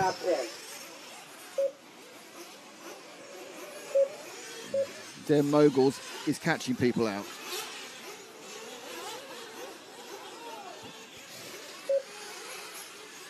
So Cultura has dropped down to 4th. I'm just wondering whether he's at a fuel stop. We could have had that second fuel stop. I think that's running in now. In goes Camden Lee. Oh, blimey, that's a tank snapper and a half, isn't it? Comes out the tank, out of the pit stop. So Lee was actually scored in the lead that time because he went in for fuel a bit later. Now he's off the track, so that might end that moment. Let's see where he comes out. Thrown right next to Kyler Espin. Now I'm just wondering if Kyler may actually have picked up second there, because he's certainly gone past him. Now it's all hard to tell because of the way the laps unwind, but my feeling is that Kyler Espinel, just ahead of Camden Lee, has actually picked up second place. Now I could be wrong, and I have been wrong before. It's happened on many occasions. I'm just thinking we're going to see a change for second, and we do indeed. not seen it. That's weird. Oh, that's why, because she hadn't been for fuel. So she was a few seconds behind, but she hadn't been for fuel. And actually, she went up the pit lane. She obviously had braked, then she crossed the line, then he got past again. So that's why she was right behind him, down to the fuel situation. Interesting, Cultura's 9 seconds back behind her. So once they've done the fueling, he'll still be behind. It's not a 9-second fuel run, is it? It's only like 6 or 7. Muddy's still in that bump spot, and fifth is 4.7 behind him. So he has some work to do. We have 4 minutes and 54 seconds left in this 20-minute quarterfinal, quarter A. Remember, everybody, that the top 4 will bump up to your semis next, and then your semis will set your final with an LCQ later on today, which proved to be very exciting the last time we raced it in Thunder Alley. With the thylacine, Aaron Dexter, pipping Little Bump and Colin Herzeg on the last corner on the last lap of the 10-minute LCQ. Of course, you got good memory. That's long been confined to my what did that happen part of my brain. That was an exciting LCQ. Well, they always go one of two ways. They're either exciting or incredibly dull. Yeah. And never kind of quite interesting. So Chura did pick up third. It was quite a lot. I mean, Espinal seemed to have quite a long stop, so I think she may have had an accident on the outlet. Yeah, she's pretty safe there in fourth. Fifth is 9.4 seconds. She just needs to keep it smooth. It should be all right. Her stepdad Jimbo down there doing the fueling duties. So, yeah, I'm glad to see you're confident. Carla's very good. She took a little break after RCGP in 2019, and she's been back racing in 2021. It's good to see her back out racing.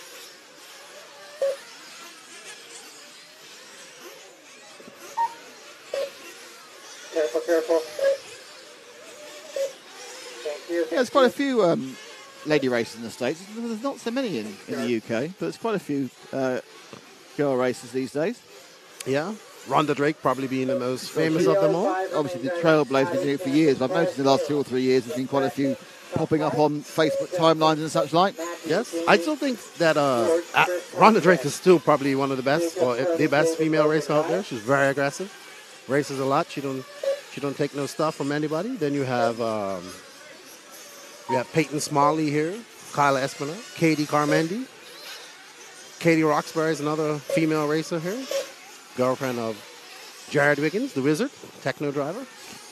Techno. I have to say that because I was round about in the 90s. You go techno.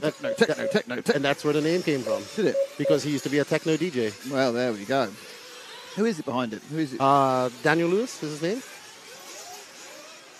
So he used to be a DJ back in the 90s. And that's why he named it Techno RC.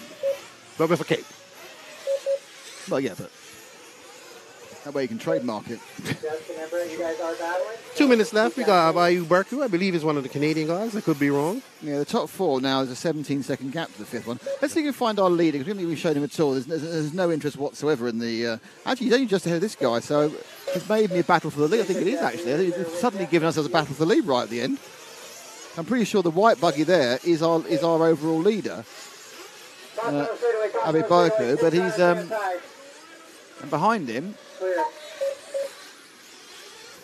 are the people... is Camden Lee. So we've got a battle for the lead here on the last couple of laps. Doesn't mean anything apart from an extra, yard/meter, depending whether you're listening in the Americas or in Europe, on the grid. Oof. One of those cars is not involved in this. I'm not sure which one it is. And 2 of them are. There's 2 of them involved in the battle for the lead. One of them is a lap down and has disappeared back with me. It's probably him. You guys are not in position together, so no need to battle there. And that's the lead change. Mistake there. So Abi Berku's having some issues. Just finishing the race off. Luckily, it doesn't matter. He's massively ahead of Cole Chura, and he's massively ahead of Kayla Espinal, but they're all going to bump up. Justin Drinks is nearly 13 seconds back. I'm afraid that Brett Butter has slid down the field. And we have a little bit of wind picking up here. Oh, not to say that. Not as bad as yesterday. but still a bit chilly out here. Hope it's not as bad yesterday because we put the tent back up again. Caution on the hill climb, caution on the hill climb. It's chaos up there, guys. It's just a bit of carnage. Cars everywhere. Be careful. 20 seconds to go, so this one and one more, probably, yeah. They'll probably get around this one just, oh no, they probably won't actually break the, I think this will be the end of, this will be the last Final lap. 10 seconds, drivers. Camden, Abby, Cole, Kayla. 7, 6, 5, 4, 3, 2, 1. Yep, I think actually the leader might make another lap. Oh, he just didn't. Just caught him. That's good for me. One less lap they had to do. Race them to the line, drivers. Race them to the line. Several have finished. Justin Drinks have finished the lap down, which means our top 4 is indeed Camden Lee, Avi Burke, Cole Chura, and Kyla Espinel. They will bump up to the semi-final, which I have to call it obviously in America rather than semi-final, which I would call it in Europe. Semi.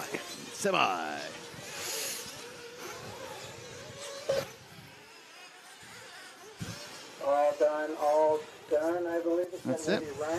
That's that race done. You're right, the wind is getting a little bit blowier. I think what it is, it's a little bit of blowing wind and we're out in the sun. It's quite nice in the sun. I need top 5 cars to check, please. Camden, Abby, Cole, Kayla. All right, so we have Camden Lee in first, Abayu Berko in second, Culture in third, Kyle Espinal in fourth. That's your 4 bump ups. Justin Drinks fifth, Matthew Kessel sixth, Brett Butter seventh, Chris Capello 8th, Jamie Armand 9th, George Stellatis 10th, Logan Nixon 11th, Tony Pattershaw 12th, Jacob Lasco 13th, Ryan Fowler 14th, and unfortunately, looks like David Carmandi had some issues. We will not have doesn't look like we'll have a triple bump, unfortunately. Oh, dear. So.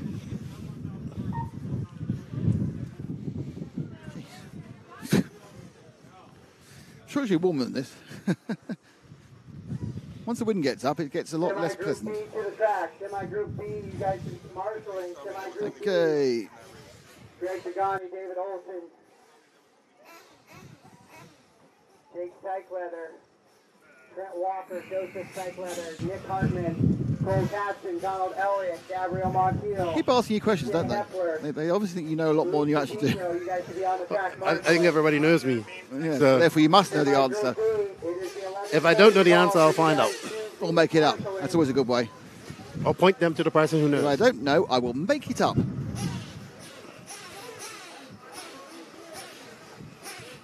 So the next quarterfinal Group B is Diego Malakin in 1, Cameron Saxon in 2, Nick Hernandez, the man behind TZO 200 tyres in 3, Zach Rodriguez in 4, Eva Lobos in 5, Stephen Di Placido in 6, Caitlin Carmendi.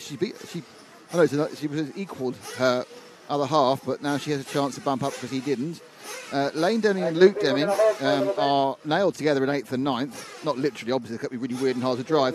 Marlo Bright is in 10, David Harvey is in 11, Ricardo Fauch is in 12, Bradley Majors 13, Mark Whitlow 14, Jason 15. So Ricardo Fauch, Bradley Major, Mark Whitlow and Jason Linder getting extra lap time. So I have a question for you whilst you're here, Lefty. Yes, sir. How long have I known you now? I don't know. Personally? Several years. Yes. And you never invite me on your podcast. We'll make that happen. I've been on it once, ever. For the RCGP podcast. Well, yeah, that doesn't count. I want to be on the real podcast. We will get you on there. Don't forget, we're back in with an EFRA season again this year. It will probably be a 5-hour podcast, but we'll get you back on there. Yeah. What is your longest one ever? 5 hours. Do you not feel that possibly that was a little bit too long? Yeah, I'll touch. But we decided to split them up. Right. So now you still get about 4 hours, but in 2 episodes. Right. Hey, I watch Pope MX, which is motocross podcast, and he has 5-hour podcast. Yeah, the thing is, I have no problem recording a 5-hour podcast. Who is actually going to listen to a 5-hour podcast? Lots of people. They put it on while they wrench, while they drive. Well, I suppose, yeah, you've got longer drives in the States, haven't you? It might take a week to get through it. It might be I'm going to get through it. I'm going to get through it whatever happens. Or people skip to what parts they want to listen to. Sometimes when JQ is droning on about... Oh, go straight to that then. Droning on in his monotone robotic voice. One time we got Adam Lewis on there, and he was able to help me give JQ a little bit of... schooling. Yes, his good friend Adam Lewis. Showtime.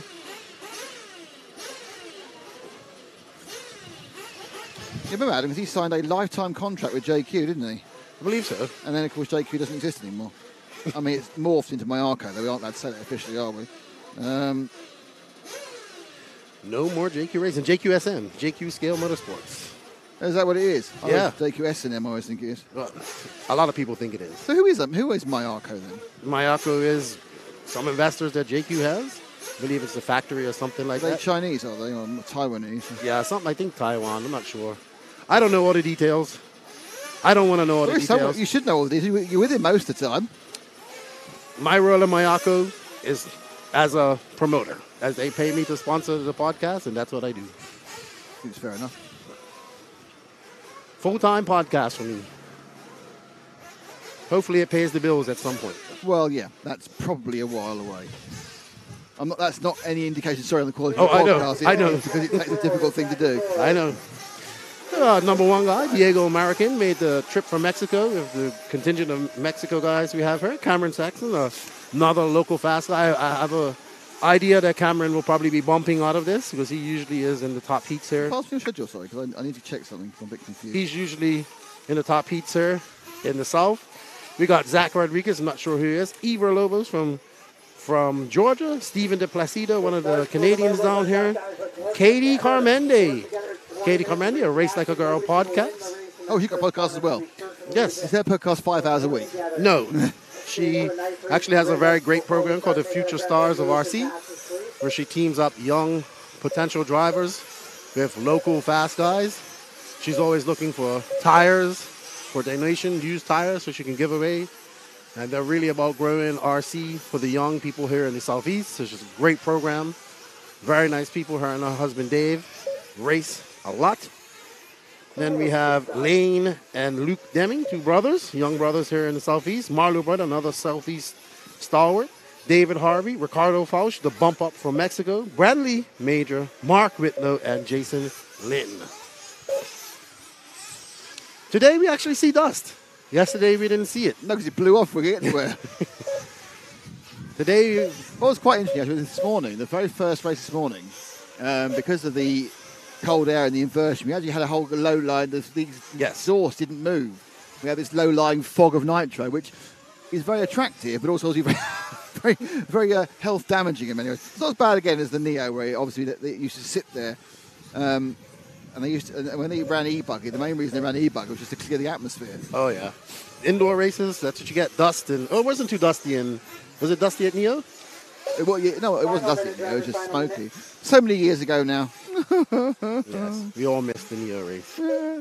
Where's Phil gone? Not too far from me, apparently. That's somebody I've been trying to get on the podcast. He will not do it. Why not? I think he's left RC altogether. Put it behind him. Why would you do that? It'd be a great chat. Why would you want to run a 6-star luxury hotel group in the islands off Barbados rather than hanging around in a field with some RC cars? Honestly, yeah, I don't understand that. Weird life choices. Or are we just weird? Oh no, we already knew that. All right, guys, straightaways closed. Straightaways closed. That was never an argument about our weirdness. We're just trying to tar somebody else with our brush. Jesus. Oh, old man's got coffee. Didn't bring it for anyone else. Just the one coffee, is it? Just the one? You know you've just been on a break like that. Look at mechanics line up. Evan Vale helping, it looks like Cameron Saxon. That's his mechanic. He's been a mechanic for him. Tim Lime out there pitting one of the S-Works Mexico guys. Diego, it looks like. Tim Lime's been hitting it hard, too. The Nationals last week.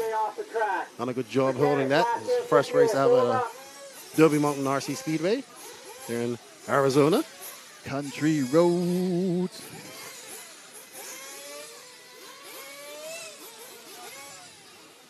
Ten, 9, 8, 7, 6, 5, 4, down. There you go.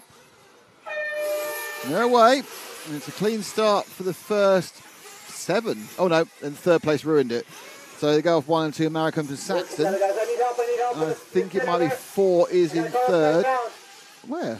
Talking about no car up there. Oh, all right, there it is. Guys, we got into a rhythm now. Oh, blimey. That starts a little messy. through that. Not seconds, I know. 20 minutes, 20 minutes.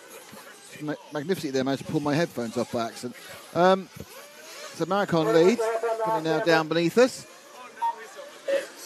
In the one, not a big lead from Cameron Saxon. And then it is the green and white machine, which I don't think it's actually, it might be Carmody actually. That's not Caitlin Carmody, is it? I don't think. Oh, there we go. Great result for the top two then, because the people behind all formed into a massive great pile-up. So there's a big gap. Oh, now the lead's gone off slightly drunk. And so we now have a great start for Cameron Saxon. He's going to be away in the lead by some distance. Saxon's underneath me now. And you can see it's a drop back now to this next bunch, Ash, because Saxon's away. And you can see it's a kind of 3 car as they roll over the moguls. Succession, they're jumping together. That never ends well. Oh, don't belong, they got away that time. Two very, very similar green and white cars. A little bit confusing for all of us here, but there's now a car in between them. And we'll identify them when they come under us again. The Deming brothers. The Deming brothers got the same paint scheme. I don't know.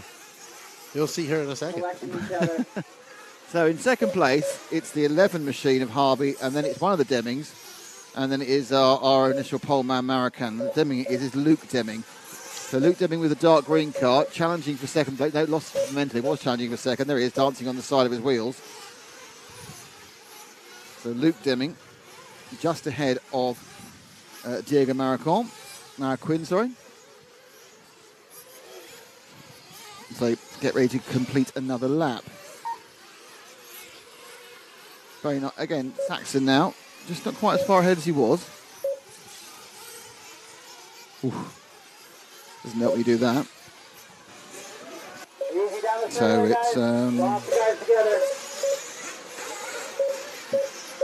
there's kind of a confusing number of cars knocking about all over the shop at the moment. There's a big gaggle right here coming over there. Ooh. Yeah.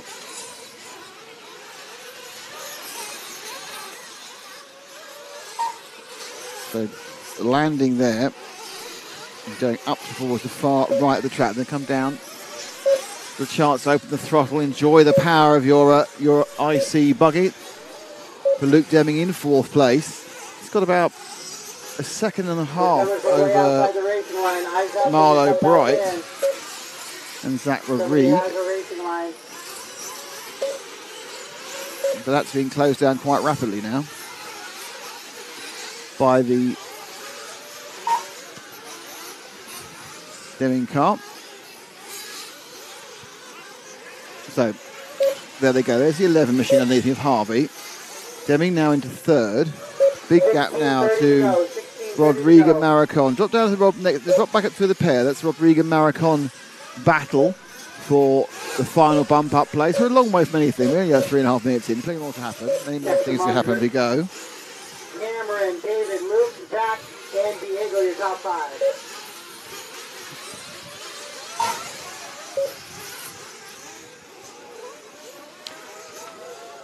Cameron Saxon got a 5.6 lead over David Harvey. He managed to actually spike his lead by even talking about it. That's impressive stuff. At the top of the hill. Yes, 7 seconds, not 7 seconds, 5 seconds, 4 seconds, 9 seconds. No, it changed just as I said it. He came across Luke.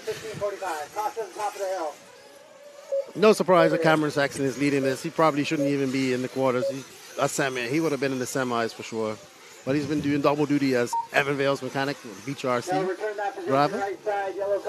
That's a poor excuse. I should have been done better, but I was doing other things.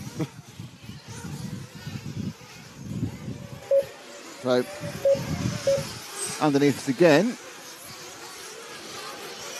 Kind of tippy-toeing, aren't they, at the moment? The main focus is the 4-car Rodriguez, who's in fourth. Deming's dropped back out of his pretty good position. I'm not sure whether no, there's been no fuel stops yet. I just wonder where if he hadn't put a fuel stop, he put an accident in, which is never a good idea. Rodriguez leading away. 14:50 to go.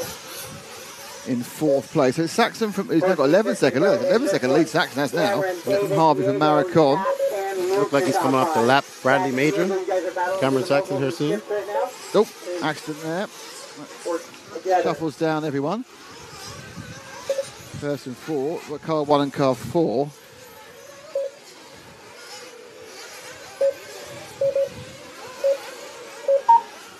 No, Wayne, you have not missed Chris Morant. You can find the schedule on RCGP or the No Name RC Podcast Facebook on my personal Facebook. It's Chris Morant in the semis, isn't he? Yes. I don't know who he is, but no, he is. Your confidence that he wasn't in this race means he must be in the semis. 11.419. Okay, we're 6 minutes down, so we should start seeing some fuel stops pretty soon. There's some people ready with their guns as we speak. No, yellow wing, return that. Brake check that next time, please. Yellow ring, return that. I have no idea what that means. Beneath me.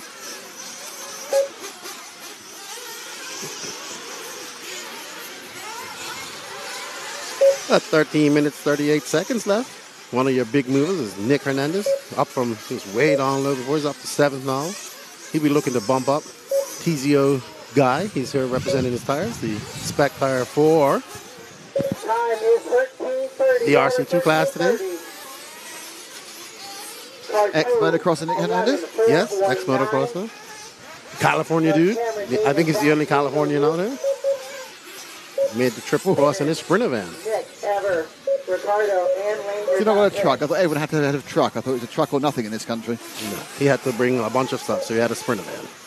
He actually has to go on his way back and pick up pinball machines on the way back home for his boss. His boss. His boss? Yeah, so his boss let him come out here because he has a full-time job as well. He has a full-time job as well as being a tire supplier? Oh, yeah. He is burning the candle at both ends. Or is it burning the wick at both ends? I don't know. And his full-time job is pinball machines. Yeah, well, no. He's just picking them up for his boss on the way back. Apparently his boss collects them. Oh, okay, fair enough. Seems like a deal.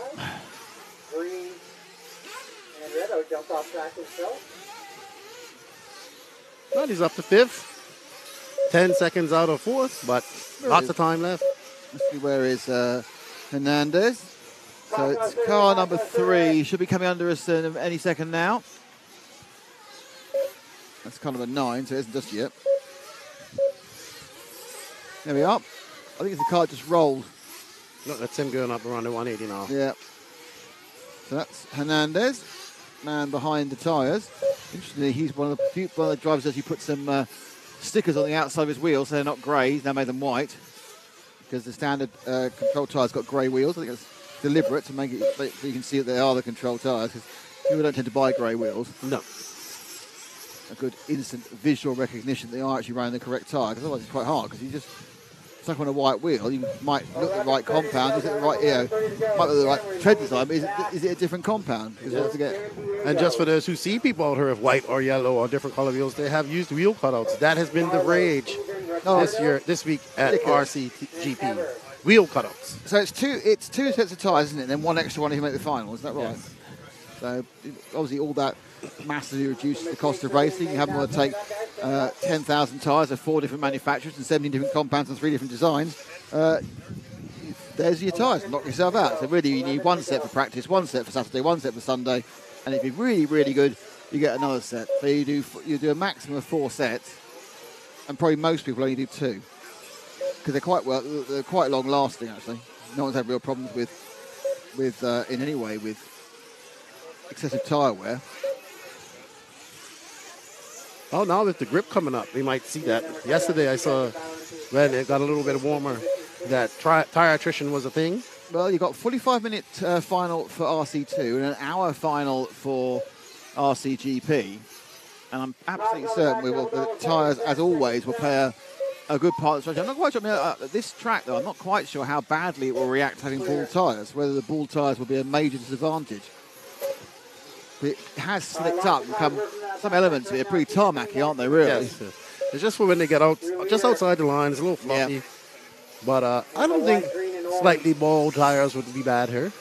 If you can keep it in the line. Yeah, the thing is, no one's really cleaned the track. No one's really blown. I think the track will get its dust blown off today. There's like a 20-minute break in between after the still to come Superpole for RCGP. and the start of the final for the last chance qualifiers, and they may well give it a blow off at that point.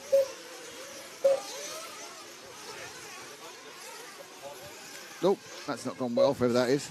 It's going from Nick Hernandez. Bad to worse for Nick Hernandez. He made some mistakes. Yeah. So we got and he just went off the track. Half the race to go. Fourth and fifth are relatively close at the moment, but we've seen him before. American, Saxon's obviously down a lap at the moment. 9:15 to go, drivers. 9:15 to go. Oh, that's gone well.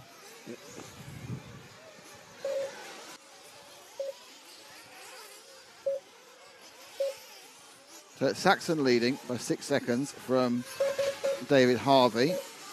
Zach Rodriguez 16 seconds further back than that. Cameron, David, Zach, Luke, Marlo, Diego, Ricardo, Nick, Ever, and Steven DePlacido, your top 10. They're so close, they're actually printing on top of each other. Well, we got scoring sorted out. Our scorekeeper, Stefan. Thank you, Stefan. It didn't happen. Yeah, it didn't happen yesterday.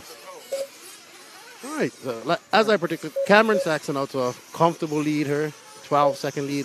Where is Cameron at the moment? So let's see if we can find Cameron Saxon. He's car number 2. He's probably in the infield at the moment, Ash, so he's looking at his... I'll see if I can pick him up. My guess is he might be this car coming over the hairpin now in the orange. If not, it'll be the next one. No, he's the next one. There we are, the multicoloured car going up there now. That's our leader, Cameron Saxon. Give him a bit of love because he's been out on his own, doing his own thing, pulling away, sitting there going, as you said, I should have been in the semi-final. I've made a terrible mistake being in the quarterfinal. Why am I here? But it's extra track time. And, I know this, in fairness, the semi-final guys have had their practice. They've had some 10 minutes of track time. But, no, mouse time. So...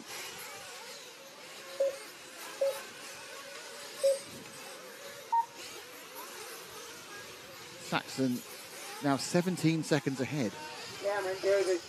So realistically, as you pointed out, Keenan shouldn't be in this race.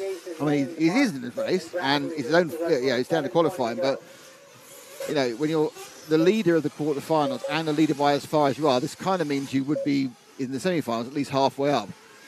Yeah, I think Cameron probably hasn't raced for a while either. A little bit busy, helping Evan.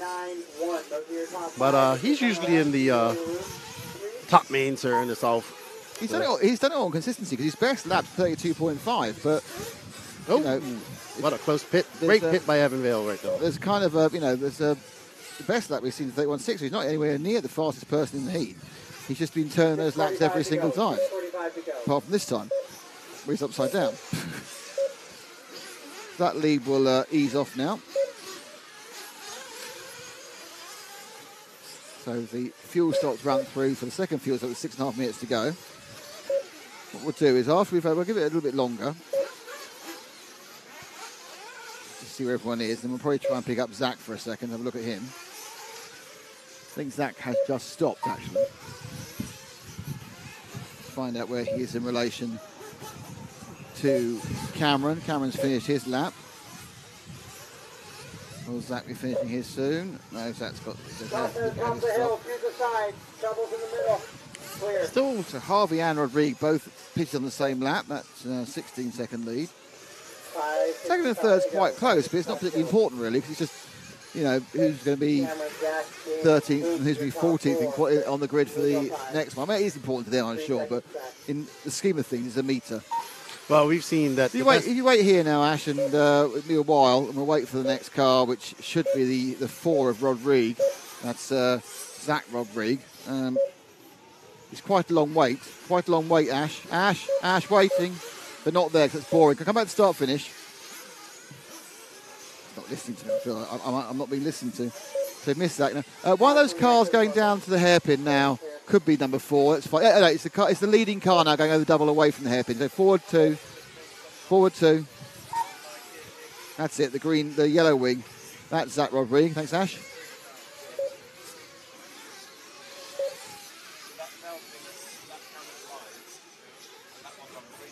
Now, is that a battle with someone for... No, he's not his fault. I think he was quite close with David Harvey, but he's moved away now. That's all. carried on going. 4 and a bit minutes to go. Next up is the second qualifying race for RCGP. I was talking to the Viking. He's a little bit under the weather for the last few days. Is he? Yes, he's not feeling very good. He's not feeling very well. Yeah, I mean, he's not feeling very well about his racing, but he's also a little bit sick. Not making any excuses, just he's been unusually quiet lately, so I went up and asked him what's up. And then I just feel I'm not feeling good. He did say that the other day, so hopefully everything's all right with the Viking. Yeah, well, you know, international travel, who knows what you're going to call it. Yep.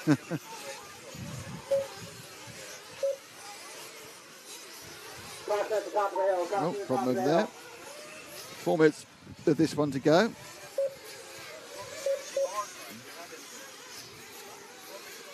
With Zach Rodriguez, he lost position to Harvey in the last lap. Also, we were discussing the elements of Dave Ronnefeld. Nick Hernandez has moved up to 5th, but maybe he can get up to Markman, who's yeah, it's a possibility actually. Let's see if we may need to see if we can find Marracan. Where is he? The 4th. Yeah, I'm just wondering whether he's in the track actually, rather than where is he overall. Let me find him. What number is he? He is car number 1. Okay, you want the Ash, you want the green and blue car going down towards the camera hairpin now. Driver stand side. Clear. So Ash, you want the green and blue car at the top of the with the white wing going over the quad at the top. That back right, a lot of cars there. Leader is in there as well.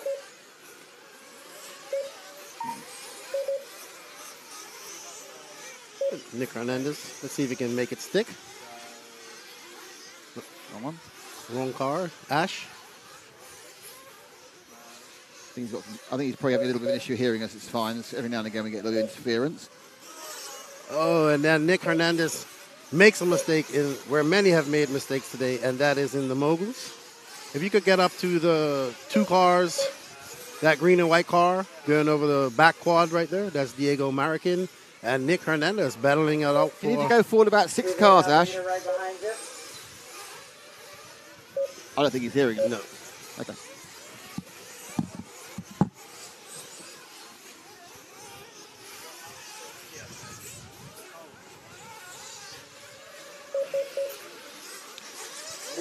As soon as we get Ash on there, we can show you this great battle between Nick Hernandez and Diego Marroquin. Oh, and it looks like Diego's over in the moguls, but where's Nick? Oh, there. Did Nick come in for fuel?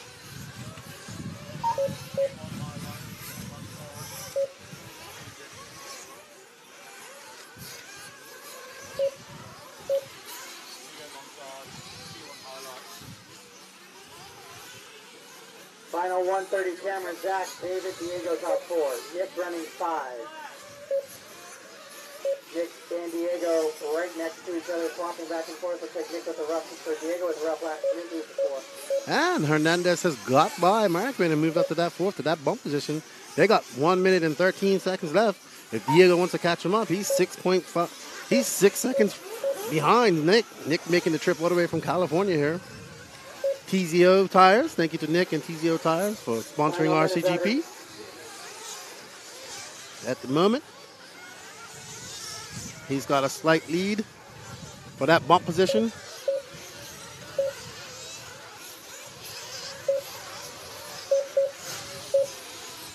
All right, I got all 4 leaders going to the moguls, but 2 of you are a lap up on the other 2, so work together, guys. Let's keep it all clean. Oh. Other lane.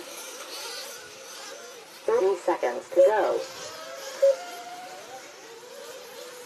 And off camera, I can see that our battle for 4th and 5th is still going.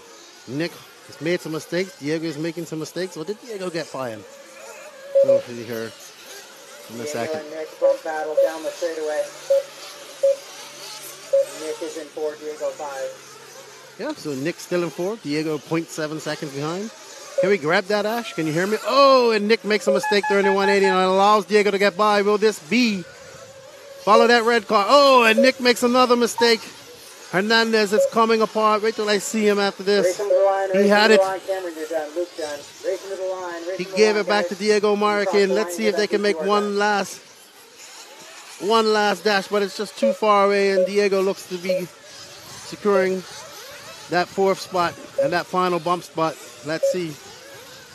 Yes, and he does. Diego Marroquin pips Nick Hernandez. Last lap.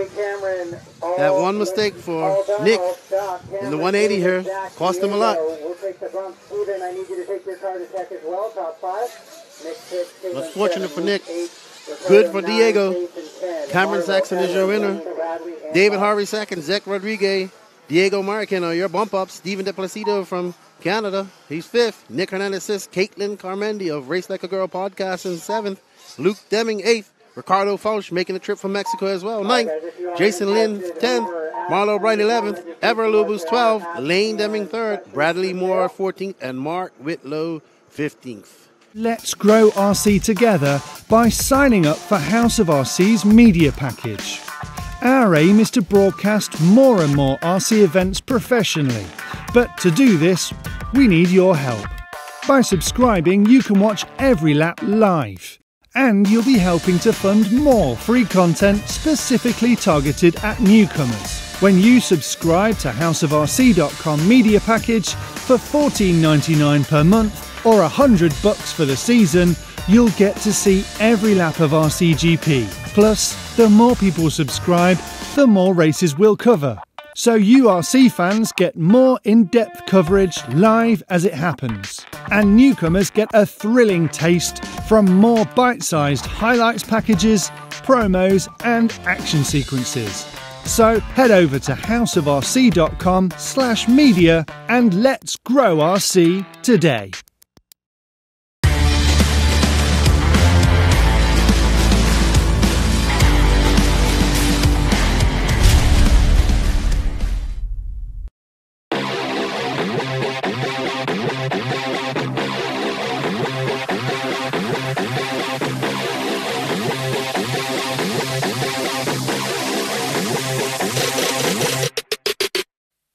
And welcome back to the S&B Raceway here in South Carolina for qualifying race 2 of RCGP. But also taking place at this event is the RC2 Championship. And the RC2 has a number of benefits, loads of track time, great racing, but also a controlled tyre. And controlled tyres really do reduce the cost. And the man who's supplying the tyres is the new company. It's TZO200. And the guy behind it is Nick Hernandez. And we spoke to him to find out more about him and the new tyre and his company.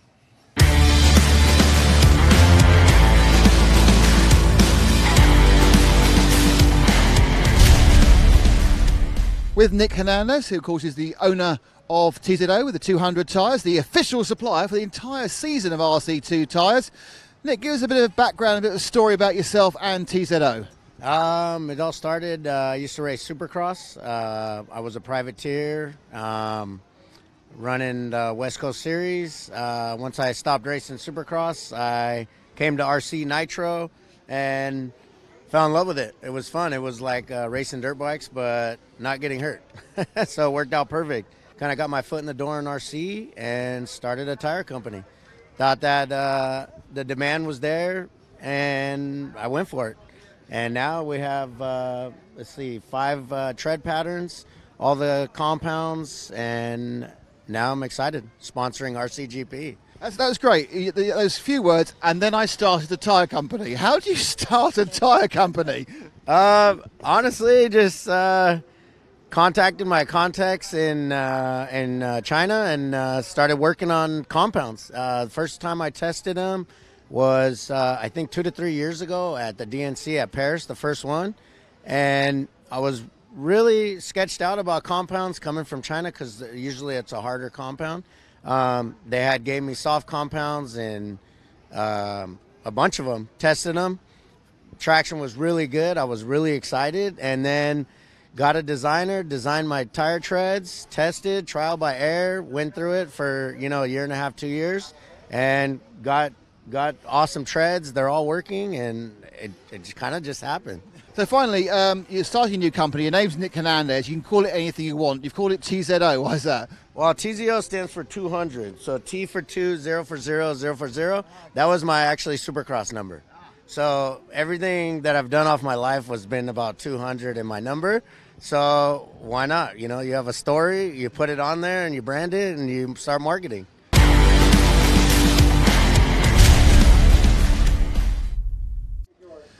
So Nick Hernandez there. Now Nick actually drove all the way here from California in a Sprinter van, I've been told, which is about 2,000 miles. On the way back, he's picking up some pinball machines.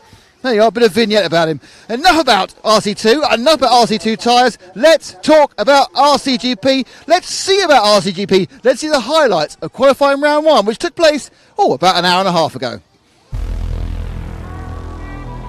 Top 6, we can see that's the J Concepts S-Works of Joe Bornhorst. They're away and they leap off the line. Into the lead goes Cole Tollard. Gets a bad bounce to the moguls. There's 3 cars upside down, and out of it, I think, is rather unsurprisingly, the leader is going to be Joe Bornhorst. I think it's Bornhorst from Aidan Horn is my guess. As a matter of fact, I think it's playing hard to push on this track. Bornhorst now with a couple of second lead. We're looking at the battle between Vale and Rose for second, and Aidan Horn's definitely beginning to get a little bit closer. And a mistake by Bornhorst. That's going to give it a really, really good chance there. So the first and second are right together as we go over the backside quad, as we are now with the leaders, Bornhorst and Rose. Oh, it's all come wrong because Rose has rolled, so now we're going to stick with Rose. Rose now has to get the second and third. They got this lap and 2 more. Oh, up the inside there. Brandon Rose looking to get past Horn. Horn not really known as a 1/8 specialist, more of an electric 1/10 off-road guy, but taking a duck towards this event. I mean, the hour main final might become a bit of a shock to him. So it's Joe Bornhorst with a very, very comprehensive win in the end, 7 seconds. I went in 4th and came out 1st. You think these guys would probably learn by now, but... One more marshal to help out on 4 while these guys are counting down here in their warm-up. And we're back.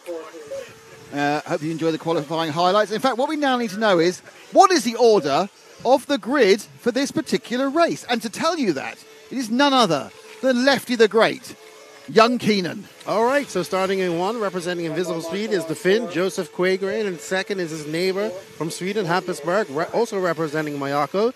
The Viking, David Runnefalk, starts in 3rd, along driving his Mayako car, Cole effing Tollard, driving for Associated Scuderia Scampi Rosso in 4th, Cody Watson for Invisible Speed and Mayako in 5th, Camden Line, Beach RC S-Works in 6th, Joe Bornhorst, S-Works and OS Speed in 7th, Aidan Horn, representing Associated in 8th, Evanville, Beach RC Associated, Brandon Rose, Nemo Agama Racing, Lee Martin, Nemo Agama Racing, and Spencer Heckett, representing S-Works ProTech RC and Proline. That was quick.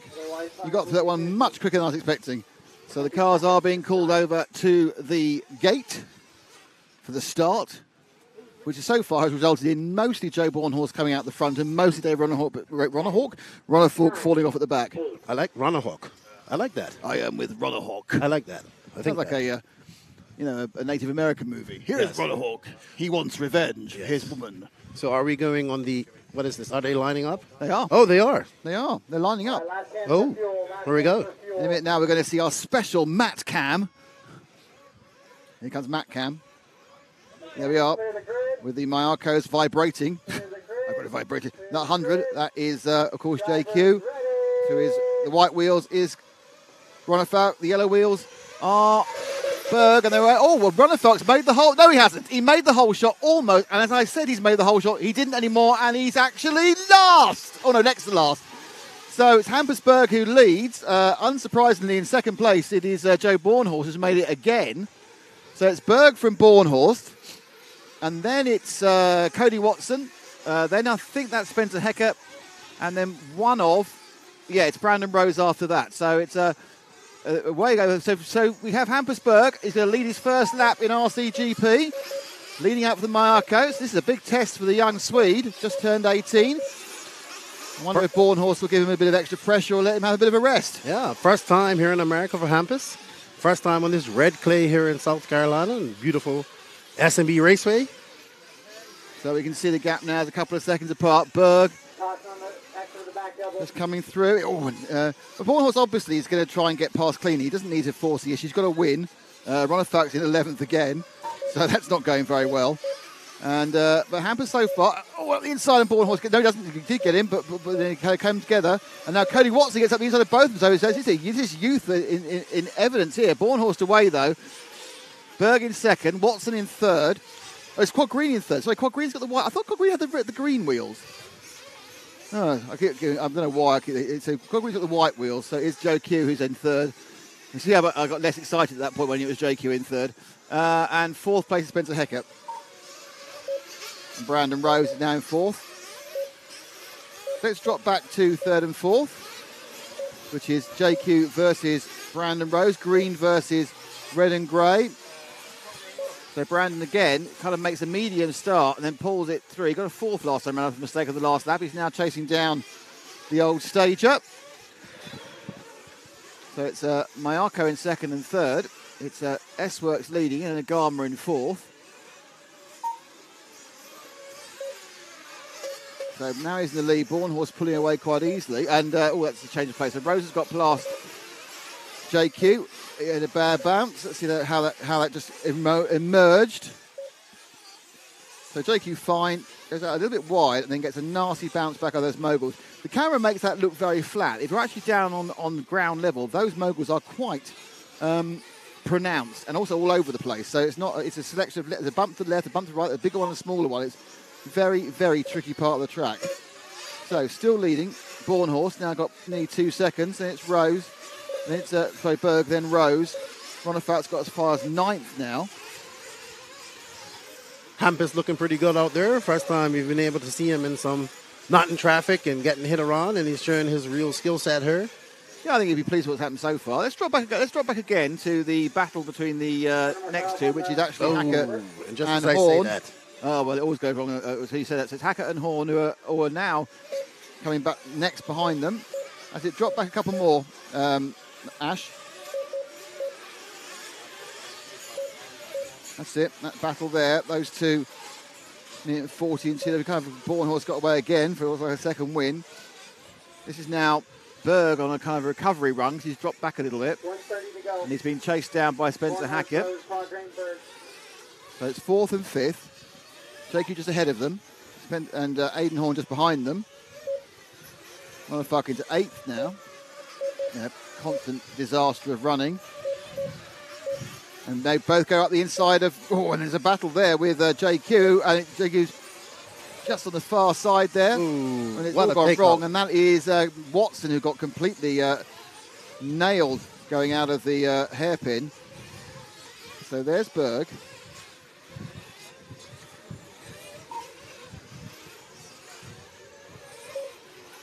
JQ, Berg. So JQ's actually holding on to this one slightly. He's in third. Rose is nicely in second. There's a kind of a gap, and then in between there's a lapped car. And then there is, of course, leading quite easily Joe Born Horse, having no problems whatsoever with this one. But this is the battle for third, fourth and fifth. It's age before beauty at the moment with JQ leading Hampersburg. And then behind him, Hackett now right on the tail of Berg. They come underneath us now. White car is Berg. The red and white is Hackett. Hackett just looks up, but he gets a little nibble. And then behind them is the recovering Ronafalk, who's got himself to sixth. So Ronafalk in sixth. We've got this one and two more. So what can Ronafalk do? He gets around the outside. There's a third of those three cars. Just sprints up. He's looking toward the inside of Hackett. Can he do it? I think Hackett's giving it to him by having a mistake. So Ronafalk now moves to fifth.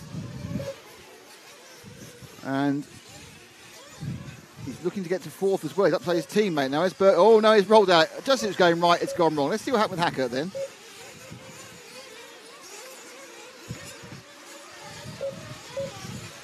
So at that point, he got on the inside. It's gone wrong again for Ronafalk since then. So it just goes out and he rolls, and it's, just bad landing. So, coming around now, it's the last lap for Born Horse, leading from Rose. Rose is leading from JQ, which is one thing I never thought I'd say. JQ's got a lead, and there's this kind of battle of cars now. This is 4th, 5th, and 6th. Ronafalk's back in with it again, and they've all come together. And I'm not quite. And it was Berg again, Berg and Ronafalk together. Ronafalk gets at the inside of Berg, so Ronafalk now has 4th and about 3 corners to get hold of JQ. So that was one of the few times that an accident actually fell into Ronafalk's favour. So it is a win for Joe Bornhorst again. The second was Brandon Rose, kind of again, and it looks like we're going to get a podium finish for JQ. It is. JQ finishes 3rd, and 4th has come Ronafalk from last. Hampersberg a good 5th. Spencer Heckett was 6th, and Horn, Tollard, Martin, Vale, Watson, and Lime. So not much movement there from the Associated boys, but the rest of the honours were spread around evenly. Good run for JQ, 3rd. He'll have visions of grandeur from here on out. You got to look at your Mr. Consistent, number 1 guy this week, Joe Bornhorst. We got Joe Bornhorst in 1st, Brandon Rose in 2nd, Joseph Quaigren in 3rd, David Ronald in 4th, Hampusberg in 5th, Spencer Heckett in 6th, Aidan Horn in 7th, Cole Tollard in 8th, Lee Martin in 9th, Evan Vale 10th, Cody Watson 11th, Camden Line 12. We're waiting for the drivers to come off the driver's stand. Nick's gotten into position to give his interviews, and we're going to get a Joe and Joe interview. We're going to have the above and the below. Yes. Well, no one more surprised than me that I'm talking to JQ in the some sort of quality driving and doing well. 3rd place, well, JQ. Thank you. Yeah, I'm surprised too. Well, you kind of got there and then didn't blow it. I know. Yeah, that's the part that surprises me, especially towards the end. But my car is very good, easy to drive, and that's what I need. So these other guys are running different setups to me, which have more steering, car is more aggressive. I know my limits. I make my car easy, and that's it. It's maximum pace I can go, and I just keep doing that. Well, obviously, you know, it's easy like a Sunday morning. All right, fine, I'm here all week. Brandon, next, please. Am I done? Yeah, go. Thanks. All right, go. Cheers, Brandon. So, great result, Brandon. But again, could have been a bit better, couldn't it? I just felt you're just taking too long to get to that position, aren't you?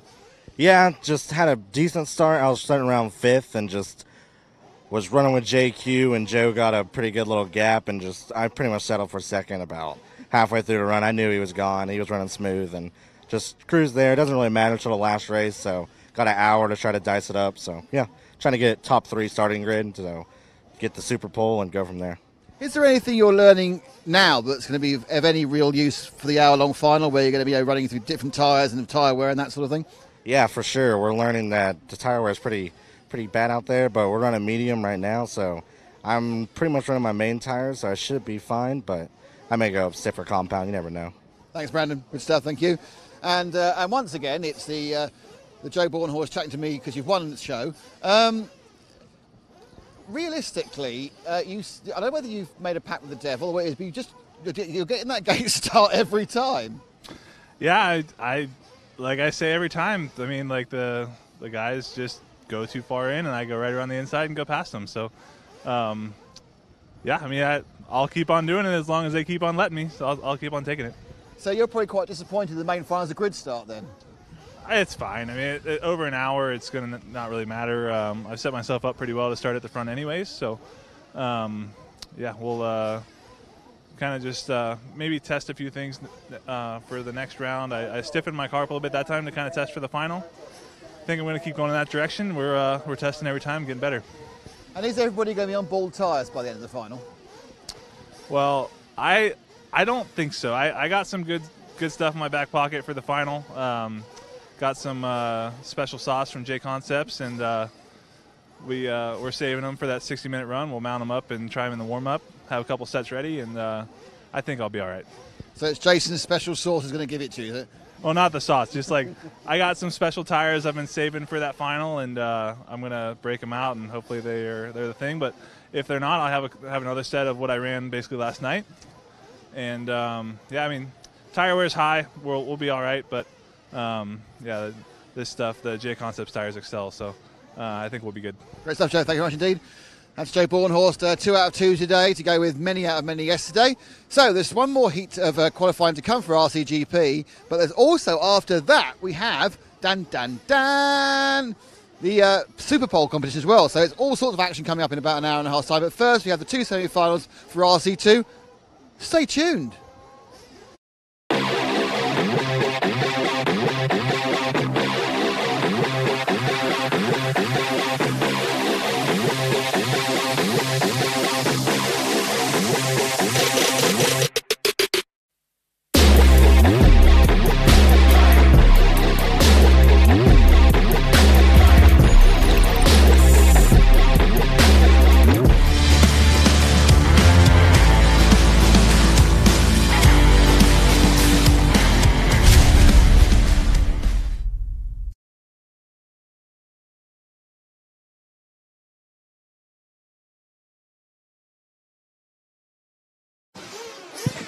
All right, so we're getting ready for our first semifinal here, semifinal A.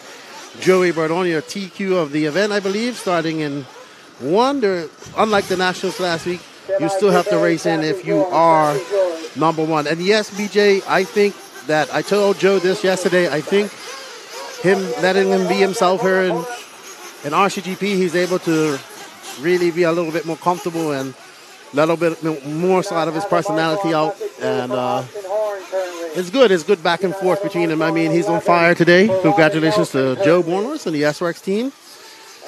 And even, I will say it, congratulations to JQ on that latest one right there. So, yeah, good stuff. All right, so we got our semi-final A out there doing their warm-up laps. And I just lost scoring, so let me get that. Using Nick's computer here. I have no idea how to use it. Thank you, Marshall.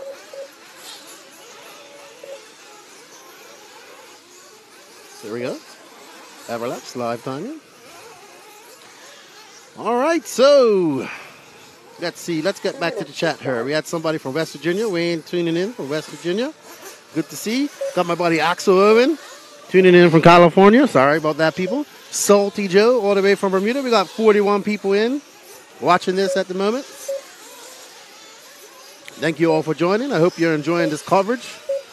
The Control and RC Racing TV crew have worked tirelessly to bring you guys this awesome coverage, and now in 1080p.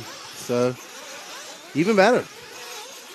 Wind's picking up a little bit here in South Carolina. Not as bad as yesterday, but the sun's out. It's nice and cool.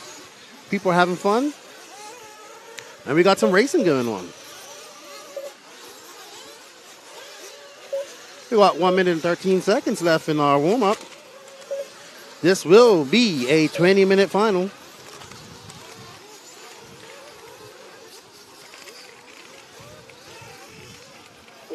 To start.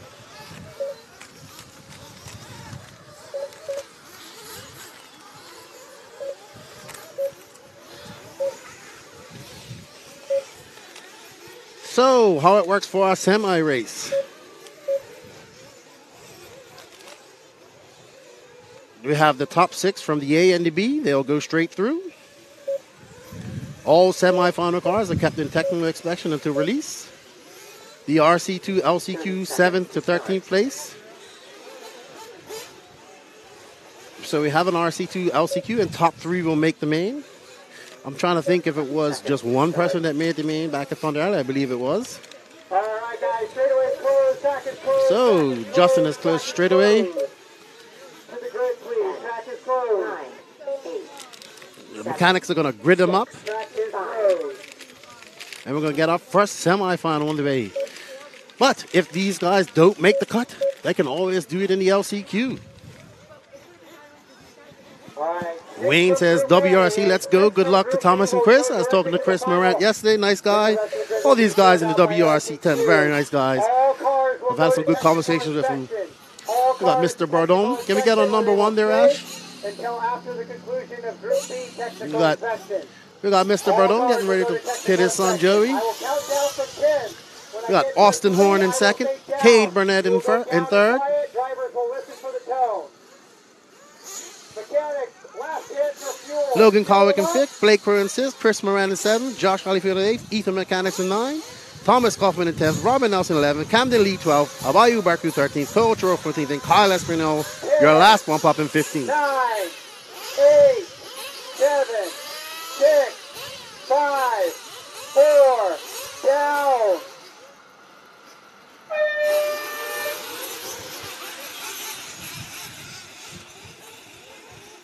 And it's a mess in the moguls. I know you can't really notice it from the television, but the moguls are very difficult. Probably the most difficult part of this track I've watched. All levels of competitors or racers have difficulty with that. And it looks like Joey Bourdons took your whole self from that first position, which is obviously the best position to start from today. As he goes up, oh, and Bourdon makes a mistake there on the Beach RC 180. And let's see who gets crossed him. And it's Cade Burnett to the front. Cade Burnett winning the junior final yesterday. An exciting race between him and Joey Bourdon. Cade Burnett out to front. We got Logan Colwick in second. Austin Horn in third. Blake Crow in fourth. Austin Horn, the older brother of Aiden Horn, or Garth as he's from now on known. Making it over to do some 8-scale nitro racing. We're just taking a little break from the 10 scale. Says he's not a nitro racer, but he's doing pretty good today, this week. We got Clay Burnett out to a 2.4 second lead over Logan Colwick. These are both regulars here. They probably battle each other out every weekend here in the South. Both of them from the South here. Logan and his dad, great guys west. They travel all over. Oh, I see something's going wrong. Something has gone wrong. Oh, no. Sorry. I just saw Mr. Burnett going out to say something, but he was telling Spencer if he could move over a little bit. Spencer Hackett, let's see who we got here. Let's go. We got Cade out to a lead, but Logan Colwick is closed on him, 1.7. So, up over the double-double. And a mistake.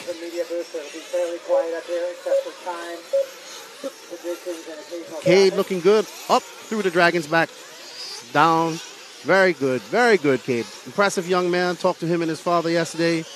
They're stalwarts here in the Southeast. Good to see them out coming, supporting RCGP. Junior finalist winner yesterday. An exciting, probably one of the most exciting junior finals or finals I've seen in a long time. Great battle for first and second to the end. Loic. We got Logan Colwick. He's still in second, 2.7 behind, but they got plenty of time here. 17:33 left to go. Joey Bourdon's moved up to that third position. Joey pipped as one of the favorites to win this, him, Cole Caston, but looks like Cade Burnett's got something to say, even Logan Colwick. So remember, everybody, we have a mistake by Cade Burnett, and that allows, let's see, Joey Bourdon is up to the second position. He got past Logan Colwick. Joey has been showing some great speed this week. He's been showing great speed all 2021, the young Joey Bourdon. I think he just went 16. Him and his father have been hitting the race scene very hard. Saw them at DNC. One of my top young racers that has improved in the last year. He's ranked high. Great family. And now we got a battle between Cade, Joey, and Logan. Let's stay on that because this is the battle for first right here. Looks like we got Austin Horn, 1.6 behind Colwick. And wow, we have a great race from first to fifth right now. Even to sixth. Cole Chur up there, 4.7 seconds behind Robinson in 5. Robinson, our junior final winner from 2019, I believe. Him and his dad and his mother have made the trip here to RCGP once again.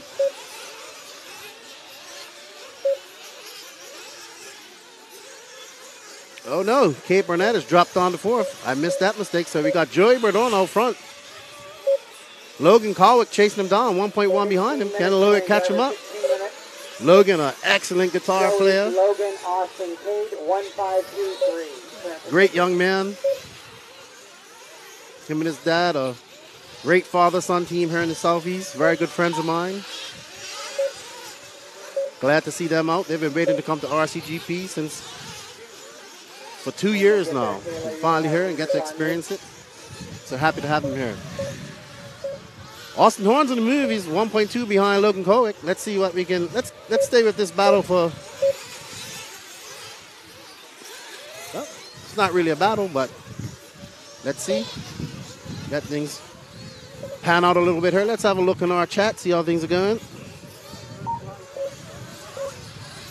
We got 41 people here, but we ain't got nobody chatting. We only got Wayne Adams and Salty. If you guys want to know how to use the chat, hit up Connie. It's pretty easy. Go into the House of Media package, and you can see the chat down below. Put in your nickname, and then come in and chat with us.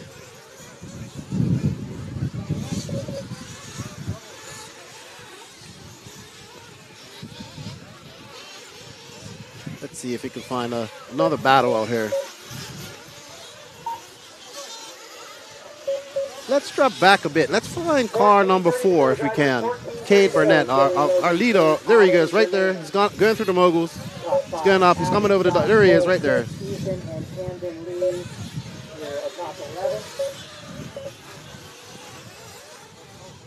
We got Austin Horn right behind Cade Burnett. Austin looking to put that both associated drivers, looking to just get into the semis. Remember, the top 6 go straight through to the semis, and then we have an LCQ to put the last 3 in. Exciting LCQ. We love the LCQ here. We got Lucas taking film of us. Lucas has been tirelessly walking around capturing a lot of film. I can't wait to see his vlog from the RCGP race.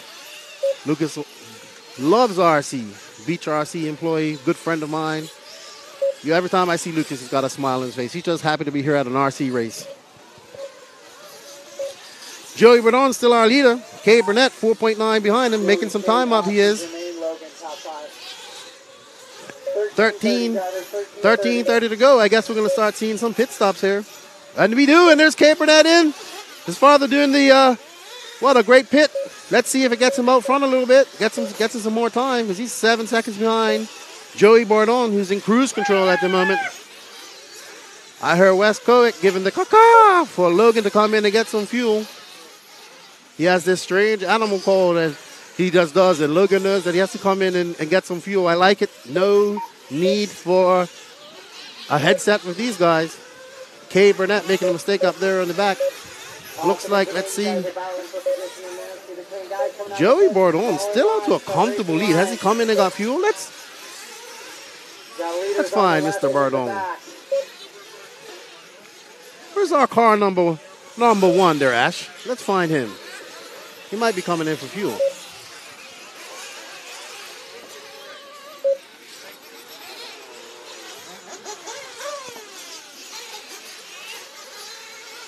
Got the Canadian guys on here doing some mechanicking. Looks like they're doing some pitting for Abayi. He's made it up here. He's in 7th. He's still got a chance to make it up there.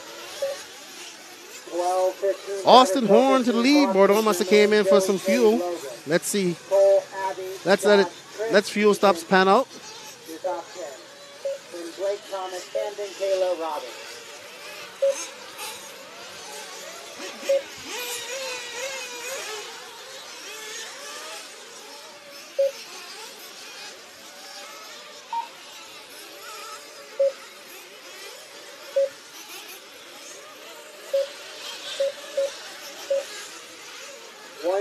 Hey Ash, let's go up there. Yeah, there we go. There's car number 1 doing on the quad to the 180 there. Joey Bordon out to a comfortable 5.8 second lead.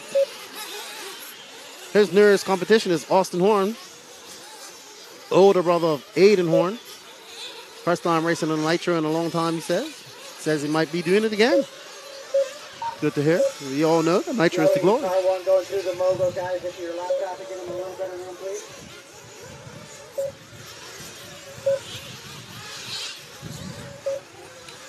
Cade Burnett has made his way back up to 2nd. He's 7.3 seconds behind Joey Bordon. He'd be looking to close that gap. I'm sure Cade would like his chance to start on pole. As we can see, starting on pole is a big advantage here.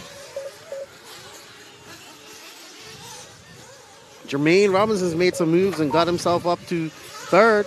He's 8.8 seconds back of 1st, 1.4 behind 2nd. Remember, guys, just your top 6 go through. Then everybody goes to the LCQ, and your top 3 out of the LCQ go through to make your 15-man roster.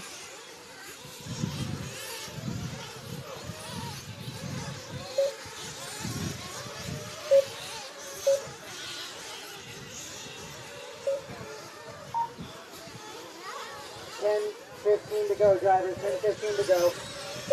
10:15 to go here in this semifinal A. 425. Joey Berdon got it out there in cruise control.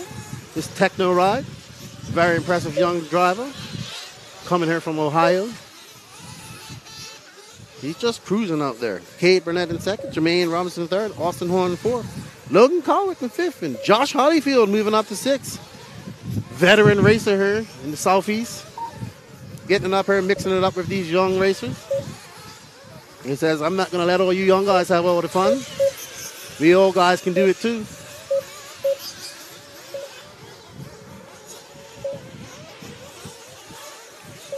And Abayu Berku having a great run. One of the bumpers coming up. Bumping out of that quarterfinal. Quarterfinal A. Making it to the semi. He'd be looking to do it for Canada and get that 6th position in that final bump spot to the semifinal. But he's got 9 minutes and another pit stop to go. I look at our scorekeeper. He's going to put some gloves on. It's getting a little bit cold as the wind picks up here. We're up here in timing and scoring, and there's no sun on us, and it's a little bit cold up here now. We'll be all right. We got a lot of racing to do here. Joey Bernard stretched his lead out to 10.5. 8:45. Cade Burnett in second. Jermaine Robinson in third. 3.4 behind Cade. Let's drop back and find Cade and Jermaine, can we, Ash? Cars number 3 and 4. They should have been second and third on the track. Let's see if we can find them. Ash doing a great job up there controlling the camera. He's been at it all day, all week. Tirelessly up there doing the camera. Big shout out to all of our sponsors: Sideline, Artesio Tires, House of RC, Tesla, S-Works, Associated, Mayako, Beach RC, JQSM, Nima Racing Nagama. Proud sponsors here of the RCGP World Series.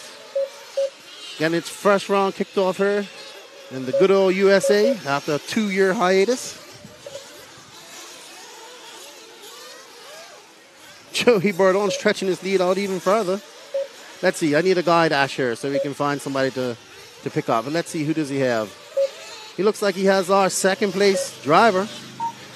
Jermaine Robinson is 4 seconds behind, and Cade Burnett. He doesn't have to win it.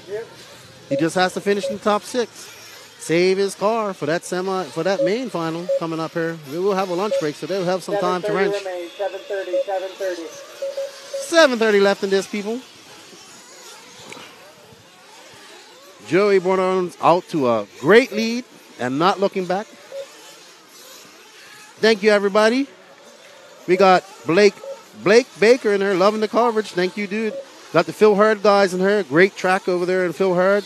What happened to Cole? Cole Caston is in semi B. So he's in the next race, I believe. I didn't see his dad down there, so I don't have the heat sheets in front of me, but I believe Cole Caston is in the next race after this. What's up? Phil Hurd, another racetrack I'd like to get to one day. Thank you for tuning in, guys. I hope you guys are enjoying the coverage. It's beautiful down here at S&B. And there we go. There's that Logan Colwick. Caw-caw, caw-caw. That's that bird call that his dad gives him, and he knows that to come and hit in. And he's got him. Great pit by Wes. We're still following Cade Burnett, our second place winner. He's out second place leader. He's got an 8.7 second lead over Jermaine. Let's see. Here comes Cade in for his last pit stop. Good pit stop by his dad. They tell me he's a great track builder here in the Southeast as well. He's out. Remember, top 6 go through to your semi here. Final 6 minutes. Joey, Cade, Austin, Jermaine, Logan, Josh, top 6. Let's go through the ages on this semifinal. First, Joey Berdon, 15 and 16. Cade Burnett, similar age. Austin Horn, 21. Jermaine Robinson, 15. Logan Colwick, 18. Blake Crow, 20. Cole Truer, 13, 14. The oldest guy in this on this race is Josh Harleyfield, 9th position. Pole 7. The old guy showing they can still get it done. Top 10. Camden, Thomas, Kayla, Robin, Ethan. Let's get off Cade for a little bit and let's drop back to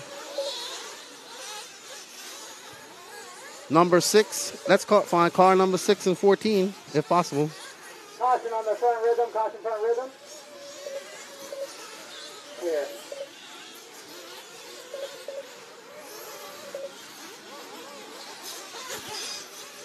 Let's see if I can find him for you. Come on 5.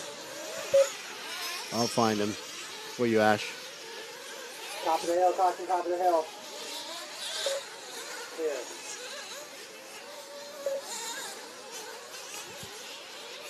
.430 to go. Car number 5 just coming here to the 180 here, Ash. Please. Going over the double-double. Looks like Jermaine Robinson coming up behind him.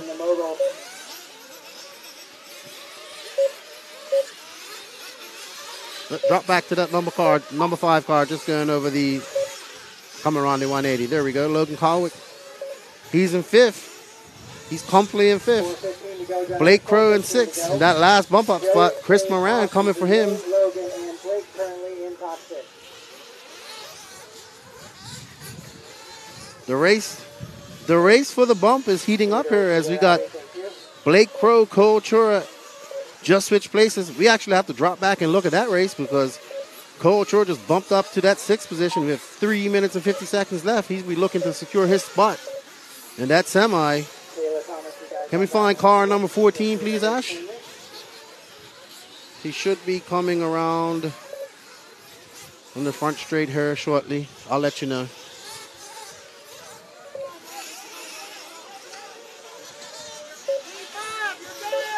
Joey, Cade, Austin, Jermaine, Logan, Cole, top 6. Chris running 7 in the chase position. 3:20 to go.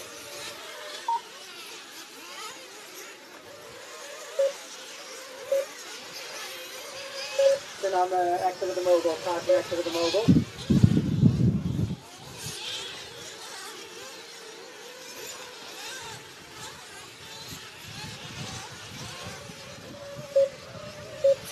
Let's go back to our leader out there coming up over the 180 there, Ash. Coming over the speed humper. I think that's Joey Burdon. Yes, it is. He's on cruise control. Who do we have here? Joey, Cade, Austin, Jermaine, and Logan, your top 5. Cole 6. Once again, all track announcements coming from the Car number 11, that's Camden Lee. Let's drop back to, well, we got a good battle going on with Camden Lee. Thomas Kaufman. 230.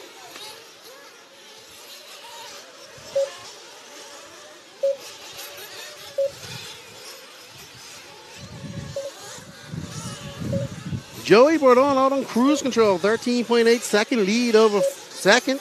Cade Burnett in second. Austin Horn third. Jermaine Robinson, Logan Colwick, Cole Chura, your bumpers. All youth drivers. All very young. Good to see the young junior drivers doing well here at RCGP. This is their time to shine here in the RC2. And they are living up to their potential. Logan and Cole, your top 6. Chris, Blake, Josh, Abby, your top 10. Chris Moran be looking to pip Cole Chura. He's got 1 minute and 45 seconds, and he does. Chris Moran up to the 6th position. Let's fall back and find Mr. Moran. I believe that's him going over the double-double. Car number 7 out there, please. No, that's Cole. Car number 7, yes, if we can find him, he's good. There he is. Chris Moran, the WRC. No, that's not him. 130 to go. That is Chris Moran just going over the Dragons back there. Hold on, Ash. Hold on.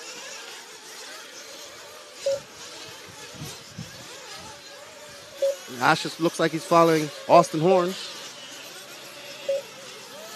Good to see the 10-scale driver making it down here to race with his brother, helping his brother out here at RCGP and doing a little racing himself. Hopefully he sticks to it and does a little bit more nitro racing. I know he's a 10-scale specialist, but he's doing pretty good here at RCGP. 45, final 45. We got 45 seconds. Looks like Blake Crow has got past Cole Chura for that that bump spot, last bump spot up for grabs between Blake Crow and Chris Morant. 30 seconds to go. Let's drop back and see if we got 15 seconds, 25 seconds left to go. And we have a battle between Blake Crow, Chris Morant, and Cole Troy. Let's get back to car 6-7 if we can. Are we looking?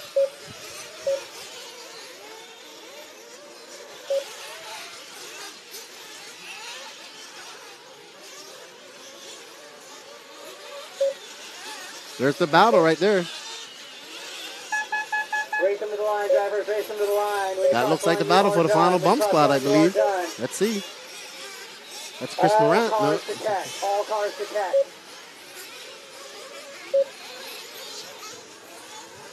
All right, so Joey Bardon wins that easily. No problem right there. Cade Burnett in second. Jermaine Robinson in fourth. Austin Horn in second. Logan Colwick in fifth. And that battle looks like Chris Morant will get that final bump spot. That final bump spot, he'll pip Cole Troy at the end here. Cole Troy, Blake Crow, Josh Hollyfield, Abayu Barco, Camden Lee, Thomas Kaufman, Kyle Esmanol, Robin Nelson, Ethan McAnnis, all will go to your LCQ. They still have a chance to bump up to that semifinal. It's not as bad as it was yesterday, but we definitely don't want that win coming back. Made it horrible. Good luck to Cade. We got a few people in here. Let's say what's up to everybody. We got Dav, but that's David. Yes, it's very sad about Ronald Falk. He's feeling a bit sick too under the weather. He was telling me. What's up, Victor? Enjoying the coverage from Ohio. Good to see you in here. My buddy Victor. David Bowman. Let's hope Ronald Falk don't got that bad luck again. It's been a bad week for him, bad start for him. Yes, Joseph drove very well, and Bornhorst is just on fire. Blake Baker says, good luck to Cade, the winner of the opening round of the SOS holding Phil Hurd. Look for him again to win round 2 at Easley. That's what people don't understand. The South here has us a deep racing culture. I think me and my buddy Mike, we counted, I believe it was 22 tracks within 3 hours here. So lots of racing going on here in the Southeast. Lots of racing. Every weekend. If it's a good weekend here in the South, if the sun's out, you can guarantee there's some racing going on here. Happy to be back here in the South. Wish I was staying a little bit longer, but I got to go home. Always good to be here in the Southeast. I need a marshal for Joseph and a marshal for Luis. A marshal for Joseph on 5, Luis on 11. Bucket 13, can I get you to go to 11? Bucket 13, can I get you to go to 11? As these drivers get their warm-up, 50 more seconds left in their warm-up, they'll get out to grid up. Bucket 13, can I get you to go to bucket 11?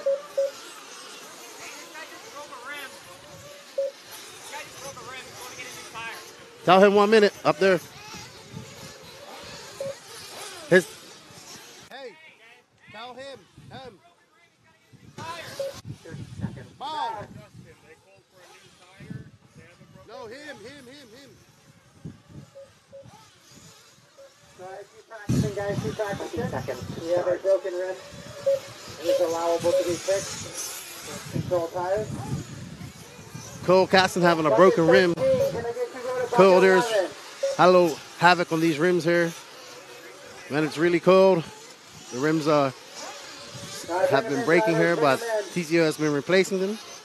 It's weird. It's not a lot. It's not even hard jumps. Just bucket 5. I need a marshal on bucket 5 for Joseph. If you know Joseph or can help me out, please go to bucket 5 before I get these guys on the grid and going. Cole Caston a minute. Sometimes they got a new tire out there. I need a marshal on 5, please. Bucket 5 on the back left. We're gonna give some time so they can change over that wheel. Thank you for the volunteer. Appreciate it very much, guys.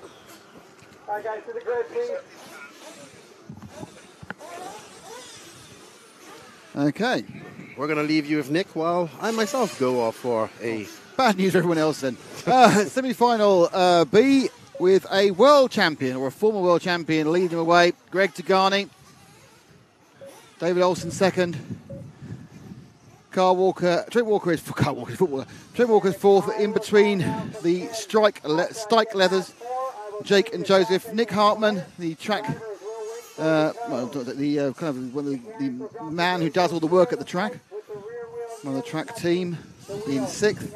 Cole Caston, Don Elliott, Gabriel Montel, Gina Helper, Louis Gildino, and the bump ups in the quarters, Cameron Saxon, David Harvey, Zach Rodrigue and Diego Malaquin. Cameron Saxon looked pretty damn fast, so I wouldn't put it against him getting into the top six. Top six go straight to the final. The rest goes to the last chance qualifier, which is in about an hour and 10 minutes. We have an RCGP qualifying round 3 and the RCGP Superpole prior to that. A little bit of tuning being done on the third place car of Jake Strike Leather. Just I think there's an idle tune, isn't it? 7, 6, car's going down. Pierre Runnerfelt dropping the Degani car. And they're away. So Degani, the world champion, has a world champion's pitman in Pierre Runnerfelt. So it's the world champions are keeping it for themselves at the moment. Top of the hill, guys. It's carnage on that first thing. Let's work together. Lots of action, and away has gone Degani over the Dragon's Back, which has been named by Keenan in a brilliant way. I'm glad he found that, because that makes a great spiky answer to what's going on. So Degani reckon he didn't have the pace for this, reckon it was too quick, but he's leading the David Olsen car, which is the blue and white one. Third place is Jake Stike Leather, just behind them, and then in fourth place it's Donald Elliott and DJ Helper up from 10th to 5th.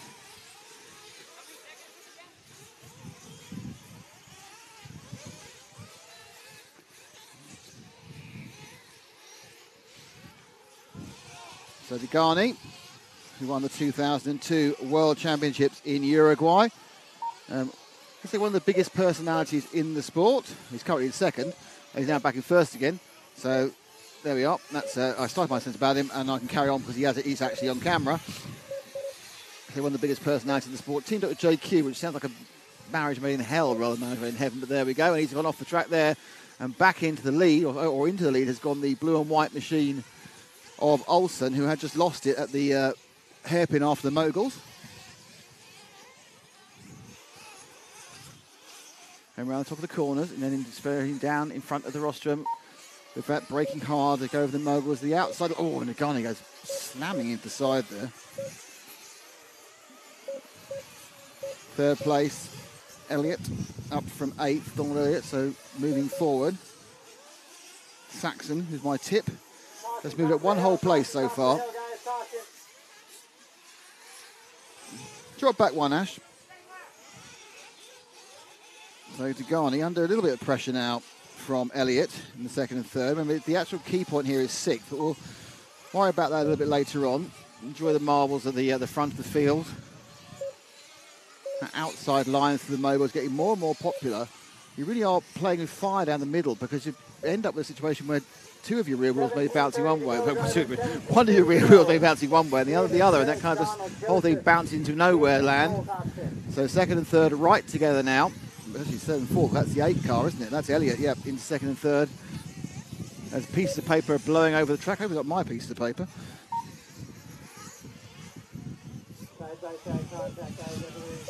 Degani 4 seconds back off the lead. One of the cars about to go, Harvey's about to lose a lap almost immediately.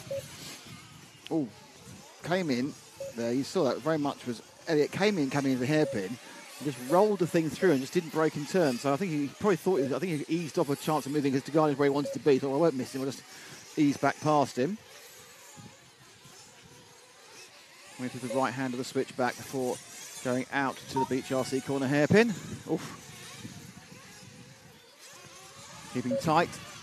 Degani again drifts out to the outside. They're both drifting out to the outside now of the moguls. Doesn't make the best line for the hairpin immediately after it, but obviously you're actually pointing in the right direction was the key point. And they're firing back and over the backside quad. Turning in the infield hump. Leader, Olsen, 6 seconds up already, so Olsen's absolutely gone in the 2 car. There's actually a lapped car in between Olsen and Degani. 16 minutes to go. Degani in second, then there's a third. Drop back 2 to the green car, which is coming past now. That's the 11 car of Louis Gordino. He's in a battle now for 5th and 6th with Joseph Steichleather.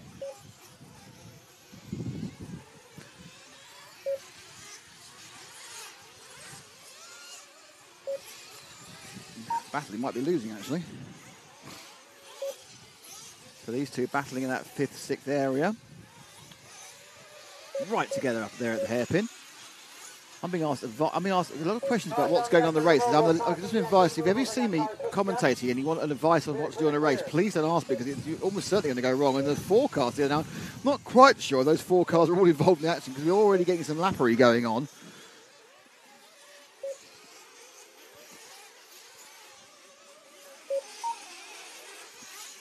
So there's a kind of melange of cars there. Harvey goes through a lap down. 15 minutes to go, drivers. 5 down, 15 to go. There goes Degani, and then Caston, and then this is our combination of Steichleather and Gudino. So Gudino is the green car, Steichleather is the multiple coloured car on the 5 plate. So it's the 5 car. That's the leading of those two. It's kind of, I think on the screen it probably looks very colourful. We just lost the position to the all green machine of Gudino. Both of them currently bumping up though. It's Gabriel Montel is missing out. And in fact, we'll probably look for Montel in a bit to see how much further he's behind. He was a couple of seconds back, but we're not yet even at first pit stops. So the 11 and 5 battling in 5th and 6th at the moment. Putting on a bit of a show for us. They come down towards the hairpin.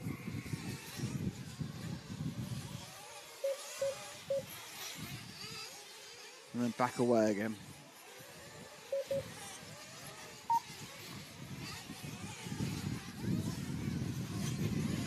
Over the Dragon's back. These two nailed together. Very much in the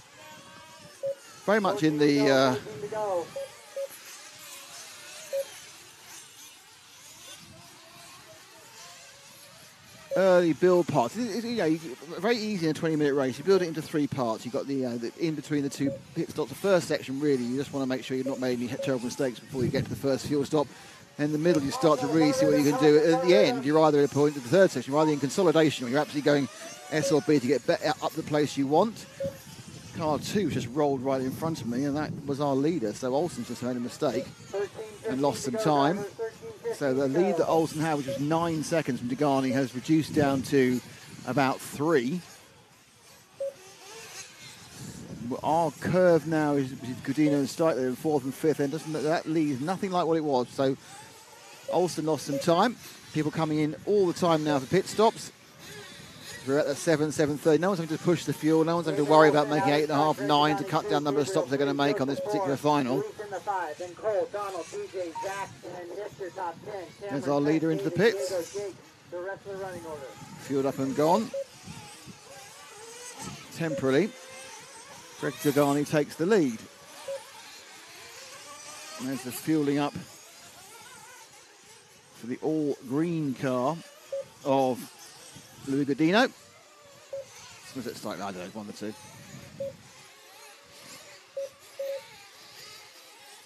Most of these cars have just gone with the without putting wheel stickers on the grey TZ 0200 tyres, the handout tyre for the RC2 Championship, for the race here, and also for the whole of the championship. We're on TZ 0200 tyres for the entirety of the event.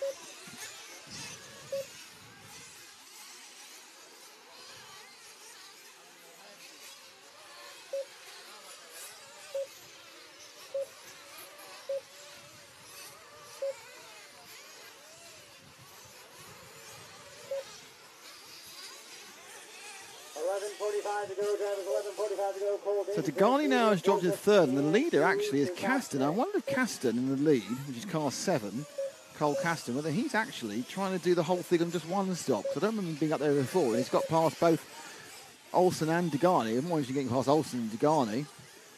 So that's the 7 car of Caston. Let's see if we can find Cole. He's probably in the middle of the field somewhere, coming towards the end of his lap. I'll see if I'll find him, and I'll shout to you, Ash, where Caston is.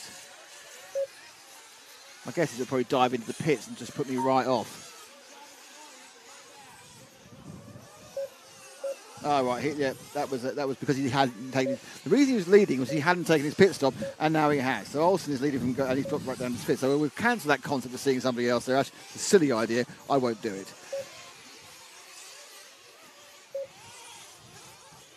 Move forward one, Ash. 10:45 to go in this one, David Drake, Joseph. So we're up with the orangey yellow car, which I think is the 9 car. And that is Gabriel Montel, who is the man who, when he crossed the line last time, was in the final bump-up place of 6th. There's a bit of a kind of an all-in kerfuffle there with those 3 cars going past, which is the 5, the 9, the 11.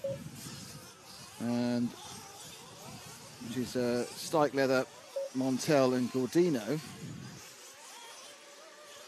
Oh, big roll up the front. So a little bit of an advantage, a bit of breathing room there for the 9 of Montel on camera at the moment. Hello, Nick. Hi, man.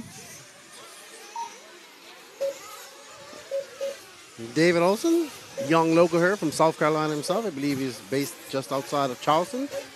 Looking pretty good out there. But well, he was 9 seconds ahead and had a massive mistake. And did he? Yeah, lost it. But luckily, he stayed in the lead, but he lost like most of his lead in one go. He had really carved out an impressive bit of lead over the former world champion or world champion of 2002, Gregor Degani. Cole Caston, Lou Godino, Joseph Stike Leather, and Gavin Montel are all battling. And I think actually Donald Elliott may have got past. I'm not sure. It's kind of a bit difficult to tell sometimes what's going on in the 6th and 7th battle. They go up the hill now and they come back down towards us. That Degani has dropped down, isn't it? I think Degani's had a bit of a slow period.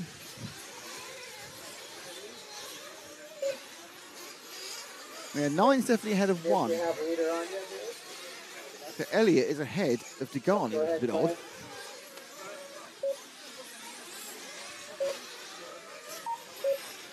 Yeah, Degani's now dropping down a little bit, but not that much. Yeah, so Degani had a bad lap. That was why I think he was appearing significantly lower than he was. There's been a kind of a shuffling about in that middle period. You probably saw it in the camera whilst Keane and I were looking at timing screen. So it's now Cole Caston from David Olsen, from Louis Godino, from Greg Garney. We're not really in the area of the second stops yet. Then Montel, then Elliott, and then it's Joseph Stike Leather. All these people are very much in with a chance. Stike Leather really in the 5 is a man on the cusp. And that's the 8 car that's rolled over in the background there. That is the 8 machine of Elliott, which I think will actually put Stike Leather ahead of him.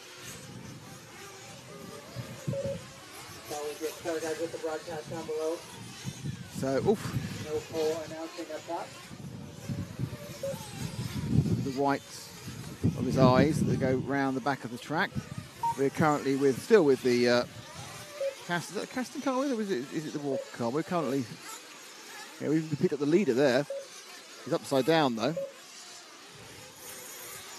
That is Caston we're looking at. Who is the leader? 7. Caston making the trip from, I believe, Georgia, here with his father and his mother. Ash, can you drop back to the sort of 4 cars that are about to go on the quad, please? There we are. That's the back end of the 4. There are this is the kind of battle around the 4th, 5th and 6th place. I'm particularly confused who it is. It's the 8. But get through into the final bump-up place. As round goes the 6th. There's a few lapped cars in it, making slightly confused. There's the 5. There's Degani. Drop back 1, Ash. And you've got the bright green car of Godino, and then you've got Elliott behind him in the 8 car. And then there's a bit of a run back before we get to Montiel and Saxon. So Saxon, who we tipped, both myself and Keenan, to come through the field. It's taking a long time to do it. We said he was fast enough in his semi to get through the final. Sometimes a roll in front. I'm not sure. Not every roll, not every piece of action is actually important, because sometimes the back marker is rolling out the way. But this bright green car, as second fuel stops to take him up and through. Stops underneath us. That's the 11. And that's Godino, who came in 5th. So when he comes out of this pit stop cycle, he hopes he's still in 5th. Nightmare, not so bad in 6th, he'd be obviously much worse in 7th, but he's been clean so far. A lot of drivers make mistakes. Oh, that blue and white car's causing an issue. I think that's our second place man. That's the 10 car actually, who's getting all over up in his grill. That's DJ Helper.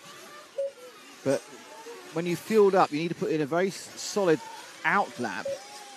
And he's got away with that one, lost about 2/3 of a second. And he's got himself into the traffic, he's gone out wide. And actually bouncing off the outside pipe from the mower is actually one of the least bad things you can do, actually, because it tends to mean you just hug that far left, which is the safest route. So throwing it in, always upside down now, this could be an issue indeed. For Godino, the strike leather is only 1.17 seconds behind him. Strike leather. Big gaps now. I'm not quite sure whether that's prior to or after fueling, or is that strike leather just in front of him. Get a car check number as he goes past. That is the 5 cars. That is strike leather. That's 5th and 6th. And the key thing, of course, is Keenan. It's all really about 7th, because that's the first person who's got to go into the last chance qualifying. Yeah. Trent Walker's moved up to 7th. Florida native. Good friend of him and his father made the trip. Trent was also a part of RC2 back in Thunder Alley. Great young man. I had the pleasure of knowing him for many years now.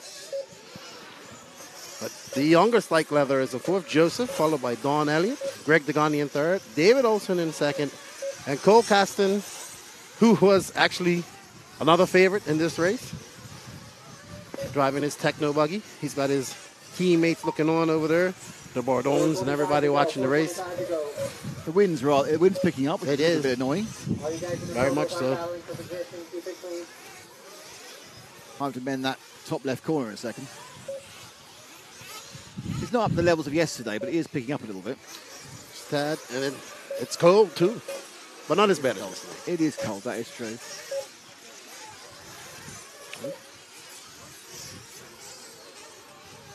We've got 3 minutes and 56 seconds left. Walker trying to catch up to Luis Guidino and get that bump spot. Luis trying to keep that bump spot. Luis making the trip from Mexico. Yeah, it's 4.5 seconds now he's got on Walker.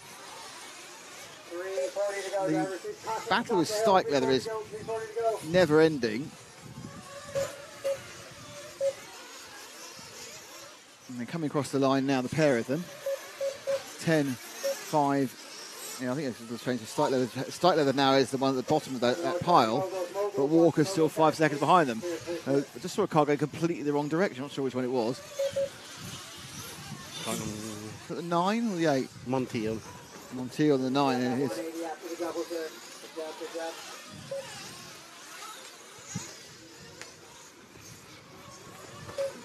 minutes remain, drivers. 3 minutes remain. Cole Davis, Greg Donald, Luis is at 5, Joseph, Trent Gabriel. 2 minutes and 55 seconds left here, and we still have Cole casting up to a comfortable 17-second lead over Techno teammate David Olson. Greg Degani 5 seconds back of that. Don Elliott, Joseph Strike Leather, and Luis Guidino. If the semi-A was full of young guys, we have 2 young guys, 2 older guys, another young guy, and an old guy here. Just a bunch of OAPs, you're saying, isn't it, really? Cole Caston has the fastest lap, and he's also leading.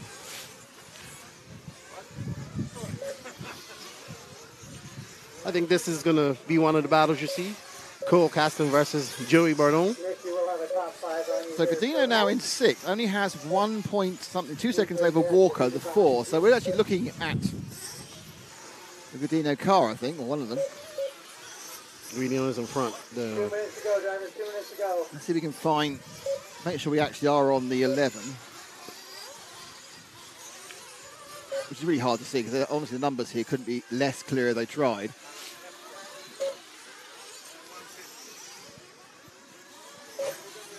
There's the 5. So yeah, the green car is the 11, so we're on the right car. But I'm not quite sure. So Walker goes across now, and he's got 2.5 seconds. So realistically, the green car Godino needs to avoid. He got taken out from behind. Needs to avoid those issues. 1:30 to go, drivers. 1:30 to go. As Walker comes after him, that gap is 4.5 seconds. So it's basically not really a problem unless there's a mistake made by Godino. It's not the end of his day because he drops into the last chance qualifier. But you want to get that secure position. Absolutely. You don't want to leave it to the end. Cole Caston's really put down some. Once he's got in the lead, he got past Olsen. He's really put down some laps now. He's something like 15 seconds ahead. So it's been a great second half of the race for Caston. We'll be seeing him at the front of the final, I'm sure. Little error there by Godino. Well, he was the fastest in qualifying, I believe, and then the qualifying race was actually, I think he had a DNF. So. Oh yes, I remember that. Yeah, he ended up being overall the lower qualifier because he didn't even get a lap, did he? But this is sixth main Godino. Last time round he was. Oh, he had a 9-second lead. Walker's made a mistake as well. So he's looking quite secure. It is, remember, a timed race of 20 minutes. They're probably going to get 2 more laps, actually, because it's 30 seconds to go and the laps are only 32. Oh, well, no, that's where it's all going to go wrong. Now, if only Walker hadn't made a mistake earlier. Yep, he's Walker's back there. So even though he's just made, a 4-second mistake, he's still okay. And interesting, that mistake may mean that he'll actually end up being caught by the timer and not have to do the lap. As we're down to 9 seconds. And it's been a fantastic performance by Cole Caston, it has to be said. I mean, he's really, really top-notch. Yep. Showing why he's considered to be one of the favorites to win this. His toughest competition over there, keenly watching him race. Olsen's been caught by the timer, as has Godino, Saxon. So we have our result effectively. Cole Caston, David Olsen, Greg Degani. So Degani's made the main quite easily, which I'm sure was his aim from point 1. And then we have Joseph Steichleather, Luis Godino, and then the first person to go into the last chance qualifier is Cameron Saxon, then Gabriel Montel, Trent Walker, Zach Rodbury, DJ Helper, Nick Hartman, Diego Malaquin, David Harvey, and Jake Steichleather, who was unlucky with problems in that race.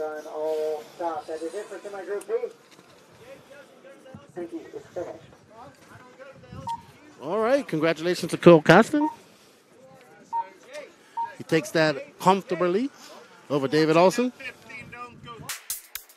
If you want to watch RCGP, you need House of RC's media package. And signing up is easy.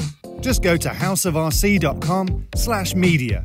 Then, if you're not a member of House of RC, you just need to join, and it's free. Once you're signed up for House of RC, go to the media page, and here you can choose between $14.99 a month and $99.99 for the season. And if you have a PayPal account, even easier. If not, don't worry, you can pay with a credit or debit card.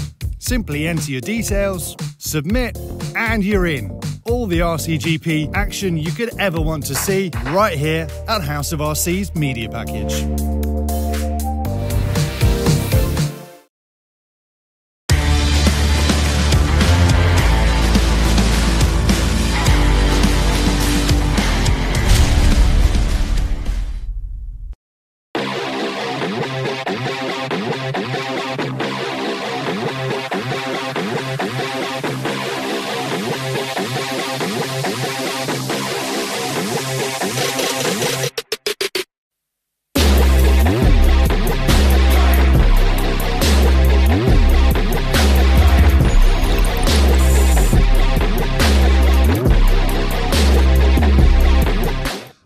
Welcome back to the S&B Raceway in Piedmont in South Carolina for the third and final qualifying round for RCGP race number 2 and after that, with no break at all, Superpole.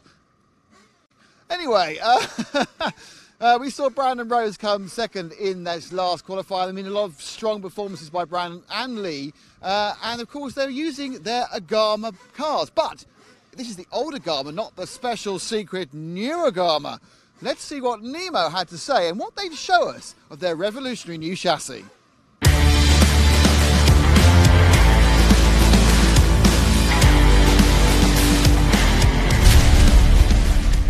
So taking a trip round the RCGP team's pit tent, and we've stumbled across Lee Martin and his new baby, the N1, or the car that goes nee.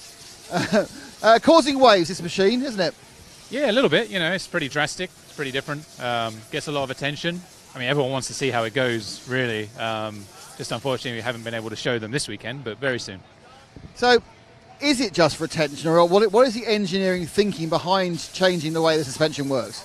Well, it is that engineering step forward in our mind. You know, we're big fans of real motorsport, and we've seen the progression, over the years of different designs and what comes out. Also, we loved old school 10 scale designs, which had a similar layout. But yeah, it's about center of gravity, really, getting everything as low as possible, making a race car. The tracks have progressed to a point where we have a lot of traction now, and we're ultimately going as fast as we can. Whereas in the olden days, we were probably battling the elements a little bit more. But now it's all about speed, corner speed. So yeah, we're on that path. So is it just about the CFG? Is there any other advantage having laid down shocks gives you? There's quite a lot of advantages. Some of them we knew would happen, and some have been new to us. The shocks stay very clean because they're pretty hidden. They work all 4 shocks at the same time. When the car's working, it's always working all of the shocks rather than just one side, and it's making one side kind of semi-redundant. They don't heat up or anything really because they're out of the way of the engine and all that stuff.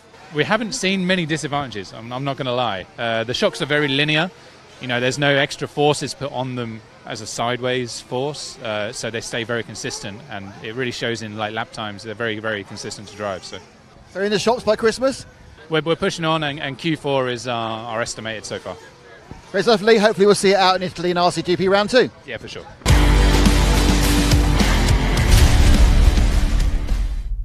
Well, a fantastic new idea and design from Nima and Nagama there. But, of course, we just mentioned it before about Brandon coming second in the previous race there. Let's see the highlights of the first qualifying race of round 2.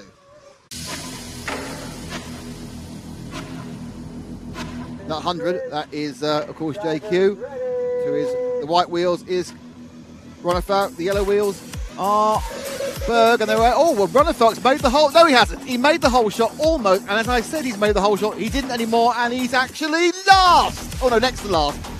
So it's Hampersberg who leads, unsurprisingly in second place it is Joe Bornhorst who's made it again. So it's Mayako in second and third, it's S-Works leading and Nagama in fourth. So JQ fine, goes out a little bit wide and then gets a nasty bounce back on those moguls. The camera makes that look very flat. If we're actually down on ground level, those moguls are quite pronounced. So it is a win for Joe Bornhorst again. The second was Brandon Rose, kind of again, and it looks like we're going to get a podium finish for JQ. It is. JQ finishes third. The guys just go too far in and I go right around the inside and go past them. So, yeah, I mean, I'll keep on doing it as long as they keep on letting me.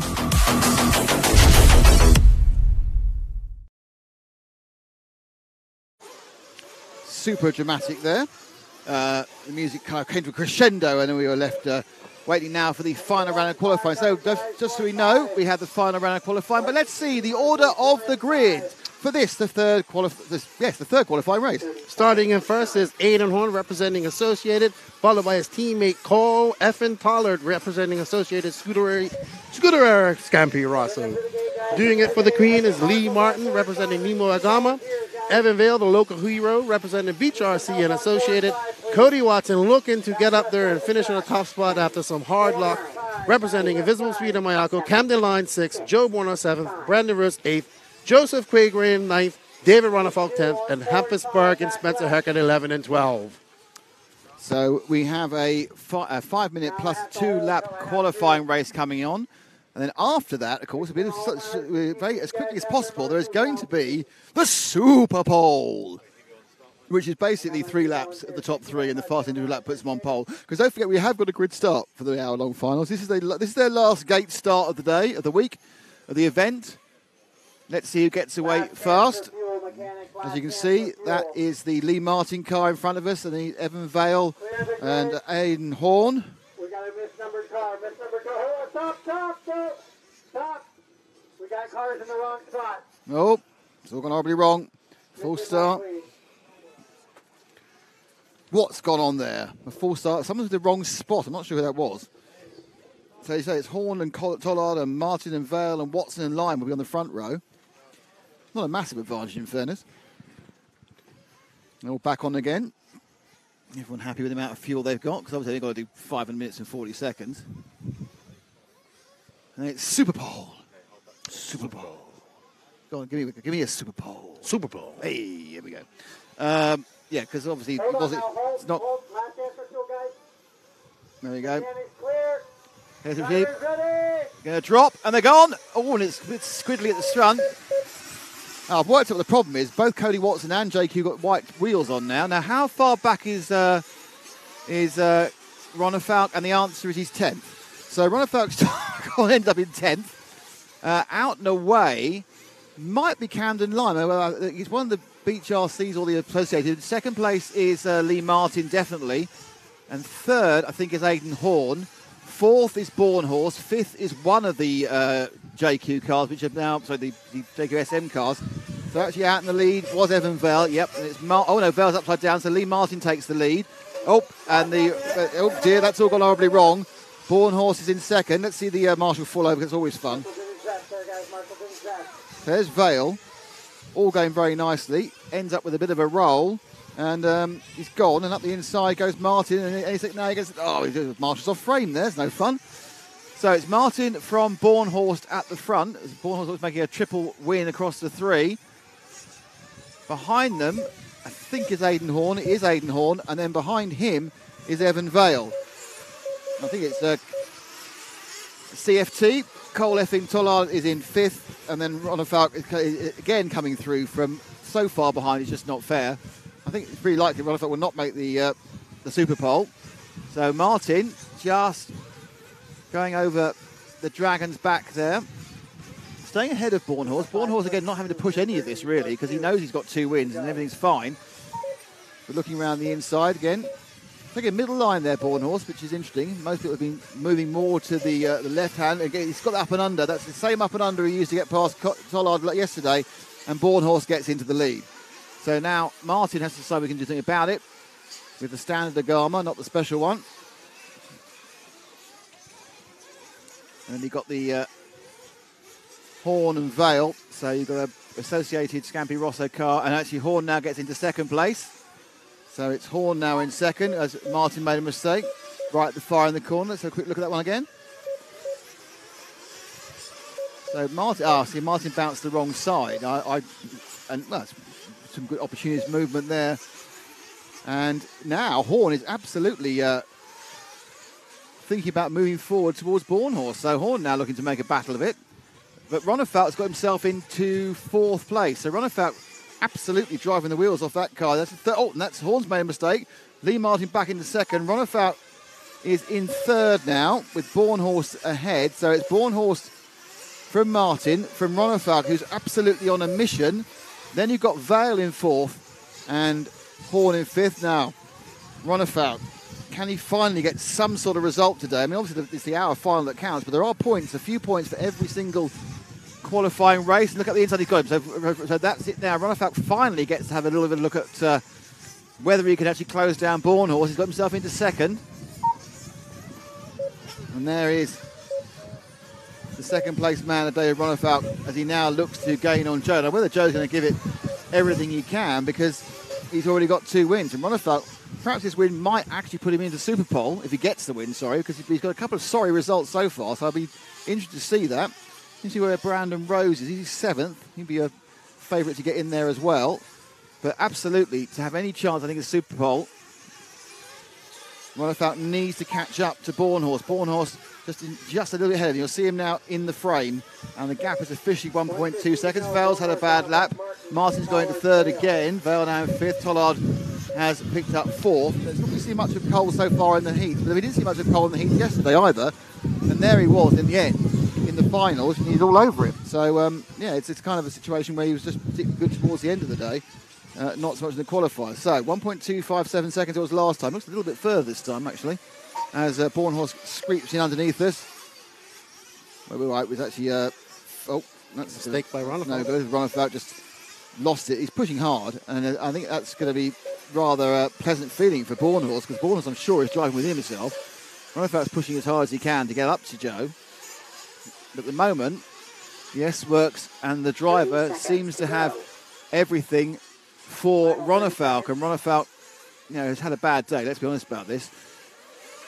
Tends to like US tracks. He said this is his first time on red clay, which isn't. It doesn't look red anymore. But honestly, when it was wet earlier, it looked very, very red indeed. Now it just looks like clay, but it was bright red when it was damp on Thursday. And this time round, Ronnefeldt is definitely quite a bit closer. I think Bornhorse was a little bit of drive moving away from the camera hairpin. But we'll have 2 laps when they come around here. Time's up, so they've got 2 laps. And Bornhorst lost a bit of time. Ronnefalk went 2 wheels over the right-hander there, but I don't think he lost too much time. But the net effect is it's probably about a second the lead.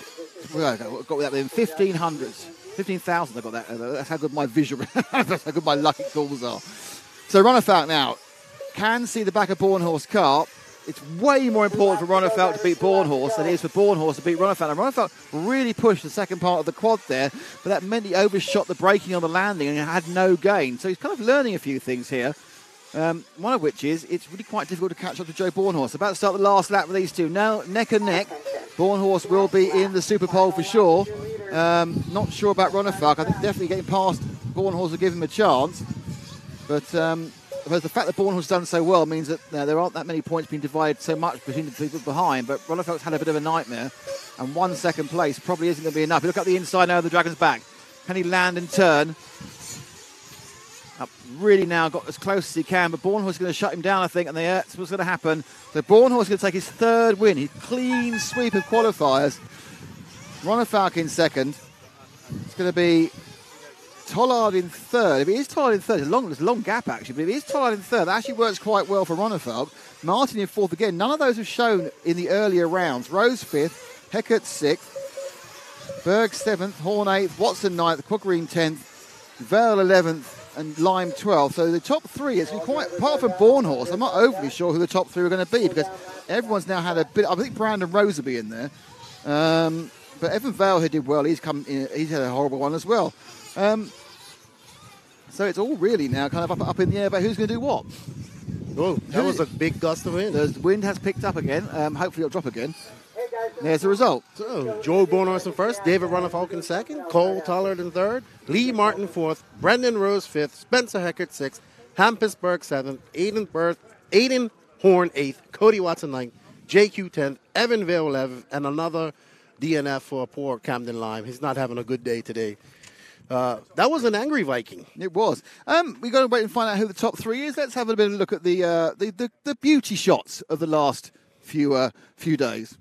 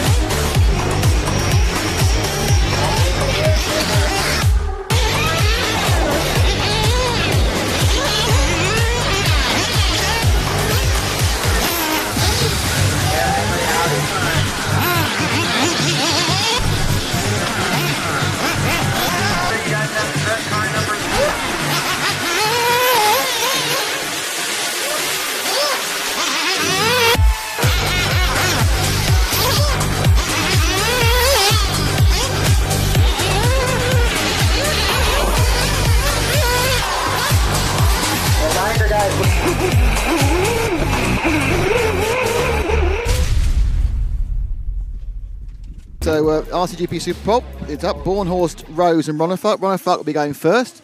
Engines fired up. So let's see what's going on Superpole. Best individual lap. It's got to be a chance for Ronnefalk here. He's looked. He just can't make a start. His actual running of the car around the laps has been fine, but actually starting the car, not so much. No. Just want to see if anyone's changed tyres. I think they've all stuck with the tyres they ran the last race on. I'm looking down now on Pierre. I can wave. Look, you see there's my arm. You see me on camera. And so David's got 1 warm-up lap and then 3 timed laps. I'm David Ronnefalk. I'm from Sweden. I'm racing for the Mayako factory team. So it's the fastest individual lap for Ronnefalk. This is his warm-up lap. He'll then get 3 quick laps to go when he wants to go. Okay, this one is where it counts. Bang, start it, go. There we go. And you see the timing in the bottom of the screen. So Ronnefalk into the hairpin. Nice switch round there. This is the chance of actually just throw it down, not about other traffic. He heavily flew the second part of the quad earlier, but brakes down. This is straight. I'm saying this is a really good lap over the Dragon's back, and he's even turning as he flies. So to me, this is a great lap. Now, I'm sure he probably has seen 25 minor errors, not quite as tight as he could have been there. Powers down, and he puts down a 29.3 which is within about a tenth of the fastest lap. I think I've seen a 29.1 at one point. But Ronald Falk with a 29.3. Some absolutely beautiful driving in that one, and that's not as good, but it doesn't matter because it's not about your best 3 laps, but your best individual laps. This one's now dead. So that was a slow one. This is the last fast lap for David. He has to be a 29.3. Oh, he's flying the thing, dipping in the air as he brakes. And that, of course, sits the nose down, lands it. I'm particularly impressed what he was doing on the Dragons back there, where he was kind of turning and going as he went. And that's it. In they go. Brandon. And that was the end of it. And the third lap was a 31.6. Right, Rose now. Hi, I'm Brandon Rose. I've raced for Team Nemo Racing. I'm from USA. Laying down the power into the Burgle section. Hopping like, oh, done 2 wheels. I'm not sure he lost too much time doing that, but it looks certainly on the edge. Nice turn around as he goes on the double away from us and then onto the big backside quad. The wind's dropped a little bit, but that'll help. Learning it, landing and turning. This is what I like. They're really pushing like this. You can see them actually moving the car in the air, turning it with the wheels. So it's actually kind of already beginning the corner as it sprints down to the next part of the section. Oh, there's a little bit of a bobble there. It's a good lap. I think this isn't going to be quite a 29.3. Yep, 4/10 off. It's got 2 more to get it. I think we could see a couple of places there we could go faster. Again, you spun that round beautifully. The turning they're getting on the camera turn is great. Now it's that turn, brake in. It's good so far. Just felt he had a bit of a problem in this next section. It was this switchback where I thought he just lost a bit of ground speed again. It's not quite as quick on that turning again. Nice there though. So you see, I think this is going to be a quicker one, but whether it's a 3, I'm not sure. No, it's actually a bit slower. A little bit slower this time, and that's it. So that's all gone wrong.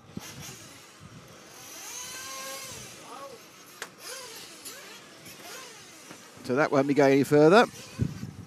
So Rose will be at best second. There's a 29.3 to beat, 29.7 from Brandon Rose. And now we can begin the warm-up lap for Joe Bornhorst because Rose is not going to improve on this one. Joe Bornhorst, USA, S-Works. So, Bornhorst now, he's been in the class of the field all day, he won all 3 qualifiers. Now he has to lay down a particularly fast lap. Let's see if he can do it. Lap 1. There's Bornhorst. I'm sure he's seen a 20. I'm sure I've seen a 39.1 from him. But whether that's still in the track or still in the car this time of day, I don't know. A little bit slower, I think, round the. A little bit 29.1. A little bit slower around the hairpin I felt there. This might be one of those things where it's effortlessly quick. It's not, doesn't look quite as busy, doesn't look quite as spectacular as Ronald Falk's lap. So from pure visuals, I'd say it was slower, but it may just be that Bornhorst's style is efficiently quick. No, it was slow. I think there's a couple of points there where you thought that wasn't quite working with Bornhorst, was particularly when he came down the hill at the end from the Beach RC hairpin. But you can build up to this. That's more like it. A bit better on the back quad. Comes over the Dragons back again. That was better as well. I'm not sure it's 7/10 of a second better, to be honest. Goes wide. And again, that's slow there. And he's twice now. He's not really nailed that top section. So he's quite a long way off the mate. He's actually behind. He's actually in 3rd, which is a surprise, really. So Bornhorst, who's absolutely aced everything so far, just struggling a little bit with the Superpole concept.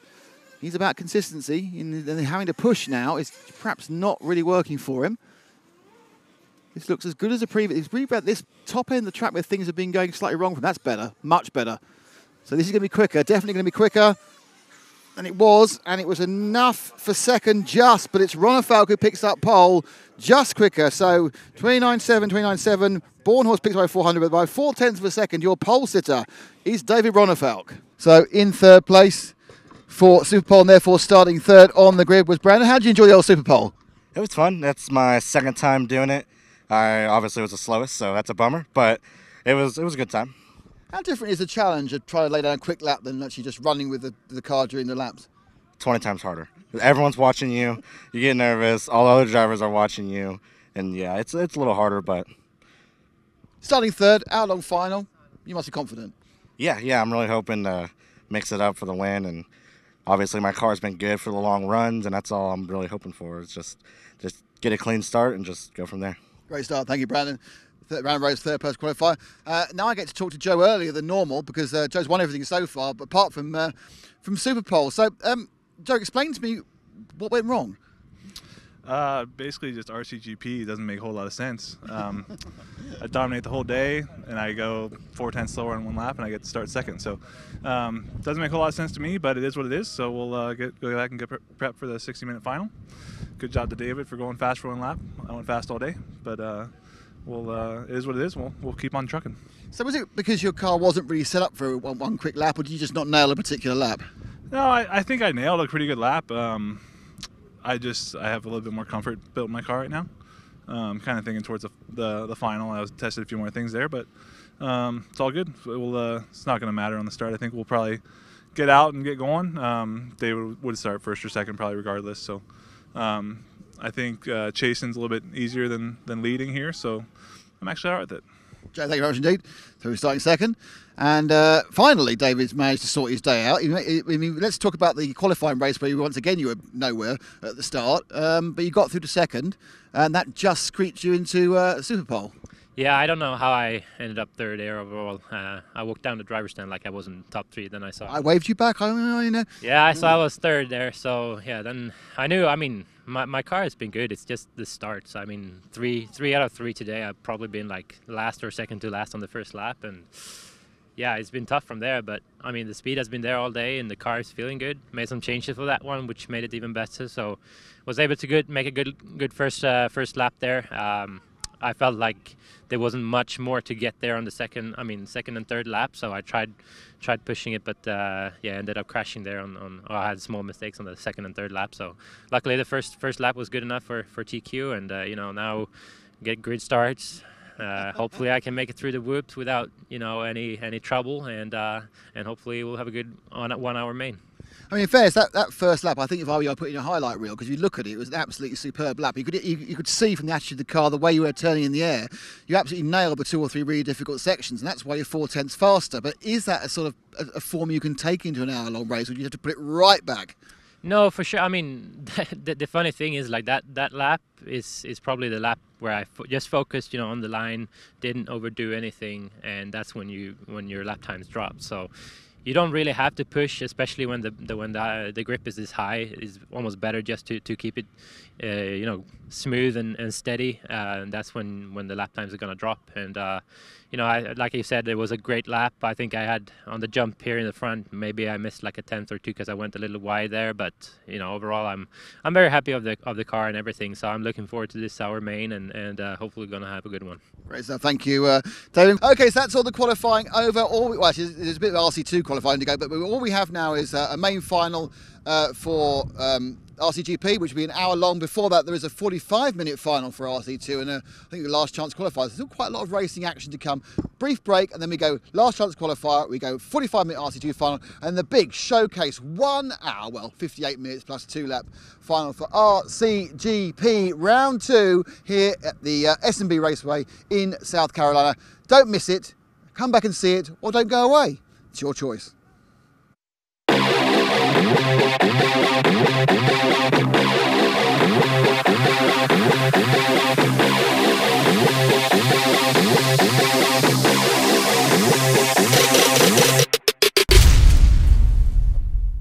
The people from the semis, we got 14 racers from the semis. 3 of these will bump up and claim their place in the final. Just talking to a good friend down there, Jeff Lumia, one of the barn RC Raceway over there in Georgia. Came by to see what's going on. Him and his friends Robbie Smith and Michos. Owen Simmons. So we're getting cars warmed up here. This is a 10-minute LCQ, I believe. Let's see. LCQ is 14 minutes. No, sorry. A finalist to the track to Marshall. I'm about to send the LCQ out, guys. Let's see what's going on in our chat. I know we had some questions about Superpole. For an LCQ. So just a little Just a little information about Superpole. That's how they do it in IC. So the goal was to bring a little bit of excitement.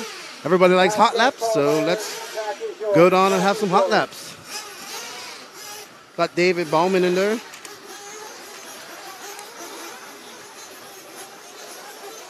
Brandon Sis saying typical arrogant JQ. Yeah, he's definitely arrogant. Almost as arrogant Max. Almost. So let's see who we got in this this final LCQ.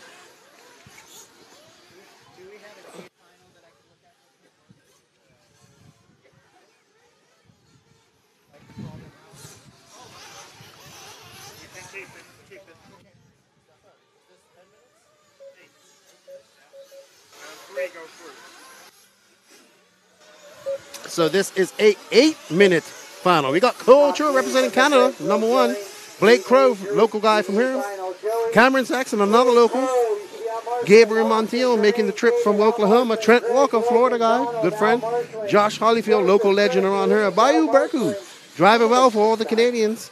Camden Lee, another young, fast guy from around here. DJ Hepler, stalwart here in the Southeast, veteran, been racing RC cars for many, many, many years. Nick Hartman, the owner of the track, out there trying to make it to the semi. He would like to be in the semis at RC2 at his home track. Thomas Kaufman in 12th. Kyle Espinal in 13th. And Robin Nelson in 14th. We got 1 minute 33 seconds left in this warm-up.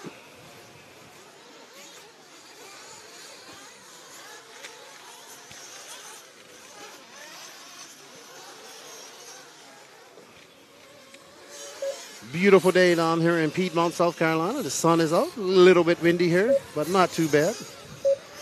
Got the Canadians down there. Bayou Berku trying to do it for Canada.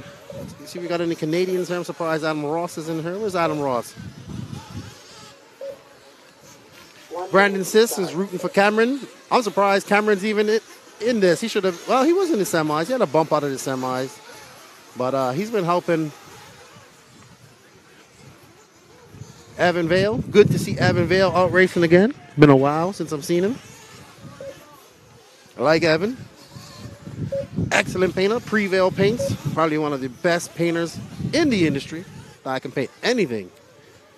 Painting helmets, everything. 30 seconds to start. What's up, Coach? How you doing? It is a great day. The wind's picking up a little bit. Wind's picking up a little bit, but it's a nice day. Good. Thanks for joining us, Coach. I know you're enjoying this coverage. Thank you. How you guys liking the 1080p? Little upgrade. You guys are at RC Racing TV and Control, upgrading their equipment, bringing you live in 1080p. Thank you all for tuning in to RCGP. We thank you for your support with the pay-per-view. Awesome to see. Awesome to see. Who's going to be your top 3 going out of this? Hard field to call. We got Victor Ennis rooting for Trent Walker. I like to see Trent go up myself. Then we're going to grid up here. Drivers are gridding up. Your pole man, Kyle Chorum. I'm sorry. He's also from Canada. Also from Canada. Kyle Chorum with his dad. Starting on pole. Blake Crow with his dad out there. Ready. Last chance for fuel. Fuel them up. Evan Vale out there pitting Cameron Saxon. 10, 9, 8, 7, 6, 5, 4, down. And we got the prop. Oh, just as I say that, it isn't a clean start. We have a gaggle of cars in that 180 up there. But it looks like Culture is still out point with somebody hot on his tail. Let's see who that is when he comes around. Mugen, can't see the number. Wait till it comes back around and we'll see who it is. 8 minutes race. Ash is up there following the leaders. Let's see. Blake Crow, Culture, Cameron Saxon. Blake Crow moving up there fast with that Mugen ride. Culture in second, 0.7 seconds behind. Saxon 0.4 behind him, and a Bayou Berku, but it's only the top 3. Unlike the semis, 3 go through. Caution in the left Your side 3 double. fastest drivers. So these guys have 7 minutes. Our guy's going to push it. Can these guys do 8 minutes on fuel? Let's see. Adrenaline must be pumping right now for a lot of these guys. Cole Chur takes over that first spot with Cameron Saxon behind him, Blake Crow, Ivy Berku. A lot of contact Looks like happening that doesn't need to. Let's find a rhythm now.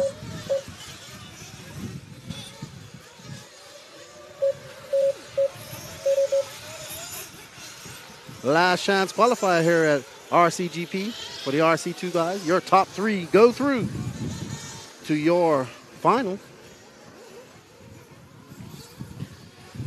Mike Walker, I have no idea. You can go check it out on Everlaps, Adam.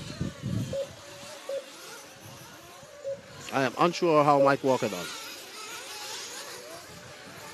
His son Trent's in 6th, though. Trent needs to make some moves. He's got to make up 3 spots if he wants to bump up to that final. There's Trent right there. Who are we following her? We're following our leader, Cole Chura, followed by Cameron Saxon and Blake Grow and Toad. Abby Berku is 1.5 seconds behind Crow. He'll be trying to get up to that 3rd position so he can bump up and do it for Canada. In the final here, it would be great to get 2 Canadians here in the final. Be awesome. Berku loses a spot to Zach Rodrigo. We got 5 minutes and 35 seconds. Let's have a look here and see what our losers. This is a great race we got going on between Kyle Chura, Cameron Saxon, and Blake Crow. Cameron Saxon and Blake Crow have raced against each other many times here in the Southeast. Both are Southeast young, fast guys. Well, Cameron not so young anymore, but still racing a lot. Well, hasn't even racing much lately, he told me. But definitely used to race a lot. Him, Ryan Millington, Evan Bale, all good friends. So all race together. Kyle Chura pulling out a little bit of a lead there. He's got a 1.2 second gap over Blake Crow just now, but looks like on camera, Cameron Saxon and Blake Crow are duking it out. If they're smart, they just try and run fast and finish 2 and 3. Remember, the top 3 drivers go through. They don't want to mess each other up. They got over, Cameron over around the Beach RC 180, and it looks like we have Blake Crow in 2nd. This guy's come through the moguls. The moguls look so easy on camera, but trust me, they're extremely hard here at the Shake and Bake S&B Raceway here in Piedmont, South Carolina.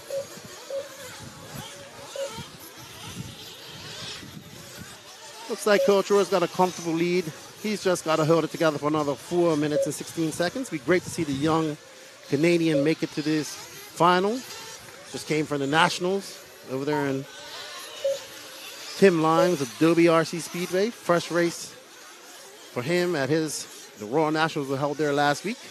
Congratulations to TLR's Dakota Fenn on winning his first ever Raw National Fuel Championships.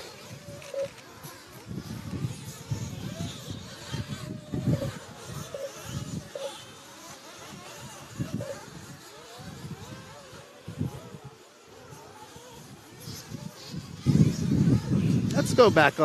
Let me find a battle here, Ash, because Cole's kind of walking away with it. Looks like Blake. Let's see, is that a battle there? Is Rodriguez? No, Rodriguez too far behind, it looks like. That was... We had somebody come in for fuel. 3:15 to go.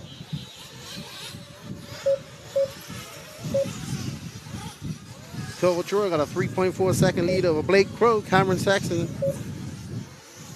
0.5 seconds behind Crow. Rodriguez, 7.7. Abiyu Berku hot on his tail. They got 2 minutes and 57 seconds to do something here. They want to make this main. But it looks like Blake and Cameron are just set on finishing up themselves. Let's fall back here, Ash, to these drivers. These 3 cars coming up to the 180 right now. There we go. Thank you. That's Blake Crow, followed by Cameron Saxon. That's your battle for 2nd and 3rd. Oh, is that Blake making a mistake? It is. He's just got to keep it on all 4s for the next 2 minutes and 26 seconds, and he will be in the final. Top 3 go up. Bump up.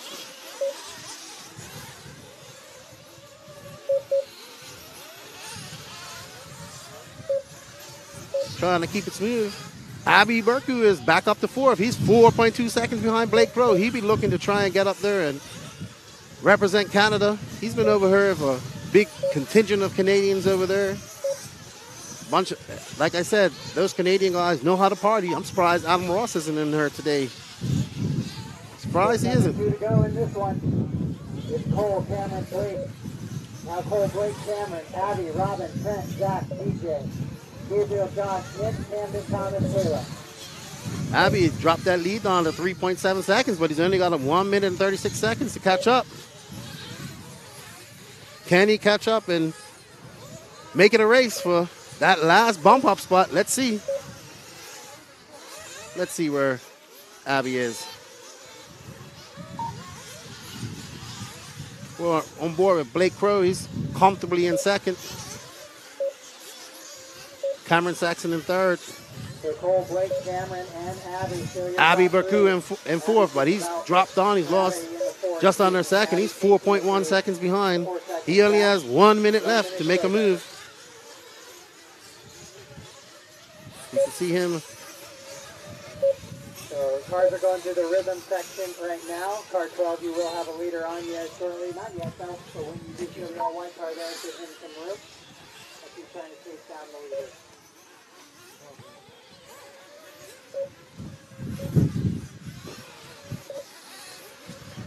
We got 35 seconds left, and it's Cole Chura, Blake Crow, and Cameron Saxon. Abby Berku looks like he's cut down to 2.9 seconds behind Saxon, but it might be a little bit too late for him. He's got 21 seconds. Thank you, Thomas. Cole Chura by for another lap. Blake Crow got another lap. Let's see. 3 seconds. Abby Berku gets that second lap, that last lap, so he can still catch Cameron Saxon if there's any mistakes. Blake Crow is comfortably out there in second, followed by the young Canadian from Vancouver, Kyle Chura, in first, looking to get back from his bad start of the weekend. Getting that final, that'd be a great result for the young Canadian here with his dad, Kyle. Good to see. Cole Chura is your winner. Blake Crow second. Cameron Saxon third. Abayu Berku just missing it. Not going to represent Canada. His day is over. Robin Nelson in fifth. Zach Rodriguez in sixth. Trent Walker in seventh. DJ Heffler in eighth. Josh Hollyfield in ninth. Nick Hartman 10th. Camden Lee 11th. Thomas Coughlin 12th. Gabriel Montiel out early in 13th. And Kayla Espinal. That's your LCQs. The grid is set. Grid is set. Your A final is set. For the RC2, it's going to be a great race to watch. You guys won't want to miss this. We got a lot of young talent mixing it up with some of the older guys. They're all looking to show that the youth are the future, and the older guys are trying to show that they still have it. Good job. This year, RCGP will be streaming exclusively on House of RC. HouseofRC.com is the #1 resource built with the sole purpose of growing our sport. It's packed full with getting started information for newcomers and detailed setups and stats for races. And when it comes to events, HouseofRC.com has you covered. From finding tracks to browsing races and even sign-ups. All available in one place at houseofrc.com. There is no better route for newcomers to learn about our sport than here, with everything you need all in one place. So let's grow RC together by signing up for House of RC's media package. Our aim is to broadcast more and more RC events professionally, but to do this, we need your help. By subscribing, you can watch every lap live, and you'll be helping to fund more free content specifically targeted at newcomers. When you subscribe to houseofrc.com media package for $14.99 per month or $100 for the season, you'll get to see every lap of RCGP. Plus, the more people subscribe, the more races we'll cover. so URC fans get more in-depth coverage live as it happens. And newcomers get a thrilling taste from more bite-sized highlights packages, promos and action sequences. So head over to houseofrc.com/media and let's grow RC today. All right, we're back. It is 1 minute to go for our RC2 final. Probably going to be one of the best finals of the week. The junior final is any sign of the racing to come. We're going to see some good racing from these young racers, and we got a good mix of young racers, veteran racers. We got Luis Gradino from Mexico. We got young Kyle Chora from Canada.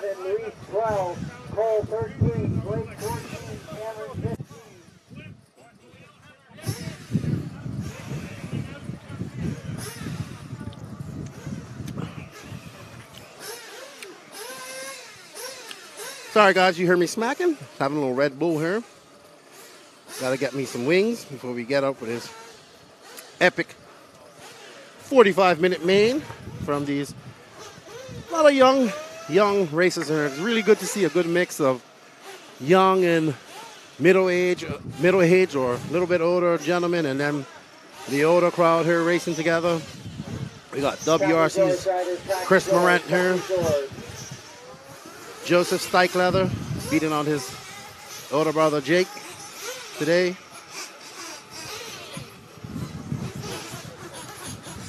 Drivers are on their way, getting ready.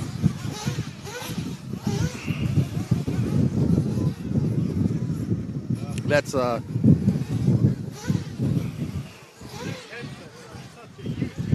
Rick asked, those who don't list their chassis, that means they are not sponsored. Are you talking about in the overall finishing?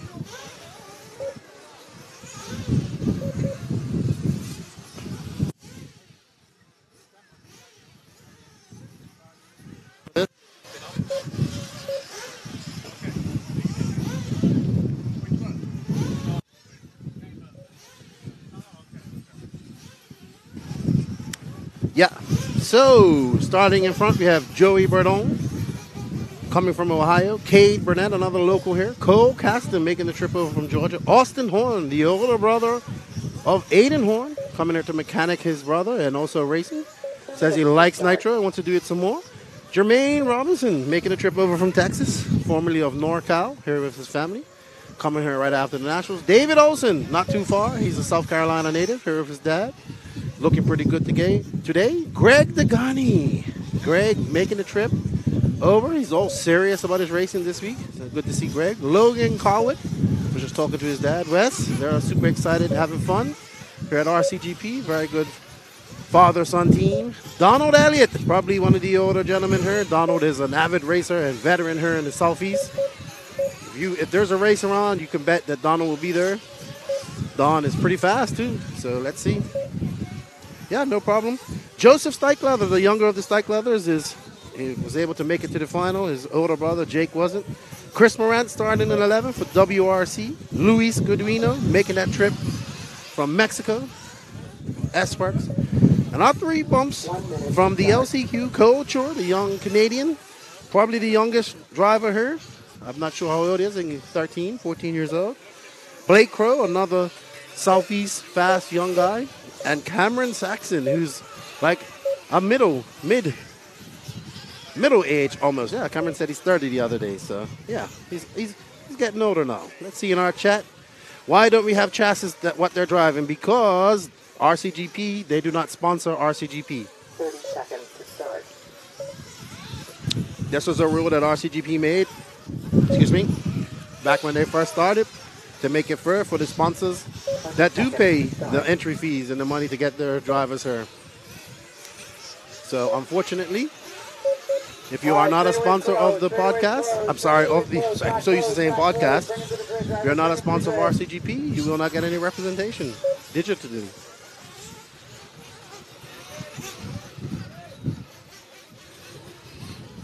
Drivers are coming in and mechanics are going out. Who's you guys picking? Who are you picking for this main final? I don't know who to pick. We got a long race ahead of us. It's going to be a battle of attrition. It's been All right, guys, we've done this rodeo before. We know the deal. It's going to be fuel. There's going to be a countdown from 10. At 3, I will call you down. the toe. Jeff Werner's rooting for the toe. I'm sure Wayne Adams is rooting for Chris Morant. Not sure who Rick's rooting for. Last chance for fuel, drivers. Last chance for fuel here. Let's see. I just want a young. I think I want a young racer to win this. As much as I'd like the toe to win it, I'd like to see a younger racer win it. They deserve it. 10, 9, 8, 7, 6, 5, 4, down.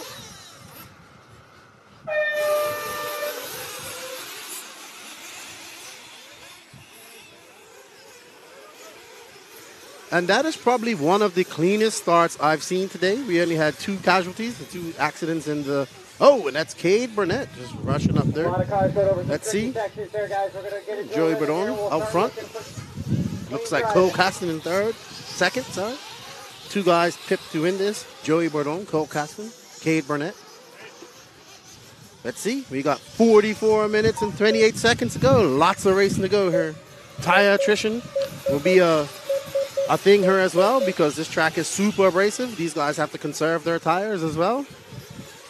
They were allowed to get a brand new set before they came out on this race, so they were allowed a brand new set of tires. 45 minutes. We got 40 minutes, 44 minutes. Oh, and who's that? It looks like Joey Bardon has made a mistake. Cole Caston will take the lead. 3 wide going into that jump. And he makes a small bobble. Oh, Cole Caston takes over that lead as he goes through the moguls here. Bardon will drop down to third. Austin Horn in fourth. Logan Colwick up to fifth. Cade Burnett drops down to sixth.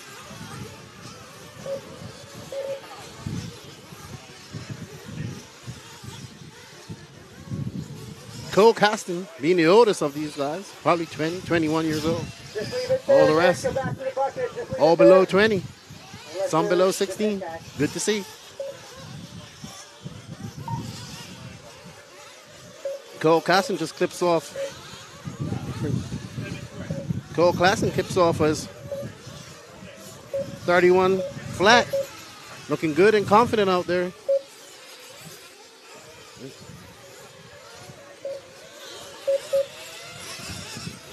Get off the throttle, guys. Get off the throttle. We got Jermaine Robinson and Joey Bardon battling out for second, trying to get that second spot. Bardon would be, he wants to get up and he doesn't want to get Cole get out of his sights. Hey, Ash, let's just drop back to these 3 cars right here, coming up over the double. Right, there we go. There's your battle. Second, third, fourth, right there. Some good race lines here. You're racing, working together. That's Jermaine Robinson, Joey Bardon, Austin Horn. And your competitors. Logan Colwick. First couple of minutes. He's a bit back, 4.5 seconds back from that group.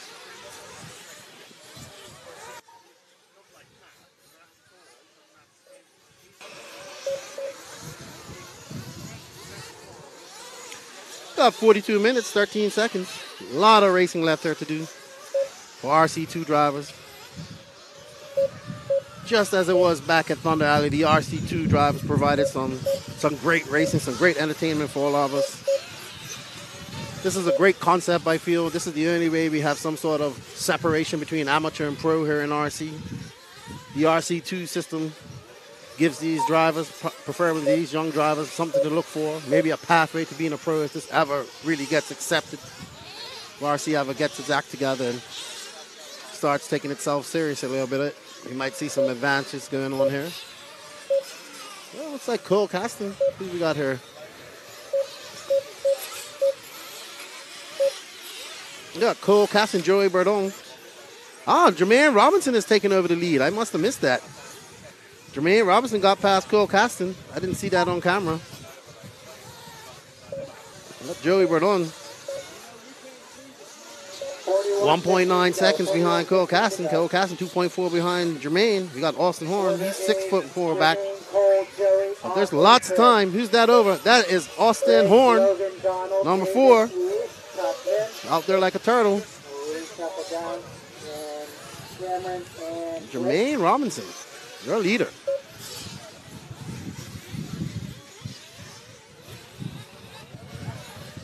Awesome.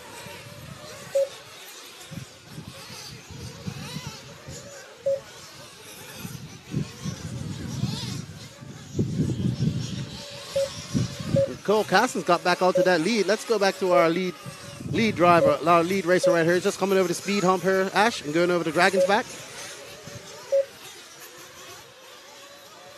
He's just going over the hump, over the double. There we go, up to the beach RC 180. And he whips it around there. Aggressive move by Cole Castle. Comes through the whoops. He's got Joey, is that Joey Bernard hot on his tail? 5 down, 40 to go. 5 down, 40 to go. No, that's Jermaine Robinson, hot on his tail, 0.6 seconds. Jermaine did really well. RC2, RCGP USA in 2019, and he has come to battle. He's been, and we have a mistake.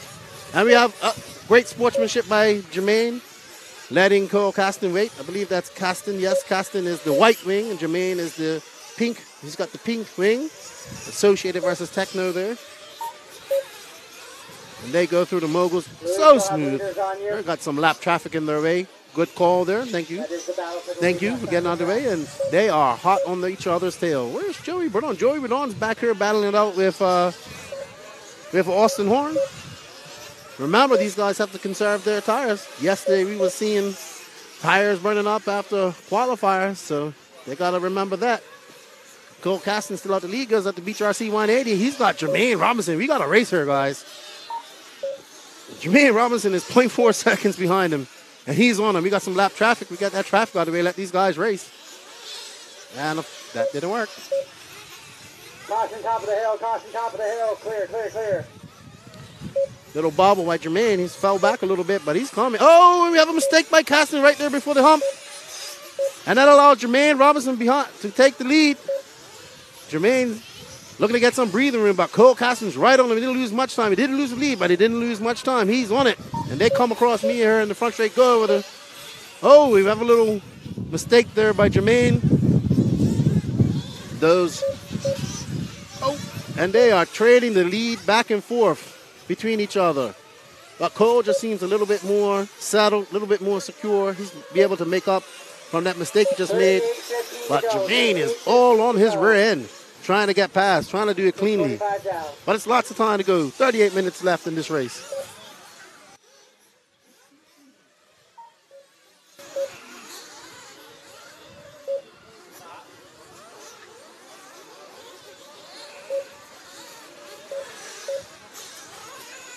Let's keep following this race here because we got a good one on our hands. This is what I hope to see in the RCGP, a good race. But we got the car number 3 of Cole Caston still out in the lead, but he hasn't got much breathing room because Jermaine Robinson is coming. He says he wants an RC2 win. He just doesn't want to be known as a junior champion. But it's a long race left. We have 37 minutes, 26 seconds left. I'm assuming we'll see some pit stops here soon, and we have some pit stops coming in. But we'll wait for our leaders. That's good sportsmanship on lap traffic. That's Don Elliott letting the youngins go by. And we have a flame out. It looks like Chris Morant, WRC. Having some issues. His pit man's running for him.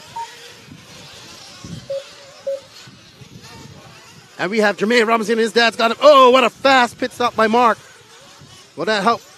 Nope, he's still a bit behind. That's Cole Caston will be coming in next.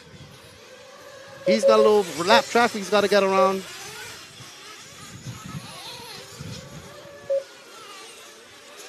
Let's see if they can get a fast pit stop in here. Or if they pitted already. Lots of cars going to that back section. Work together, guys. Work together. Well, Cole Caston to come in. I don't know if he did his pit lap. I can't see. But he's out there clocking, just clocked a 39. Jermaine Robin had a 35.7 on his pit in lap. 30 pit out lap.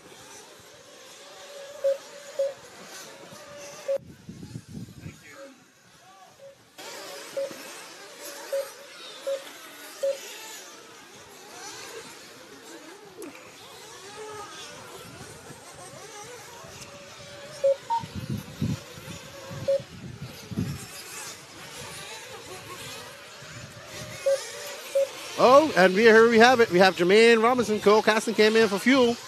Jermaine Robinson right on his tail now. These two are providing some exciting racing. Jermaine Robinson had a quiet qualifying, but he seems to have come alive here in the final. Very talented young man. Him and his father. Great race. Great son and father race team here. Here with his mom.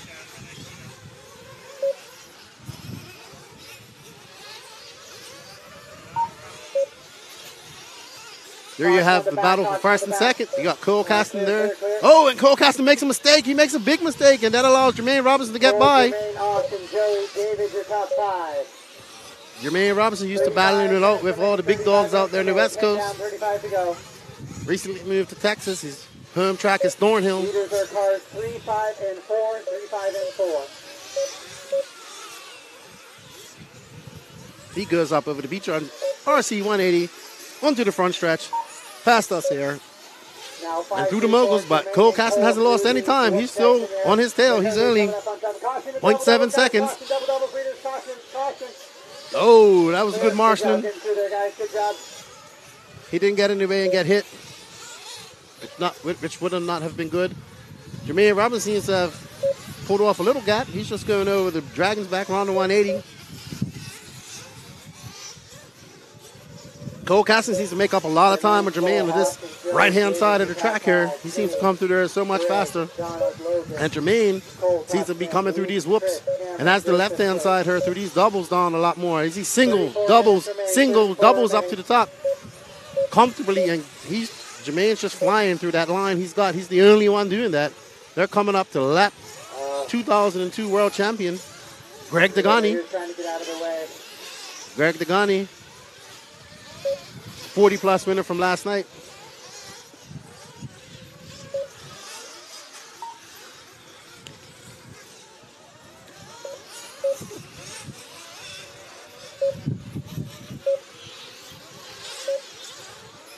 Jermaine Robinson able to stretch out a little lead here on Cole Caston. Cole Caston 3.4 back. Must have had some issues, but 33 minutes, 24 seconds left to go.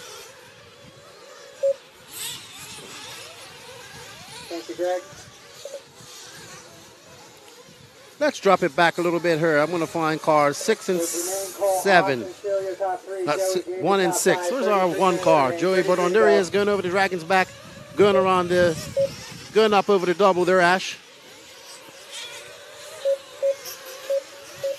Here's Joey Bordon, one of our favorites.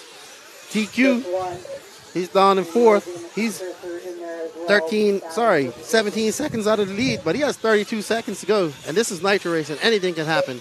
He just needs to be in position for that to happen.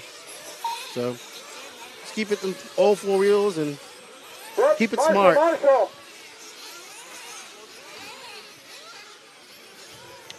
Dave Carmendi out there doing an excellent marksman job. Jermaine Robinson stretched out that lead to 4.8 seconds over Cole Caston. Austin Horns behind Cole Caston, 14.5. Joey Bordon, 3.8 behind that. David Olson, 1 second behind teammate Joey Bordon, and Greg Degani, 1 lap down. These guys were lapped up to 6. The young guns are showing they ain't hurt to play. It's a new era. They're here to show. We're here to race. Take us seriously. The youth are the future. I'm sure he's running the B4. I'd assume. Not sure, Coach. I haven't been over and asked him. But his associate is looking the best out there so far. Jermaine Robinson stretches that lead out to 9.7 seconds. To go, drivers, 31:30 to go.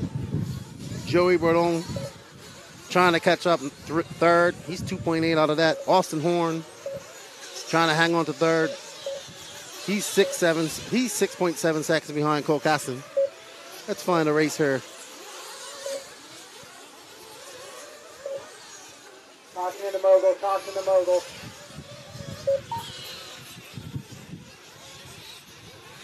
We got Joey Bordon and Austin Horn battling out here for 3rd and 4th. Bordon looking for that power move around him. He's obviously faster. 14 Goes over the dragon back. He takes it wide, goes wide, but he's going to set it up for the inside. Oh, and Austin Horn slams the door on him. They go up to the beach RC. Oh, and we got some traffic problems there. Cade Barnett, it looks like. Looks like Austin Horn made a mistake. Oh, and we got collected. Watching in the moguls, guys. Moguls. Careful, careful, careful. Joey Bordon got out in front of Austin Horn after a mistake. Let's see if he can put his head down and catch up Cole Caston. He's got 30 minutes to make up. 12.6 seconds. Jermaine Robinson, 9.8 seconds, clearing the lead. Be good to see Jermaine win this. 5-3-1. One of the younger racers here, probably 15 years old, I think, maybe 16. 4 and 6. 30 minutes down. 30 minutes to go. 30 minutes to go. 15 down. 30 to go. 15 And as we get a big gust of wind here through the booth, we feel it here. We know the turn marshals are feeling it, and these drivers have to feel it. We'll see how much the wind starts to affect the cars. Remember, full announcing is on the media broadcast, guys. Joey Bordon would look to put his head down and chip away at that 14. Now it's up to 1.9 seconds. Sorry, confusing.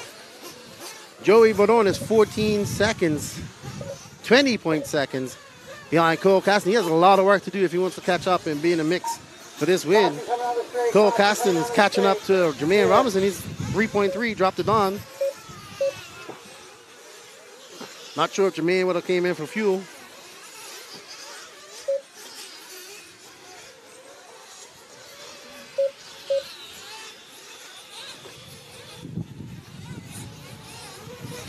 All right, Ash, let's go to our number one car. They'll be coming. Joey now, 5-3-1. He's coming on the straightaway now. David, Greg, Logan, Donald, Cade, Luis, No, not him. Cole, Chris, Back one more. Get the. Oh, he must have came into the pits. Let's see. Oh, there he is. Right there is our leader, Jermaine Robinson. That lead has died down a bit because Cole Caston is only 2.3 seconds behind him. Joey Bordon 20 seconds behind that. He has a lot of work to do if he wants to get up here and challenge for the win. He only has 28 minutes and 30 seconds left to go. Let's take a look at our battle for first and second. Oh, what happened to Caston? Oh, that's Jermaine. He's coming by us here. Cole Caston hot on his tail. Look at him. Jermaine's just faster here on this side. Watch. Single, double. Okay, messed up there. But it's still a safer line. Caston whipping it up there. Ooh, the wind is picking up here. It's going to make it difficult out there on those back doubles. But these guys, they're young. They can handle it. They got the reflexes. Yeah, you're right in between 1 and 2 whenever you feel the pressure. I think maybe if that's the right car number. Thank you, Brandon.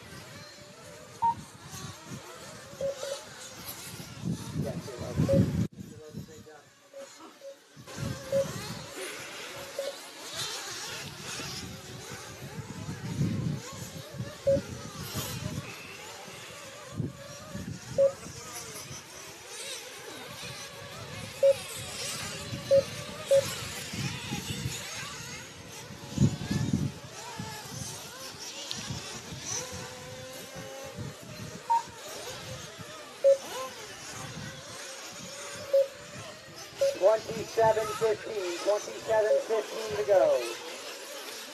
As you see, we got Jermaine Robinson right there in front of us, but Cole Caston is coming. He's dropped that deficit down to 1.4 seconds, and he is coming over the speed hump. This is where he's faster, right in this section over the dragging back up through these doubles and that 180. He makes up a lot of time there on Jermaine. Order is Jermaine, Cole, Joey, David, Austin, Greg, Logan, Donald. But Jermaine has got it on cruise control. He comes through those moguls so good.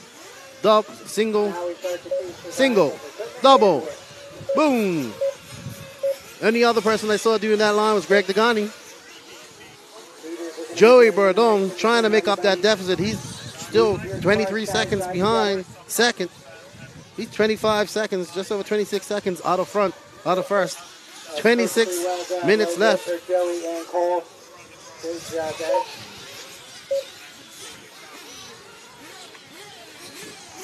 Help him there, frontside rhythm.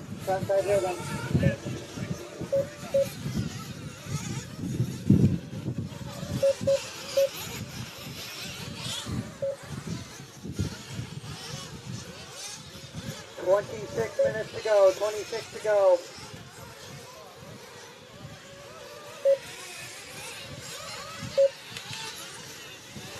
think Cole Caston either came in and got fuel. Yeah, it looks like he came in fuel on that last lap, dropped him back 8 seconds behind Jermaine. Let's see if he can make up that time to catch Jermaine. He's 7.6 seconds left, 25 minutes left to go, 25:36 left on the clock. Let's Cars 53146. Here's top 5 Jermaine. let's drop back to cars number 4 and 6, please. Ash, I'll find them here for you on the tracker in a minute. Actually, car 4 should be coming on the front straights now. This is green car right here coming across us. Going into the, not that one. This one, green and blue, going on the moguls. Nope, this one. This one right here. Yep, that's Austin Horn. He is. Other lane, up top. 16 seconds behind Joey Bardon, but there's David Olson coming behind and 2.8 seconds behind him. He's looking to improve his position and get up into that 4th spot. 24:30, drivers, 24:30. Austin Horn making the trip here to pit his brother, Aiden, in the RCGP final. Doing a little nitro racing as well. He's primarily a 10-scale racer. Says he's liking the nitro a little bit. Let's see how he likes it after this 45-minute main. He's driving steady. Don't think he has the pace to make it up there and contend with those guys, but you never know. This is nitro racing. Anything can happen. Looks like Jermaine came in for fuel. Well, had a long lap, 35-second lap there. Let's see where he's to. And Cole Caston is back, closing the gap after that fuel stop, it looks like. They got one car behind them. Ooh, we got a big gust of wind coming through here. If you can't hear it in the microphone. Ooh, it is cold.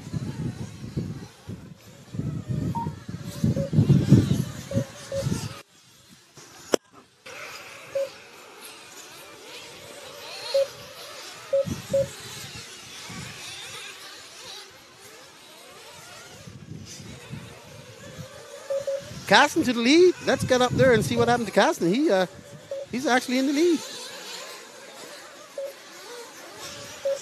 Let's see where Jermaine. 23 minutes remain, drivers. 23. All right, Ash. Let's drag it back to the doubles over here, the 180. The double there. That carved. Nope. Come over here to the Dragons back here. Ash, please. This car of the white wing, car number 3.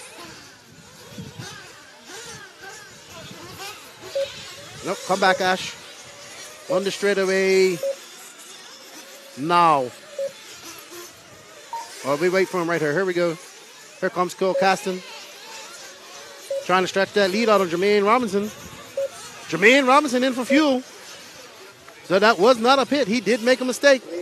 Allowing Cole Caston to come out and take that lead. He's got some time to make up if he wants to catch to keep that lead. But he has 22 minutes and 15 seconds left to go. I wonder when these guys, I'd be interested to see the condition of these guys' tires when they're finished this 45-minute main, because they looked pretty rough after their qualifiers yesterday. So these guys will probably be on slicks by the end here if they ain't on slicks now.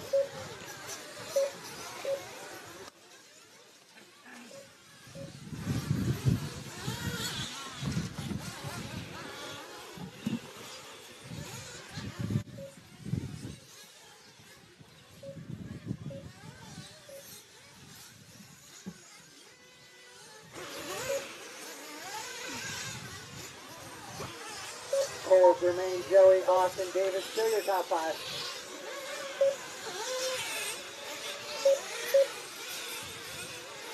Oh, wow. Jermaine is 6.7 seconds behind Cole Caston. Cole Caston looking to put it in cruise control and try to take it home and get that win. Here he comes up over the Dragons back to that 180. This is where Cole is faster than Jermaine, I feel, in this race. He's able to whip that techno around these 180s, carry so much speed onto the main straight. And this is where I think Jermaine makes up his time through the moguls and these jumps. But Jermaine is just a little bit too far back. No, He's dropped some time. He's lost some time. 7.6 back. Cole Caston's out there throwing 38s, and Jermaine had a 31.7, so he needs to find some pace somewhere. Maybe his tires are going out now. You'll see.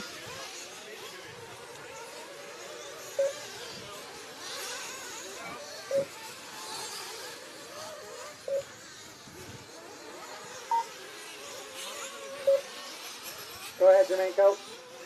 Thank you for the wait.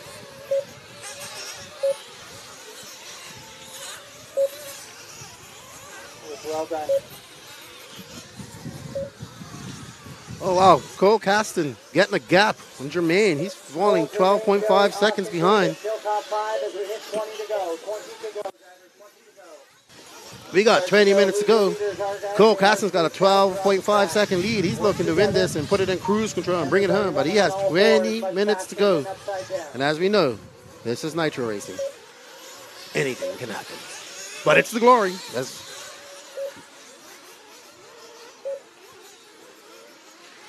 Caston is running techno temperatures. Let's see what it is here right now.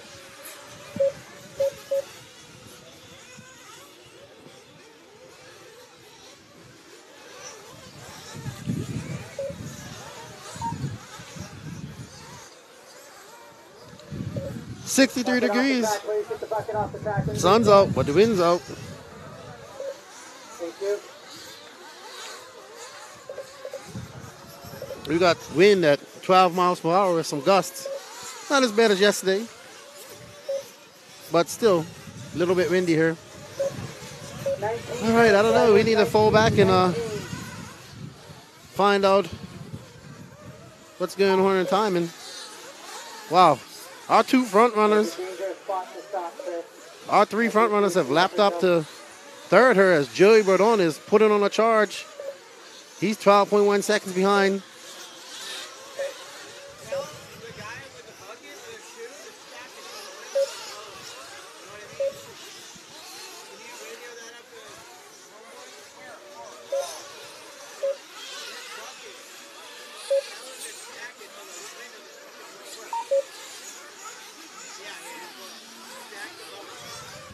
Put up, yeah.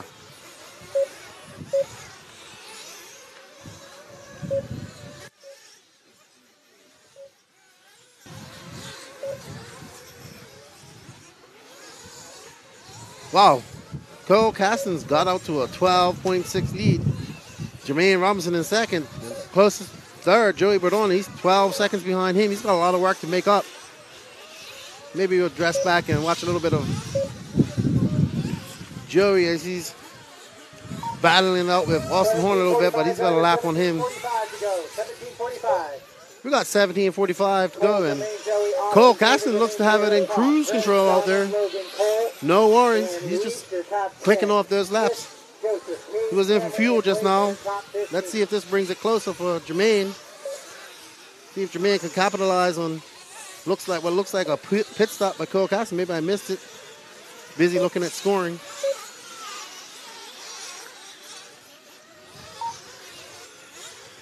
Man, Cole Caston is in the zone.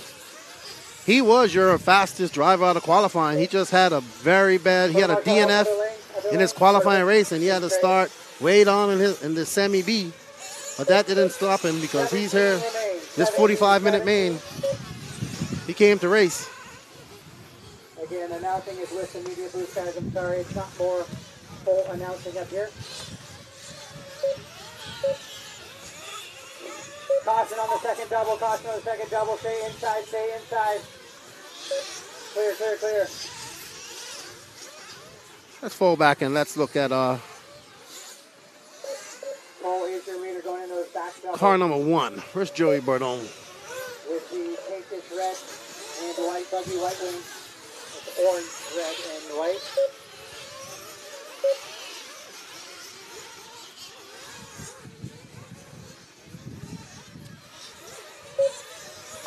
Corner marshal, corner on the bolt.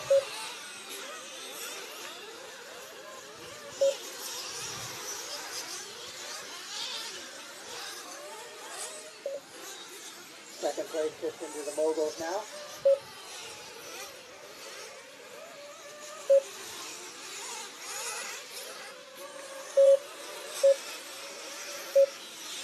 15:45 to go, drivers. 15:45.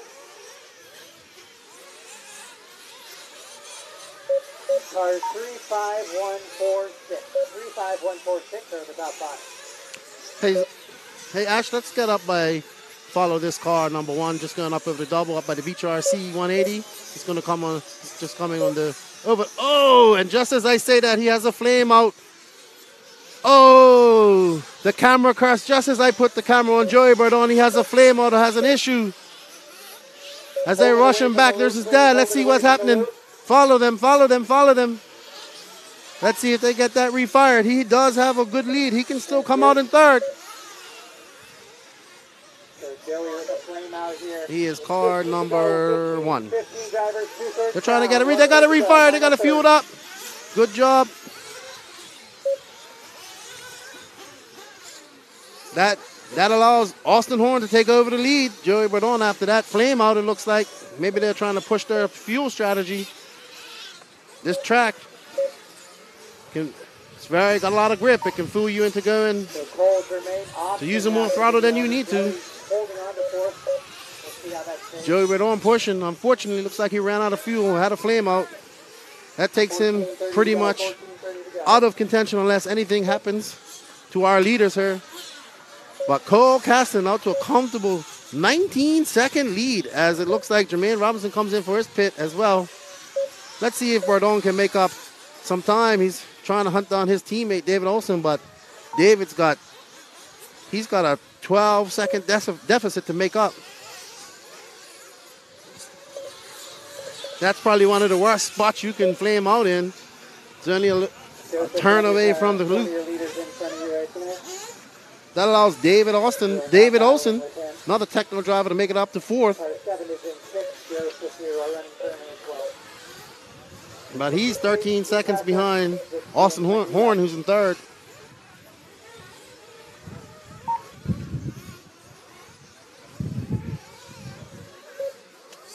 So Joey slides down to the 5 after the flame out. He works into the front side ribbon now. We got D7 in the house. How you doing?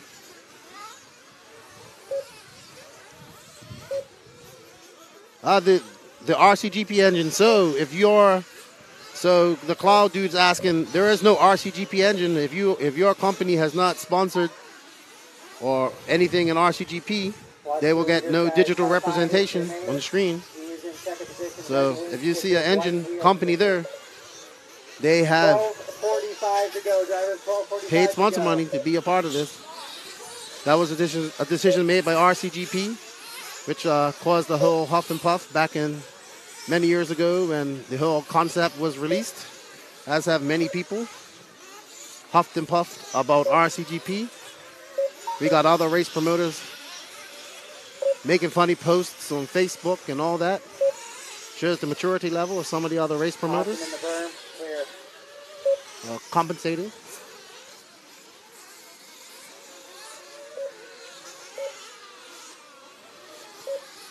Cole Caston, barring an act of God, Cole Caston, the fastest guy all weekend though, rightfully so, pipped as one of the guys to win this, but he has 12 minutes left, some pit stops to go. So yeah, Cloud dude, so if you see companies that have just RCGP or anything that's RCGP, tires or chassis, it's because those companies that these people may run for do not sponsor I keep saying podcast, sorry. Do not sponsor RCGP. So RCGP thought it was fair to give representation to the companies that decided to support them.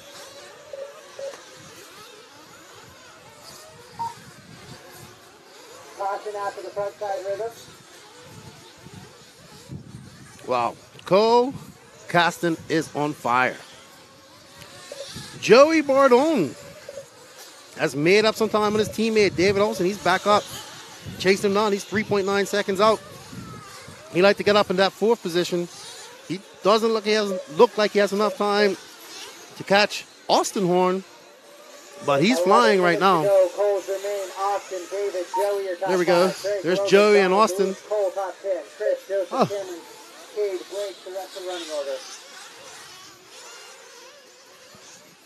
Something happened out there.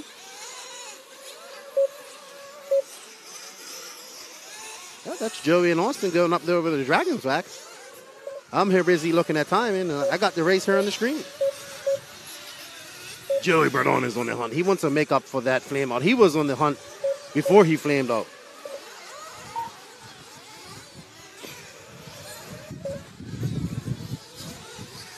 Oh, sorry.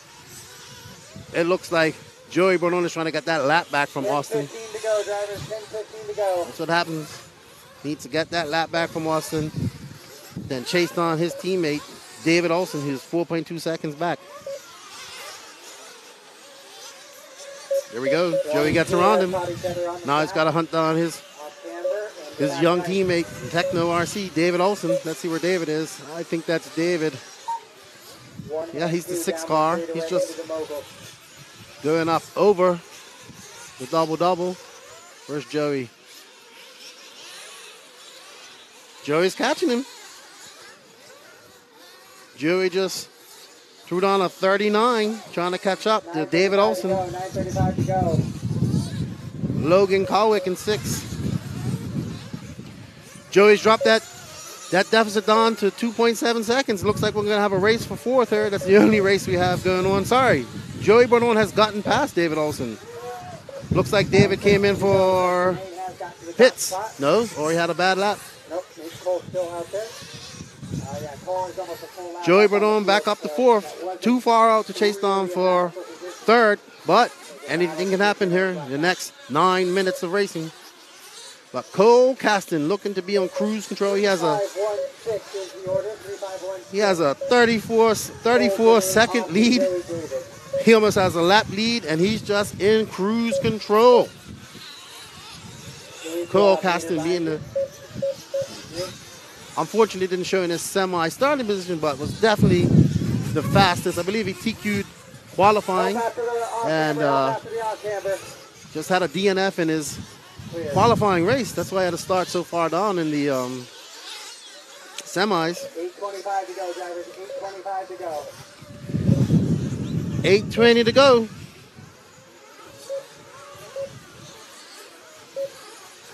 Coles remain Austin, Joey, David 5. Logan, Greg, Donald, Luis, Cole 10. Chris, Joseph, Cameron, Cade, and Blake.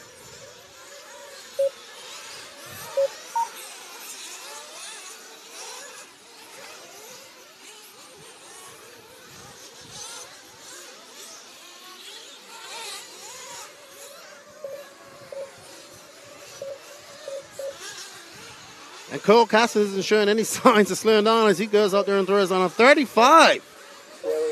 He's throwing consistent 30s out there. That's why he's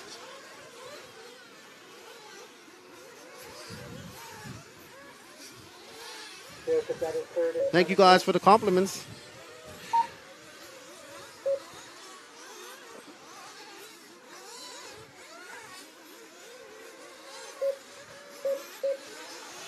We got 7 minutes left here. 7:15 to go, driver. 7:15 to go.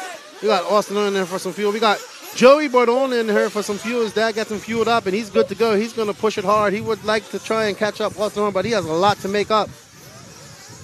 But I don't see that happening unless we have a problem from Austin. Oh, and Joey's up there in some traffic, and he catches it. I just had a look at their tires. These guys look like they're riding around on slicks. You can see tire wear is having a little issue. I just saw Cole Caston. Be interesting to see these guys' tires after this race. Donald. There you go.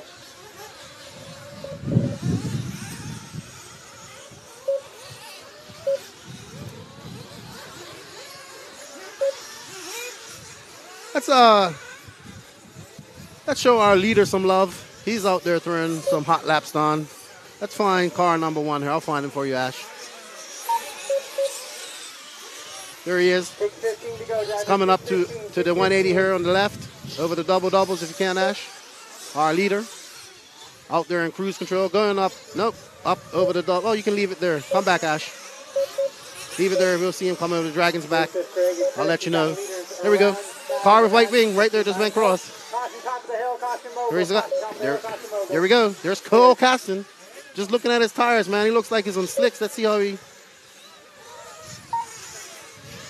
Oh, man. Cole Caston up to an 18-second lead with 5 minutes and 42 seconds left to go.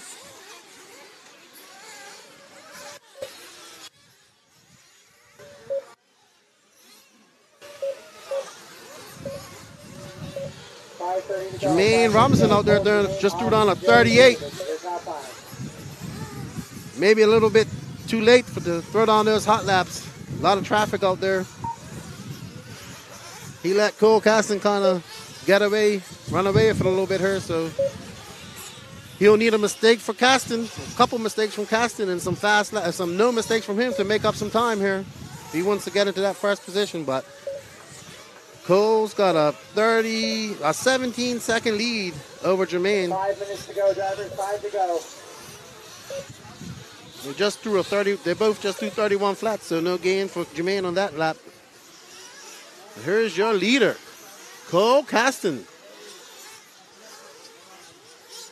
On cruise control right now. Pretty much running. Oh, as you can see, it's running out there pretty much on slicks. It's all right as long as you're in that line, but once you get out in that fluff, it's like ice. Ice with oil. He comes up over the dragon back. One of my favorite features of this track. Good job, Bobby Moore.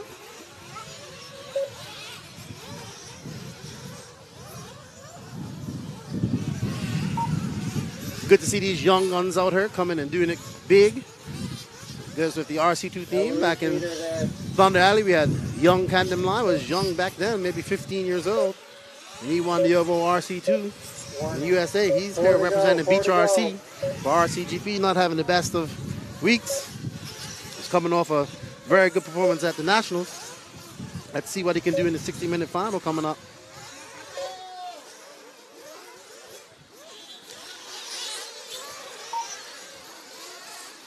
Frontside rhythm, need help. We got 3 minutes and 35 seconds. Cole Caston just needs to keep it on all four wheels. Nice job, thank you. And he's got this in the bag. Jermaine Robinson, Luis, you have leaders 15 seconds back. Next one as well. One with Red Wing as well. Thank you, Luis. I know it's tough to drive your line when you're given space. I appreciate it, though. 3 minutes to go. Cole, Jermaine, Austin, Joey, David, top 5. Logan, Craig, Donald, Luis, and Cole, top 10. Chris, Joseph, Cameron, Kate, and Blake.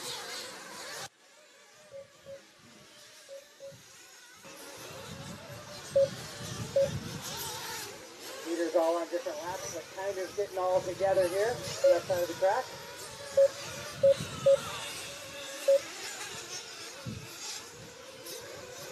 I love you have leaders behind you. 2 minutes, 35 seconds left in this race. Cole Caston's lead dropped down to 10.9 seconds.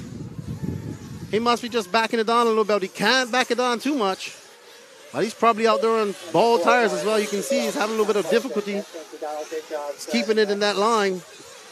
But he's doing a great job.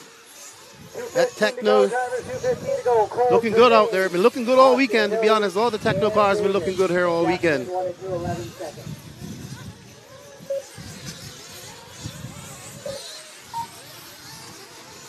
Cole Caston, lap 79. He's got 1 minute, 59 seconds left to go.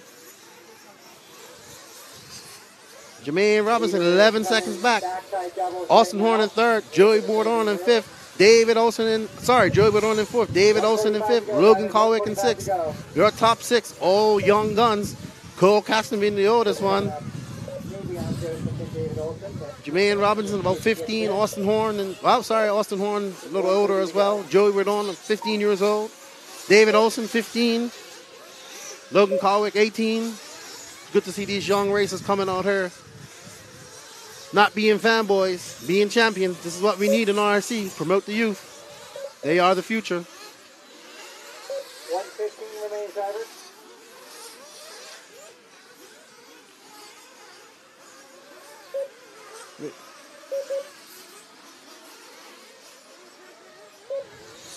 One minute left. We follow our leader here. He's got about 2 more laps left. Oh! Final minute. There he comes.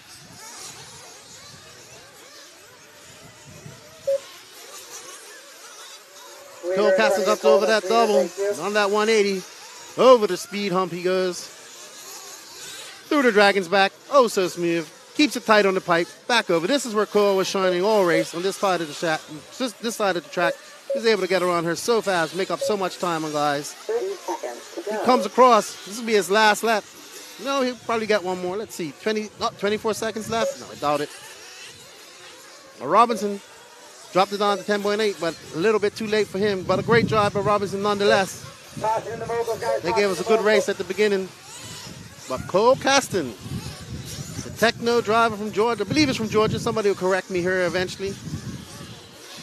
Looks like he will be your winner as he will not get another lap.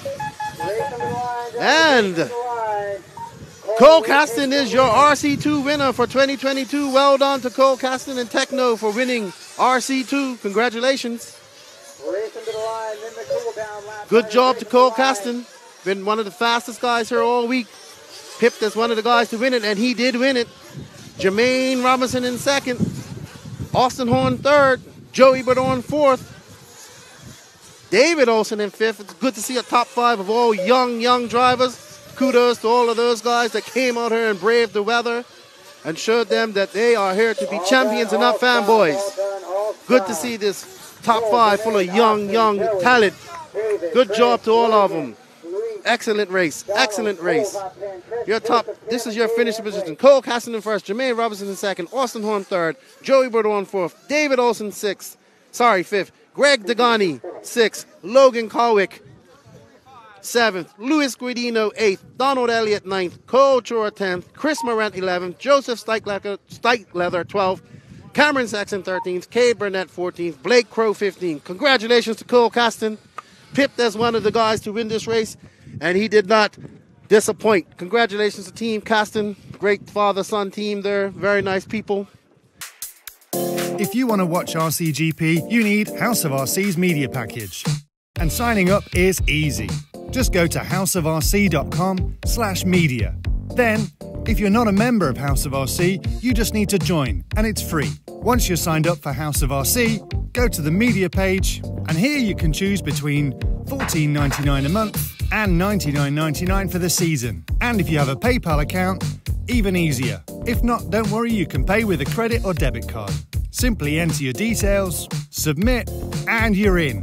All the RCGP action you could ever want to see right here at House of RC's media package.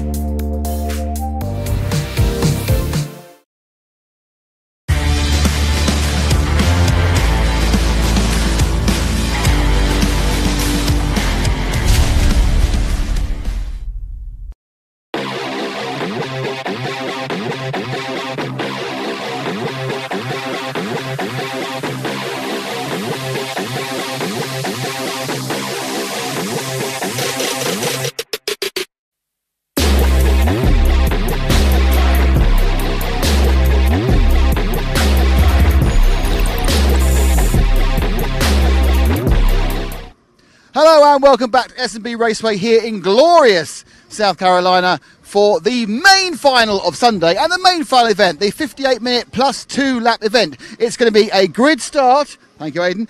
And Aidan, where are you starting? P4. Not bad. So Aidan's starting P4, but there are 3 people ahead of him. Let's find out how those 3 people got to be ahead of him by hearing the highlights of Superpole.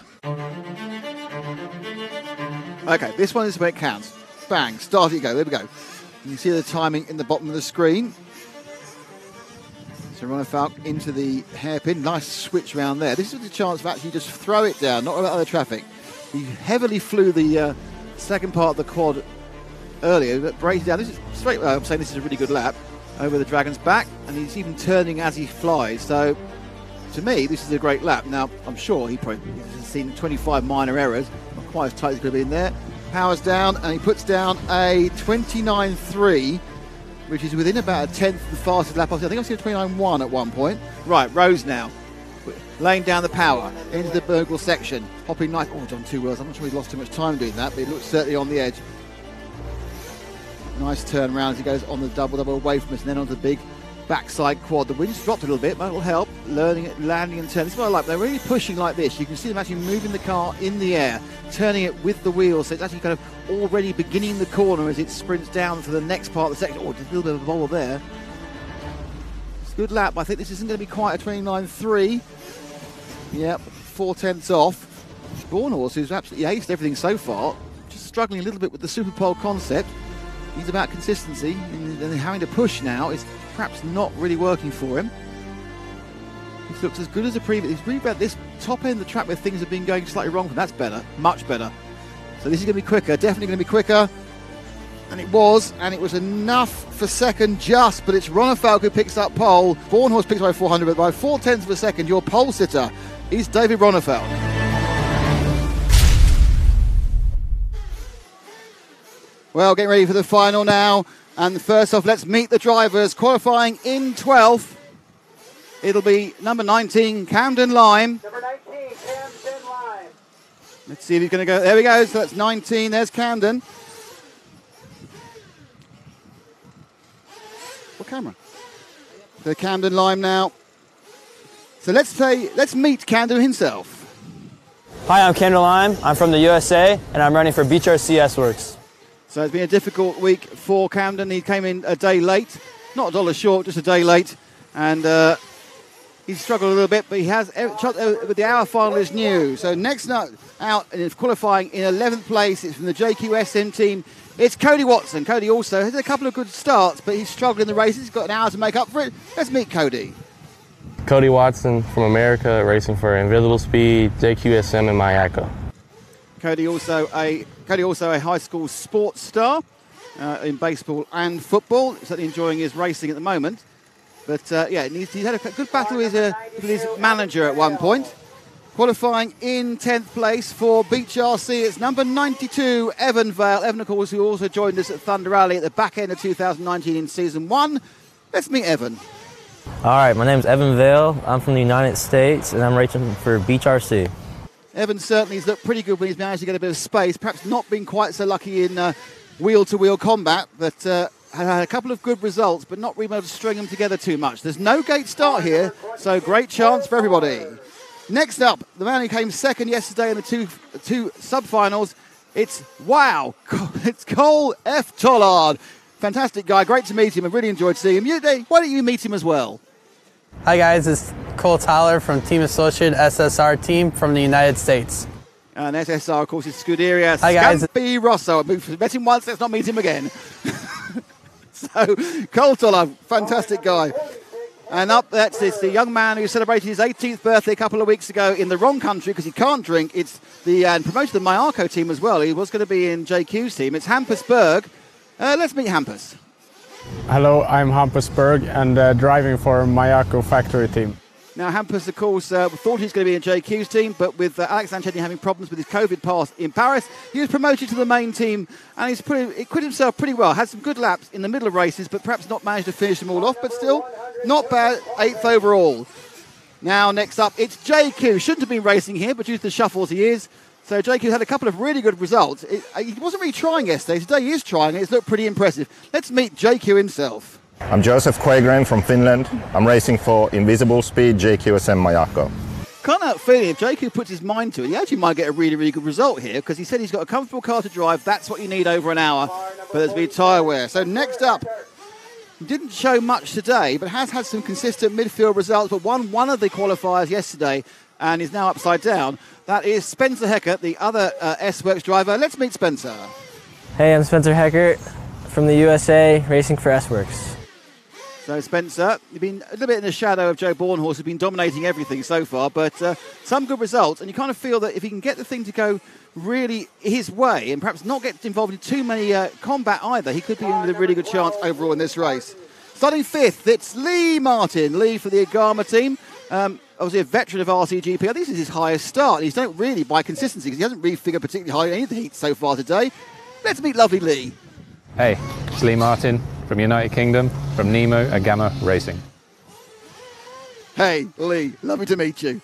Fantastic bloke, and if you were with us all day, we've done a little item on the new Agama car, which hopefully will be actually running in Italy for next round. In fourth place, it's Aidan Horn, certainly one of the surprise packages of this race. No more as a 1/10 driver. Yeah, great personality, good lad. And where did you meet him as well? Hey everybody, my name is Aidan Horn. I'm from the United States of America, and I'm racing for Team Associated S&B Raceway. And he's represented them very well as well, Aidan. He's been a great joy to have. Very quick. Kind of another driver who feel that if he gets into a rhythm, is going to look particularly good, though he's actually managed to crash over and then crash in the middle of the track there. But, of course, he is more used to electric races 5 minutes ago. Another man who's probably been always third, and that's Brandon Rose. He's third qualifier as well from Agama, really consistent. Let's say hi to Brandon. Hi, I'm Brandon Rose. I've raced for Team Nemo Racing. I'm from USA. So Nemo Agama Racing. And Brandon has had so many third places, it isn't true. They had, I think, one win yesterday as well. So next up, the next two, and second place, it is the man who won every single warm-up, every single qualifying race, but still hasn't qualified on pole, which was of no problem at all. He didn't mind that at all. He wasn't at all salty about that. It's Joe Bornhorst. Let's meet Big Joe. Joe Bornhorst, USA, S-Works. Enjoying his racing and prepared to speak his mind, which is what we like at RCGP. Let's put all that corporate shenanigans in the bin. That's it, in the bin. And in pole, the man who's had nothing but bad luck until he got to the last race and Superpole, put in an absolutely fantastic lap that you've just seen. I think probably a perfect lap. He said he could get an extra couple of tenths. He's showing off. It's David Ronnefalk. Let's meet the former world champion and friend of the stars. I'm David Ronnefalk. I'm from Sweden. I'm racing for the Mayako factory team. And if you can name those stars, please send it on a postcard to RCGP, care of David Isherwood. That is your starting 12 drivers for the 1 hour, 58 minutes and 2 laps race. Let's have a look at all their stats and their sponsors and their engines for the starting order. So, as I said, it's David Ronnefalk from Sweden, Team Mayako, Chassis Mayako, the engine, the new Corsa machine put together by Adrian Burton. Adrian has a bad back and couldn't be here this week, unfortunately. Joe Bornhorst, who has won more than anyone else so far this weekend, won the Rush on Friday. He won the two-legged shorter finals yesterday, and he won all the qualifiers today, but starts second with his S-Works and his OS Speed and his J-Concepts tyres. And he says there's some secret sauce J-Concept tyres to pay up for this final. Brandon Rose, horrendously competitive, consistent and competitive, but really has never quite got the start. Can't have a feeling if he gets the start. Says he likes the longer final, says he likes the hour final, says he knows what he's doing. Could be a dark horse for this from the Nemo Racing Team, Agama Bullet Engine Hot Race tyres. Aidan Horn, it's an hour. He's used to 5 minutes. Well, you know, we've all been there. And it's Associated Studio Semper Rosso, Associated Chassis, OS Speed Pro. Lee Martin, almost the, kind of the elder statesman now. 12 times, I think, something like that, European champion in electric buggies from the UK with Nemo Racing and Agama, developing that new car, which we've seen some information about previously on the week, Bullet Engines, 6MK tyres. Spencer Heckett from S-Works, good performance by Spencer in his first visit to RCGP. S-Works chassis, ProTech RC engine and a Pro line set of tyres.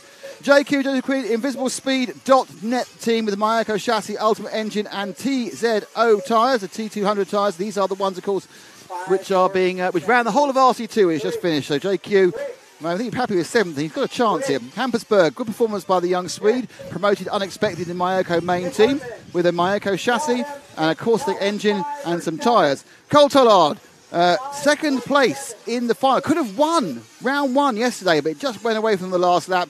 Not a great qualifier. Wasn't a great qualifier yesterday, but a great racer.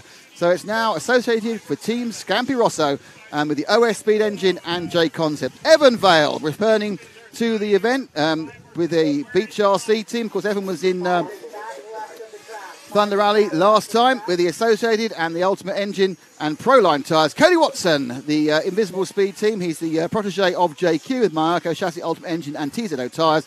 And Camden Lime, the S-Works, son of Tim Lime, the S-Works team manager from Beach RC with an Ultimate Engine Hot Race tyres. Those are your 12 starters for the 58-minute plus 2 lap final. And they'll be winding down the end of their warm-up. There's 30 seconds to go. It's not a gate start this one. It's actually a proper sort of, grid start. That grid we'll see Ronnefalk on pole. There's Degani, former world champion. And then down the whole of the pit lane They're going out Mao with the flag there on the left-hand side.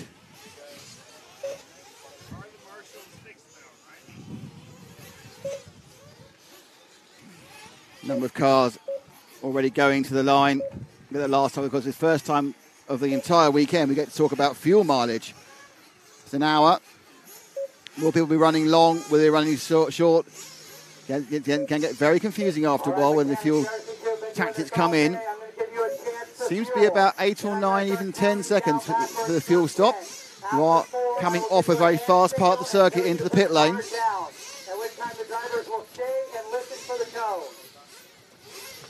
Justin, our race director, giving the instructions. Let's look at round the side. There's Cole Tollard's car, the 26, being fueled up. Down in position number 9. Cars are down. They'll go down on 3. Now very bravely standing in the middle of the track there. They're down. And they're away. Clean so far. Ronefalk leads in the first corner from Bornhorst. Oh, and it's Brandon Rose who gets tagged on the first corner and goes from third to last. But third actually running now is his teammate Lee Martin. But straight away we have the Ronefalk and Bornhorst show as they streak round over the infield hump and onto the Dragon's back for the first time.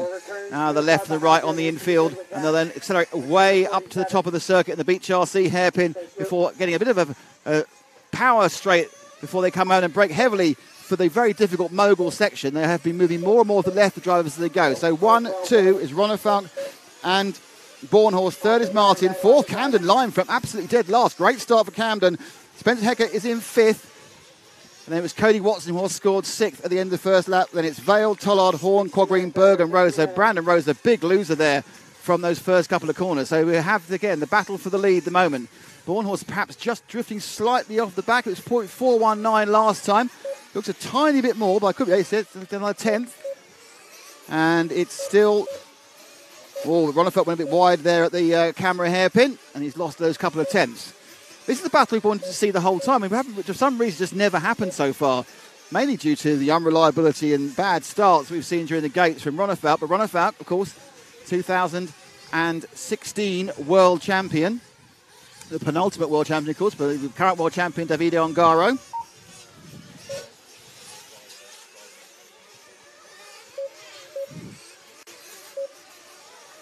And they come on, and it's just a little bit, again, it's easing out a bit. It's a second now. So Bornhorst needs to start thinking. I mean, Bornhorst could be playing the waiting game. Ronefalk is just easing out a little bit. Bornhorst just being dropped very slowly. I don't know if he's used to being dropped. He's been absolutely imperious so far. And I think actually has closed up again this lap. So after dropping back to over a second behind last time, comes back to 0.9. So yes, he's got a 10th up.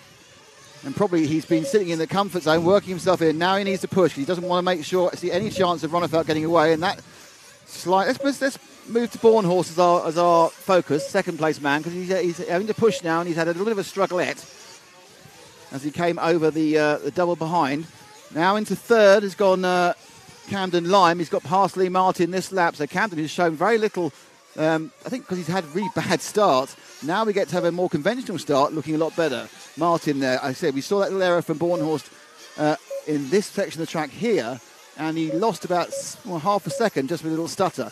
Lyman is still in third. In fourth place, it's Martin, Heckett, Watson, Tollard, Quagreen, Horn. Evan Vell had a bad lap, Rose, and poor old Henningberg right at the back. Let's have a look at where he's up. So there is Bornhorst just... Oh, yeah, that oversteers half a second. That's gone straight away. So it's dropping back. And it's now 4 seconds. That was a 2.5 second error. And this is now stretching out a little bit. Let's drop back to one more, to the blue car of Camden Lime. He's under some pressure, or beginning to get under a little bit of pressure from Lee Martin in the Nemo Agama. As they all begin to spread out a little bit, as tends to happen in the early parts of a very long race. You're not even at the first fuel stop, and there'll probably be 6 in the end. And that's the other thing we don't know. What are the fuel strategies? Ronefalk currently looking very secure. Don't forget, at the last time we were in America for a RCGP series, he lapped the entire field, including Davide Ongaro, and then broke down. So that's the level of luck that David tends to have. But impressed by Camden Lime. He's coming off some difficult results this weekend, and he wasn't massively prepared because he came in late because he had to go to school, believe it or not. I can believe that. But looking particularly good. So Camden here, happy in third. And there's a chance to establish a rhythm you don't get in those shorter races. Brandon Rose beginning to move back through the field now. He was plumb last ride, and now he's up to 9th. But Martin now a little bit closer to Rose. The lead at the front is down. It's just 4 seconds still. So Runnerfalk and Born Horse has stabilised. They're 3 seconds ahead of this battle we can see between Lime and Martin for third. So Martin enjoying one of his better RCGP outings. He's also kind of a curse with bad luck almost consistently in round one. Sorry, in season one. One of the ever presents. I think we've got 3 ever presents now with Runnerfalk and JQ. Across the now 5 rounds we've had over 3 years of RCGP. Let's drop back one more to Lee. So this is the Nemo car. Keeping an eye on all the other cars that are going on. Luckily not quite getting to lapping yet, but that lead for Runnerfalk continues to slightly edge out.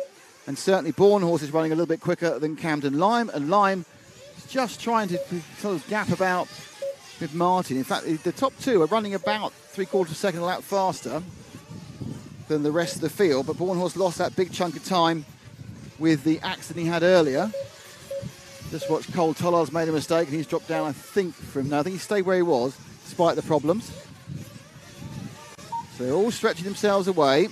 Spencer Hackett now is in 5th and looking to try and gain on Martin. It's Tollard in 6th. In 7th place is JQ. Sorry, 7th place is Cody Watson. JQ currently bringing up the rear just ahead of Hammersburg. Aidan Horn. So Horn's good start's disappeared.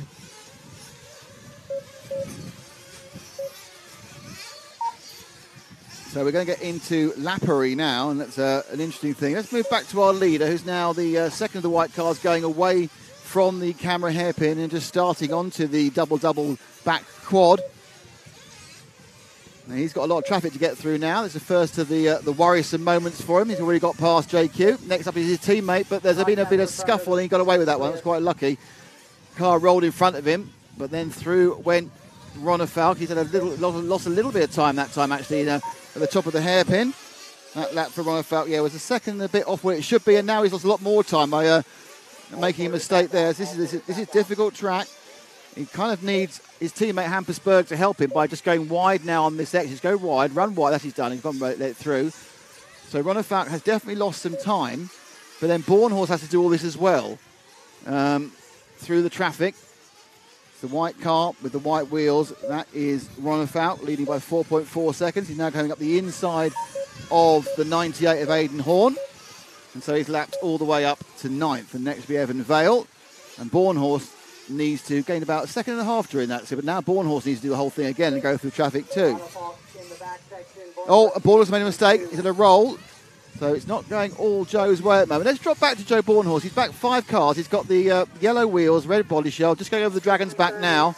Let's see how he deals with that traffic.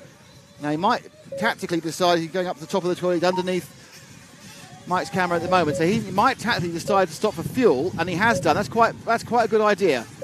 I mean, maybe it was happening anyway, but he comes in for the first fuel stop. There he goes. Joe's out again, but it means he didn't have to take any take the pain of getting past the traffic at that point, and he's kind of hoping a couple of quick laps they'll get out of his way whilst he's doing it. And I'll stop here. So we're expecting, is Runnerfalk going to be in this lap? Let's find out. No, he's gone round again. So Runnerfalk running quite a bit longer, though it's probable that the stop, actually Runnerfalk must have stopped already because he can't be, no, he hasn't stopped actually. Currently he's running 9 minutes, so is Runnerfalk actually going to try and run 10 minutes? Doesn't really need to. 9 minutes should be the break. Let's have a look at what happened for Born Horse. This chase, he's got to get the moguls in and get him. Yeah, they did. It gets everyone eventually. In comes Runnerfalk for a fuel stop. And away and out he goes. So he came in there at 9 minutes. So a 9-minute stop. He's got 3 laps of extra fuel. I do think Bornhorst may have gone in early. So try and look at the gap now, and it's pretty large actually. We won't get the actual official time for a second because Bornhorst is travelling round in second. It says 14 seconds. It's not 40 seconds because we just had a fuel stop for David. So that'll come back down again. Probably about 8, perhaps 7. There goes Ronefeld across the line now. So actually it may be a bit more than that actually. As Bornhorst comes across. So the gap at the end of the first fuel section is 9 seconds. Yeah. And then Limes 3 further back. Actually, no, it looks like Martin's picked up 3rd. Limes had a problem somewhere. Heckert's in 4th. So let's drop back to Lee Martin, who's just going over the backside quad at the moment with the orange car with the orange wing flashes. He's under increasing pressure from Spencer Hackett, the other S-Works driver with the all-white wing. But we are still nowhere near halfway. And we are seeing a pretty good result, a pretty good run so far by Ronefeld. We've seen this before, and it all goes horribly wrong. Because Bornhorst needs to perhaps get his head down for a fuel run for 8 or 9 minutes and think about what he's going to do next. So Martin currently holding 3rd. That's the 4th place man behind him. It's that bouncing wing you see in the background. That is Spencer Hecker, who one of the up-and-coming American racers. Had a pretty good Raw National, certainly in Truckee last time around. And now he is beginning to eke towards Lee all the time.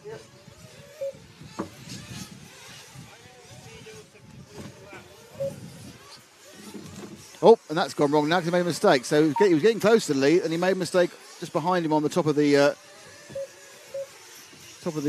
first half of the back quad.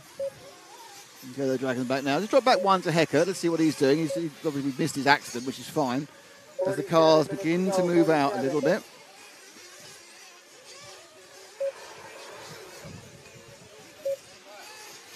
So it's Ronefeld, Bornhorst, Martin, Hecker, Lime, Tollard, Vale, Horn, Rose, Watson, Cogreen and Berg. And Cole Tollard is the last driver on the lead lap at the moment, and that won't last for long.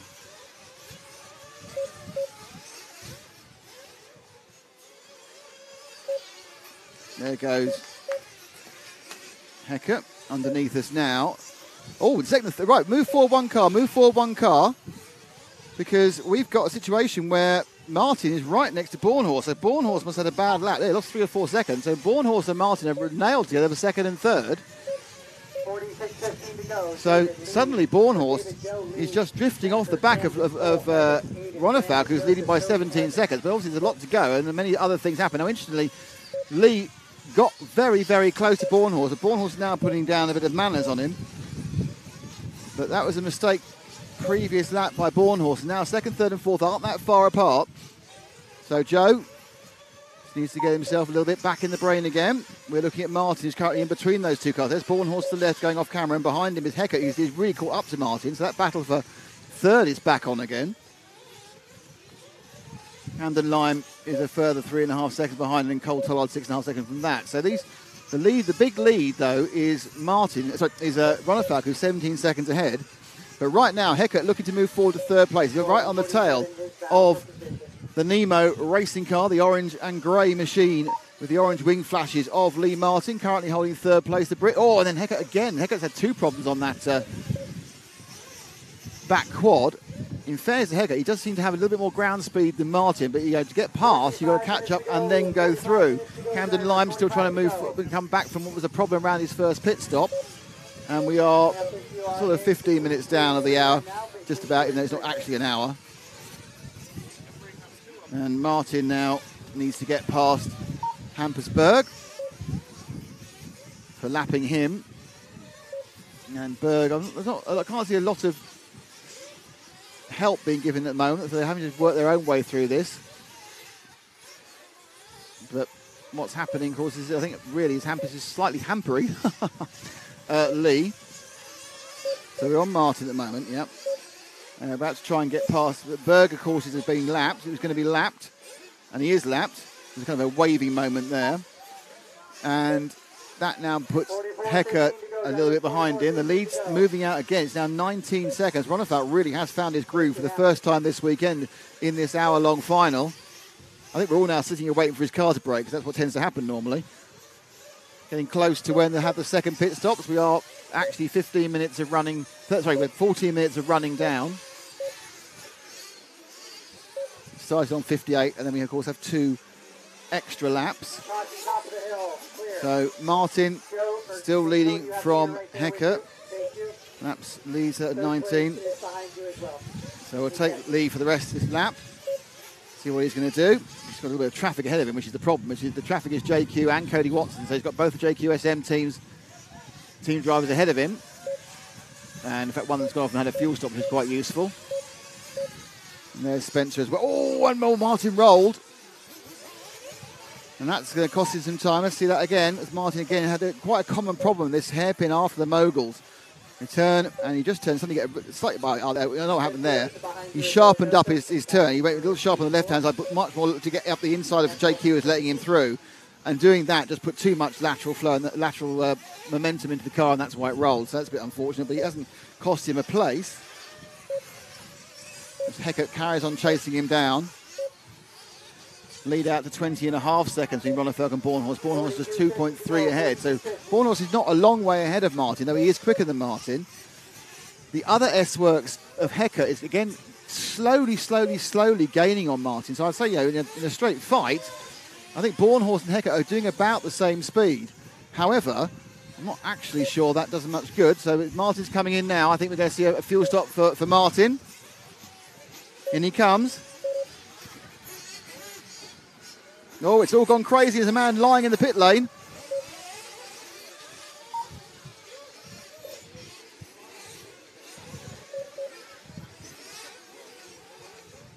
So Martin comes back out again. And continues where he is. Now, the interesting question really is, where is Heckert now? Heckert's right behind him, so they've obviously stopped at the same time, despite the kind of... So those two are right together in the battle for third. Martin and Heckert. Heckert right behind him with the white wing. Now, can he get past for third place? They're battling down the main straight. Coming into the hairpin. Ooh, dear, oh dear, oh dear. And the wind picks up, and that, whilst a slight worry for us, is a major worry for the drivers, because what will happen there is they will end up with problems at the back jumps, especially. The car will get blown all over the shop. It won't be consistent. The consistency is what he wants in an hour-long final. One that is currently 18 minutes old, but now, sorry, 17 minutes old.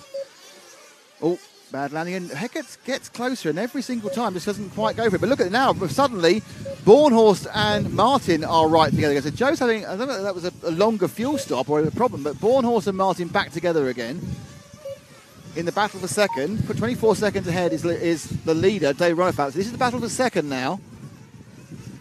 So Martin has been incredibly consistent, whereas the S-Works around him, I think, are slightly quicker, but have made mistakes.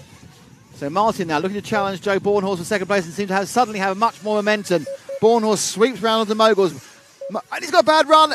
Oh, and he's got through. Wow. So, and now Bornhorst drops down. So Martin gets rid of it. Bornhorst pushed it, and suddenly cool Joe, not so cool. What happened there? So he comes in. We can see the pressure. It wasn't really. It was just a bad bump. You need to be further to the left. Those middle moguls are a nightmare. So Martin now picks up second place. Absolutely no idea where he is. There he is. Let's drop back. Where did he come around here? Let's drop back one car, because that's now the battle of the S-Works drivers between Bornhorst and Heckert. So Bornhorst and Heckert are now together battling for third and fourth. Fifth place, 4 seconds back is Lime, and then Tollard in sixth, then Horn in seventh. But this is the battle for third, and it's teammates, so I'm not sure how either nice nor nasty it'll be. Lee Martin, I think he's probably as surprised as we are that he's running in second, but it's going well for him. But it is a fact that Ronefalk is leading by 19. So now Ronefalk's leads come right down. Maybe he actually took a fuel stop a second ago whilst all that excitement was going on. So he did take a stop, so that's why he's running by 19. So he's kind of eked it out to 20 and kind of leaving it there, I think. And Bornhorst again, slightly struggling now, it seems, at the back of the moguls. Don't forget, this is completely uncharted territory for them now. They're running for... and Bornhorst makes another mistake at the top, and Heckert picks up third. Now, saying it's uncharted territory because what's happened, of course, they haven't run longer than 14.5 minutes at any point. That was those 13 plus 2 lap races they did yesterday, minutes 2 races. And now they are into their 19th and 20th minutes of running. So the car's not the same, the tyres aren't the same, the engine tune's not the same, and more importantly, the concentration's not the same, the wind's different. At the moment, it's Joe Bornhorst who's suffering, and he's looked absolutely imperious the entire weekend, but suddenly it's just the veneer has cracked a little bit. But then to say you can't just, one of those things where you go sit down, recompose your thoughts. There's absolutely no reason why he can't make second. Winning with a 20-second gap at the moment to Ronefalk seems very unlikely, but as we've known, the only luck Ronefalk has is bad luck. So, we're all sitting here crossing everything, but expecting it may well not work. So Bornhorst slightly dropping off Heckert at the moment, but I think it might be. And Heckert's 2.5 behind Martin. Bornhorst just under a second behind Heckert.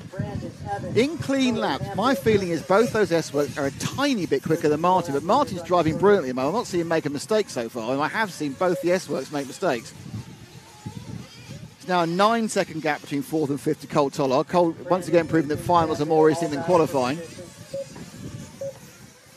And in fact, that's not there's been a mistake actually slightly off camera for Lee. He's lost a second, so that's closed up. That 2.5 second lap is now 1.5 second lap.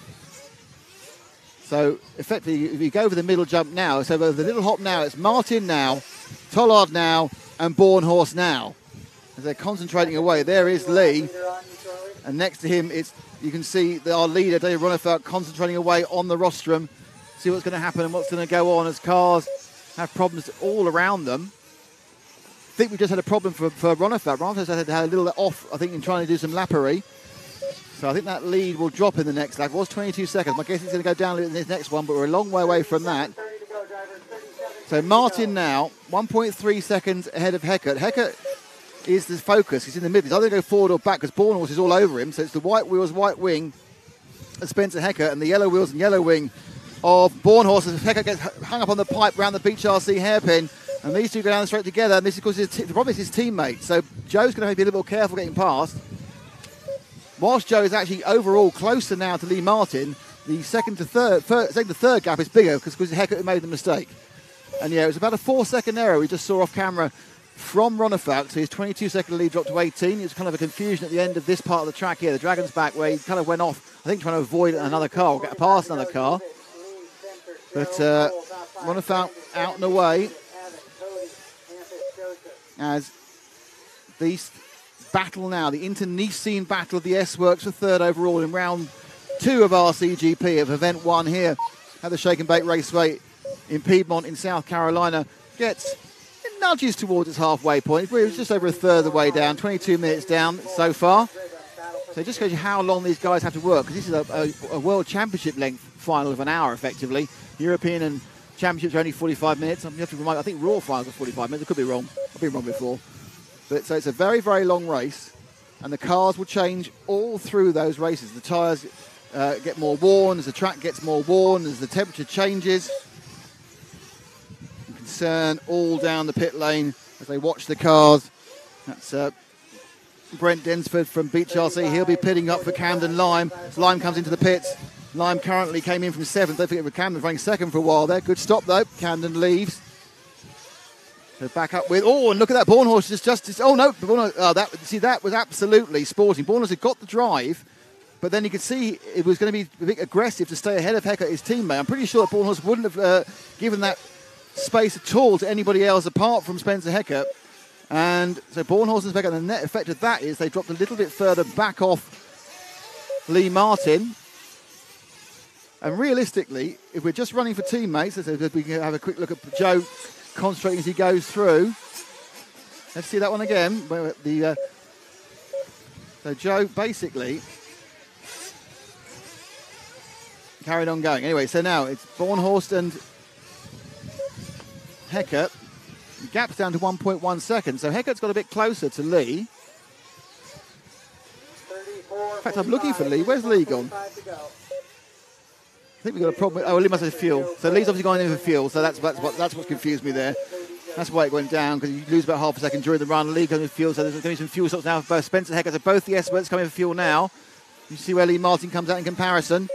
Down they go, out and away, and they are still behind Lee, and it's still the same order. So it's still Heckert. And what is happening is that Dave Ronefalk is about to lap Bornhorst it's on a stagger because obviously Ronefalk needs to fuel, but effectively now, that's how far he is ahead.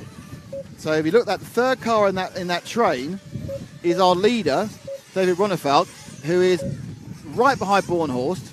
And I think they're going to pit him now. They're going to pit our leader now. So a good chance to watch this on close up because Pierre Ronefalk getting ready for this. He's getting over the traffic. Here comes Ronefalk, our leader, into the arms of Pierre. Bit of World Championship filling up. Take over Adrian Bertin's roll and off they go. And that's a great stop. So Pierre can give himself a high five for that one.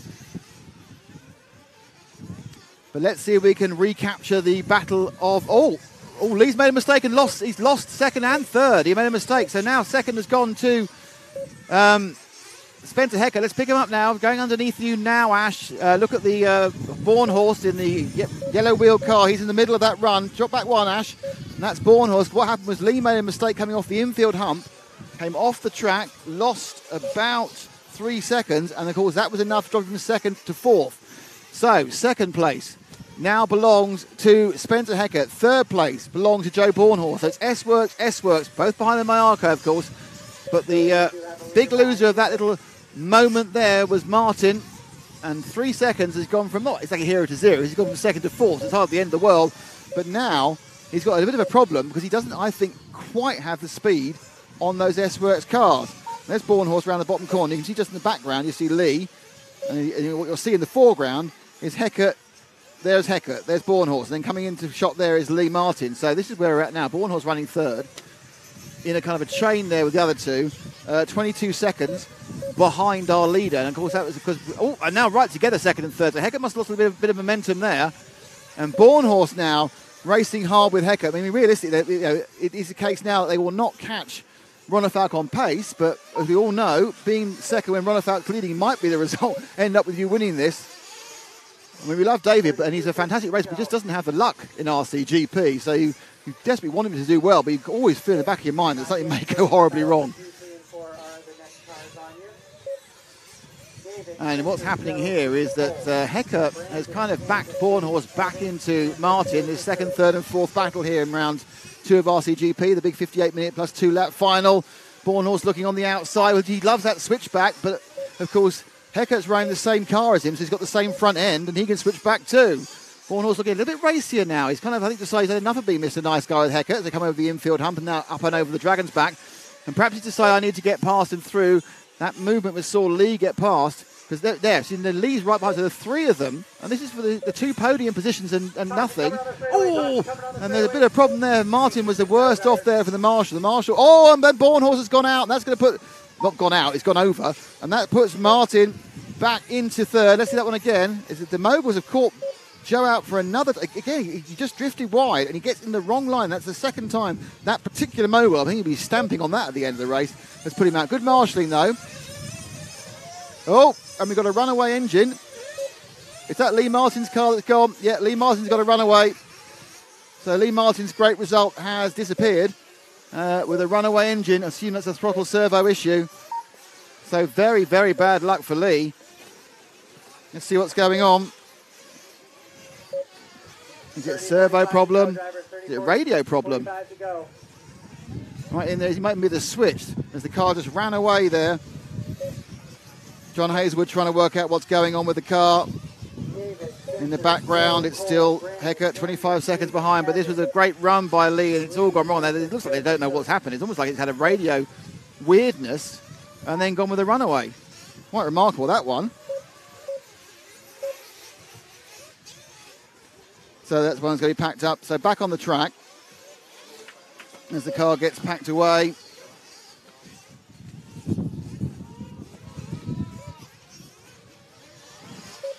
And we are back with, what we need to do is get back to the Hecker and, so Bornhorst now is going to the start-finish now. We're with, actually we're with Ronefalk, and Ronefalk's about to lap Bornhorst. That should be interesting to see. So we'll stick with our leader. So it's now 2 S-Works in second and third. Mayako leading, and the Nemo having a bit of unlucky radio problems after a great run by Lee. And Lee also kind of shares that problem with Ronefalk, just not being very lucky. So with the Mayako car here of David Ronefalk. No joy in the first round of RCGP with a failure in the first leg of the two-legged final, and even a good result in the second leg didn't do him much good. I think he finished 8th or 9th overall on the point count back. So it just wasn't to be. But now it's all looking very strokey and easy. I'm not sure how much he's reined it back, but he's only a couple of seconds behind lapping Bornhorst. He's got, I think he's got JQ in the way. And JQ's in the middle at the moment. And to get past JQ, in lap-wise, there's a 29.8 against a 30.1. So he's about 3/10 of a lap quicker than Bornhorst. And Bornhorst is his next car. And really all through this weekend, Bornhorst's pace over the shorter races has been a kind of a taunting factor for David. I mean, he's had terrible starts on the gate starts, but they weren't all terrible. But they all kind of end up, he was at the back most of the time. Whereas Joe's really had some very, very clever, sensible starting. He keeps telling people how to do it. No one did it. But this was, of course, a grid start with Ronald Falcon pole. That time round, he was about 0.9 of a second faster than Bornhorst. Well, not having a particularly good lap there. Tollard is back in 4th. So another good run from Tollard. Loves the longer stuff in the final. Did nothing in qualifying, Cole Tollard, in either of yesterday or today. But, of course, was second overall in round 1 and currently is scored in 4th. So this is Ronefalk, and this is where he's going to put. Is he going to put some manners on Bornhorst? Is Bornhorst going to fight this overtake, or is Bornhorst just going to let it happen? Because he's losing about 3/10 of a second during a good lap, and significantly more than that during a bad lap. And is Ronefalk going to try and make the point here with Joe? Started this event as favourite, of course, David, because A, the experience of RCGP, and B, because overall ranking in the world. But Joe Bornhorst now really growing all the time as one of the best of the American racers. Enjoying his S-Works career, so it's been a new lease of life this year. That avoids it. So Ronefalk was able to get past merely by Bornhorst pitting for fuel. So there's no overtake on the track. So that's all good and well and good. So Ronefalk will carry on going. And I think he's got 2 or 3 laps probably before he comes in again. 27 to go. So we're over halfway. Yeah, we're just over halfway, I think. In what has been a pretty impressive masterclass so far by Ronefalk, but we all know that can all go very, very wrong very, very quickly. In he comes with fuel. So perhaps he'll come out ahead of, or perhaps he'll come out behind Bornhorst. Oh, he didn't go with fuel, he's a bit wide. He's not coming with fuel, he's going wide. Went very wide at the last corner. In fact, actually, I'll tell you what, Pierre thought he was coming in as well. He confused both of us there, he went so wide in the corner. And obviously it's not quite so important confusing me as it's confusing Pierre. What are you doing? Oh, his son, you coming in or not? What's happening? Says Pierre there on the pit lane. We go, oh, yeah. Well, it's good to know that it's not just me who thought he was doing it, it was also his pit man. Oh, there's a combination of cars on the ground and people being confused. Another car being brought back. Oh, it's Brandon Rose. So it's the second Nemo Garma car, and this time he's coming in. And in comes the pits, in comes Ronefalk. Yeah, fuels him up, and away he goes.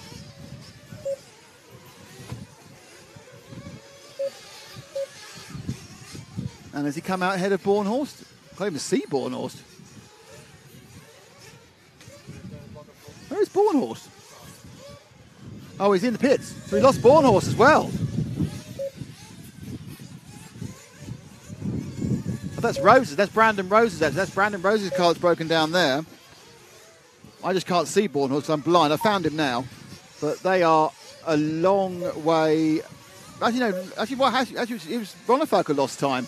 So, in fact, they pulled away from him. This is Brandon Rose's car in the pits right now that's also retired.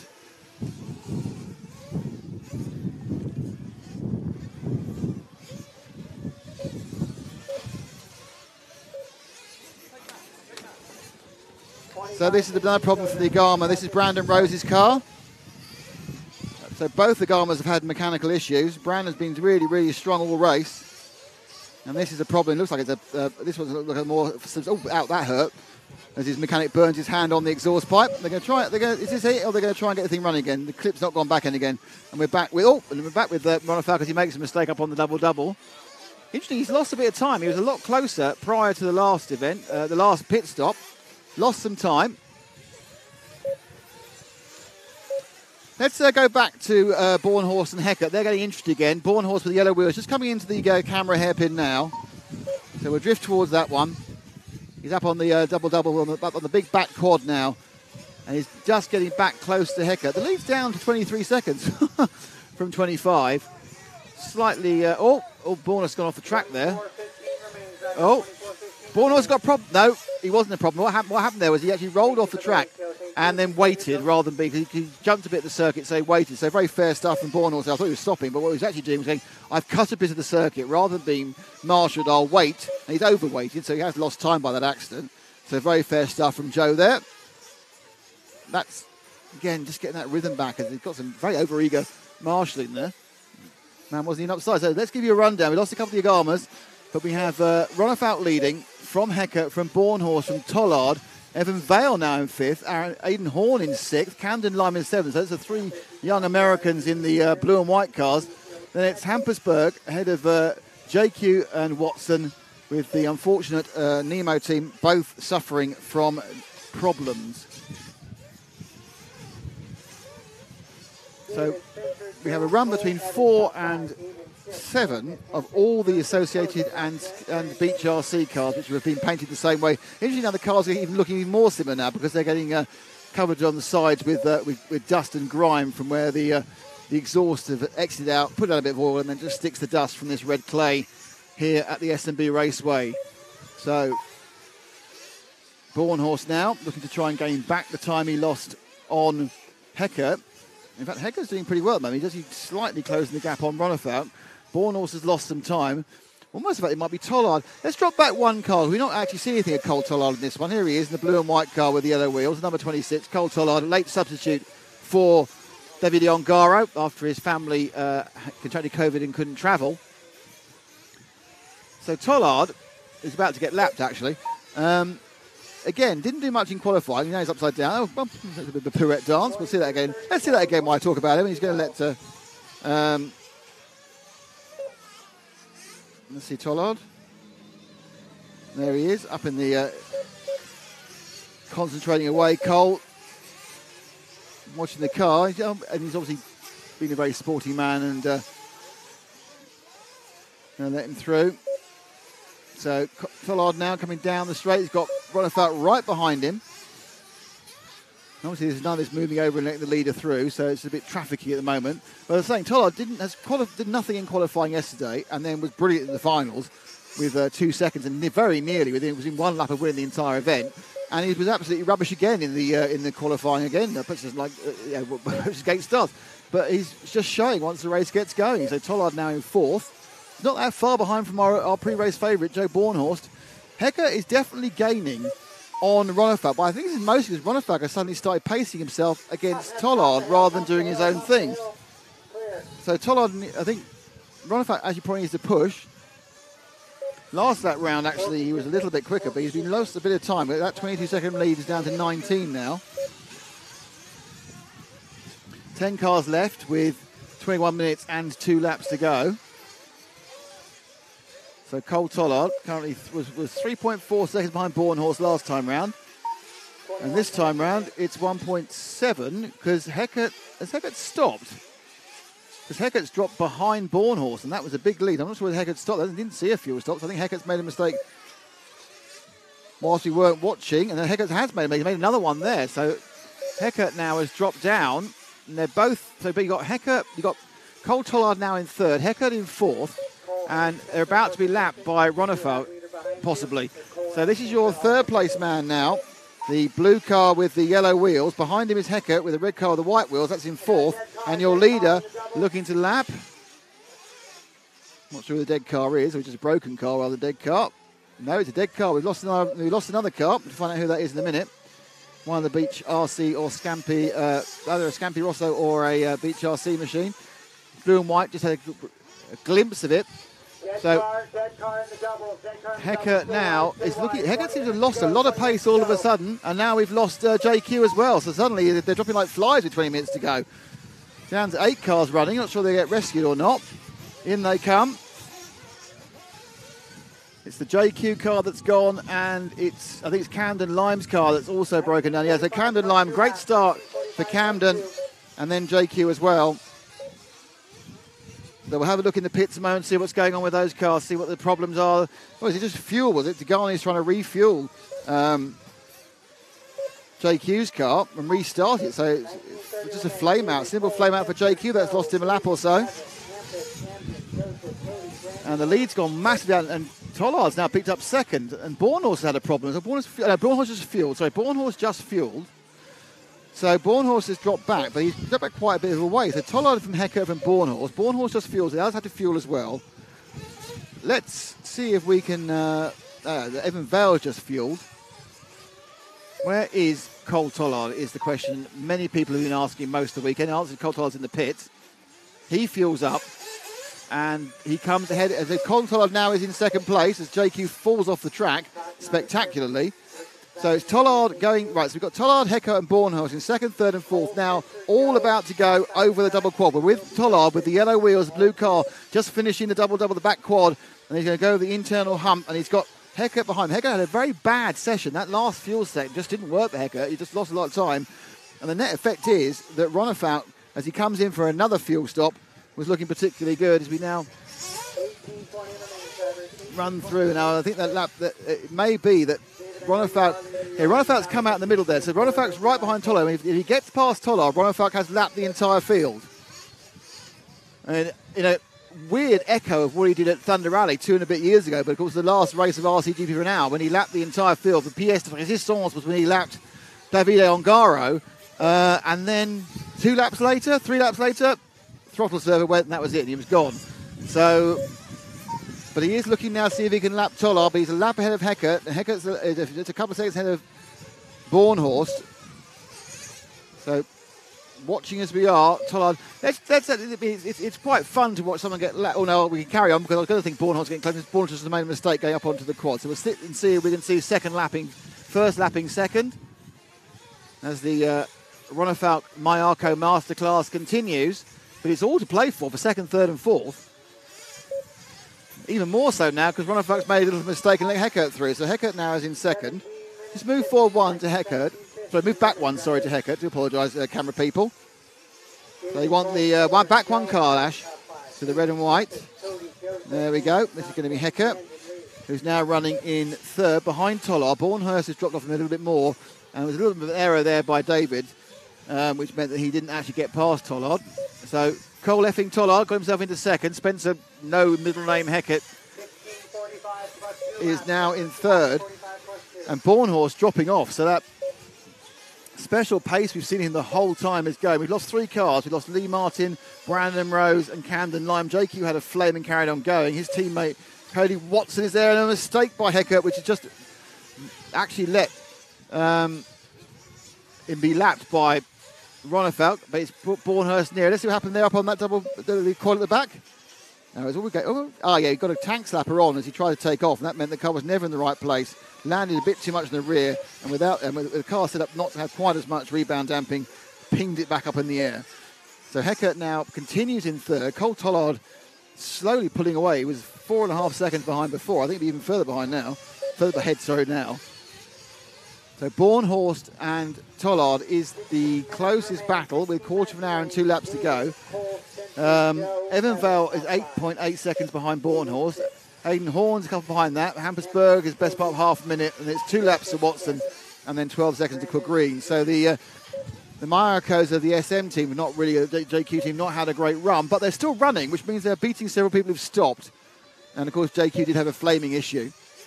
But it is all really about Ronnefout. In a way, it's also about Tollard, who's been this absolute surprise package of this round 1 of RCGP. I think that if Bornhorst finishes 4th, he'll still end up... Oh, that goes inside for Tollard. I think if Bornhorst finishes in 4th, he will still get the overall points lead due to the fact that he's had so many points for winning heat. Let's have a look. Heckert now. Oh, he's coming off the back of the Dragon's back, and that's all gone horribly wrong. And now 6.5 seconds behind he is. He got a bit of help there from being pushed back into shape by Ronnefout. And it looks like Bornhorst's pace has completely disappeared, to be honest. Bornhorst really not got pace even when he's crashed. Tollard's a man with pace. It's on a sub 30-second lap, and no one's been doing those for a while. So Tollard's got the second half of this race completely nailed. Unfortunately, he's best part of a lap behind Ronnefout. 26 seconds last time around. Heckert has about 2 seconds. Let's drop back 1 car to Joe Bornhorst in the yellow wheels. Probably quite frustrated. Just not being able to translate that pace he had over the short periods into this race. He slowly drifted off Ronafalk at the start of this race. And then a couple of mistakes kind of increased the gap, and then he's been at various times overtaken by Martin, who's unfortunately retired, and his teammate Heckert, and more recently Cole Tollard, who's really found some back end of the race pace, and he's effortlessly pulling away now. He's 7 seconds ahead in second, so he's really found a fabulous second half of the race setup. He kind of struggled. He's fought his way through the first bit, and now is reaping the reward. So, because there's still a chance that, mid 15 minutes, I don't think the pace is still there absolutely in Ronafalk's car. Just done 2:29s in a row, so there's no issues with that car either of fade. But Heckert now and Bornhorst really not looking particularly good. So running in 5th place is Evan Vale. So let's have a look at Vale and Horn are right together. So let's go down to the hairpin by the camera. The 2 blue and white cars, one with yellow wheels, one with white wheels. That is actually, we'll just stop there. It was almost that fight. It was Vale and Horn. Horn just lost a huge amount of time. He caught right up. Oh, Vale's also lost a huge amount of time. That's Evan Vale from Beach RC running 5th. He had Aidan Horn right behind him last lap, but Aidan had a big error. So Evan Vale now secures 5th. Well, not secures, it has 5th with 13 minutes to run. So they've now got 30 minutes and 2 laps, which is exactly the same as they had for the entire length of the final yesterday. Oh, Vale again. He's going to didn't get the drive in the first part of the quads. He had to be very careful, rolled it through the middle part of that, and then just jumped the last 2. Cost you time, but you end up 4 wheels down, so it doesn't cost you anything like the amount of time it cost you if you weren't running at full speed. So Evan Vale.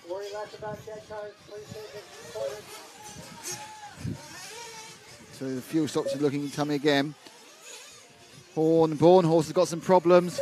We've lost Bornhorst fuel stop. The problems are Bornhorst. Oh dear, oh dear, oh dear. So it had been fading slowly. I don't know what the problem was for Bornhorst. He came in a second ago. So he's just fueled up, but I think he must have flamed as he fueled. Oh, he stopped. He flamed on the track. So, having can't watch everywhere. Thankfully, we've got our pit reporter Matt McCallum pointing out that he's flamed on the track and was brought in. So a few errors been coming in now, and Bornhorst has dropped down to 7th. So it's Tollard from Heckert, from Vale, from Horn. The Vale and Horn battle's getting back up and interesting again. So I think they've managed to get Cole Tollard in between them. They have, yeah. So it's Vale we're watching, and the other yellow wheel car behind him is 2nd place Cole Tollard. So it's Vale from Tollard, but they're a lap apart. And then Horn trying to catch up.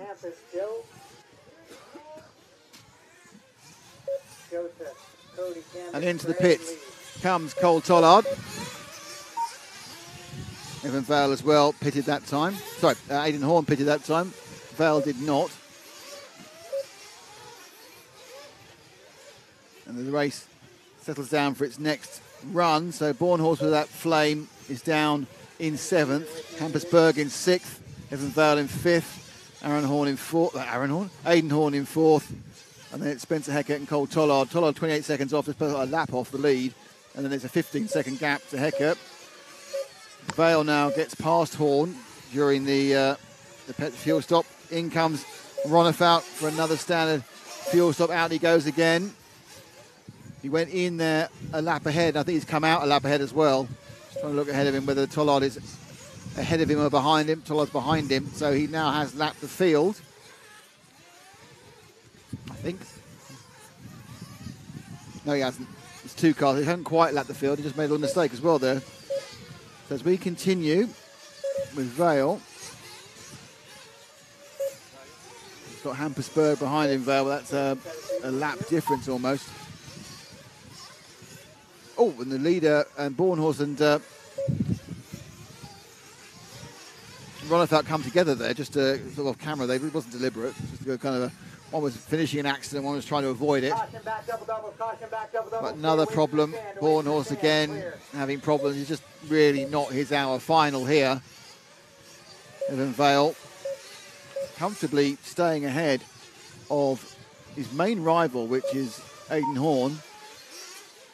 Berg and Bornhorst. So at the moment we've got 9 minutes to go. A very, very spread out result so far. Ronafalk leading by just shy of a lap. Then Tollard is 10 seconds ahead of Heckert. Heckert is 15 seconds ahead of Vale, who we're looking at the moment. He's 4 seconds ahead of Horn. The car he's fighting with is Hampersberg, who's a lap down. So the young Swede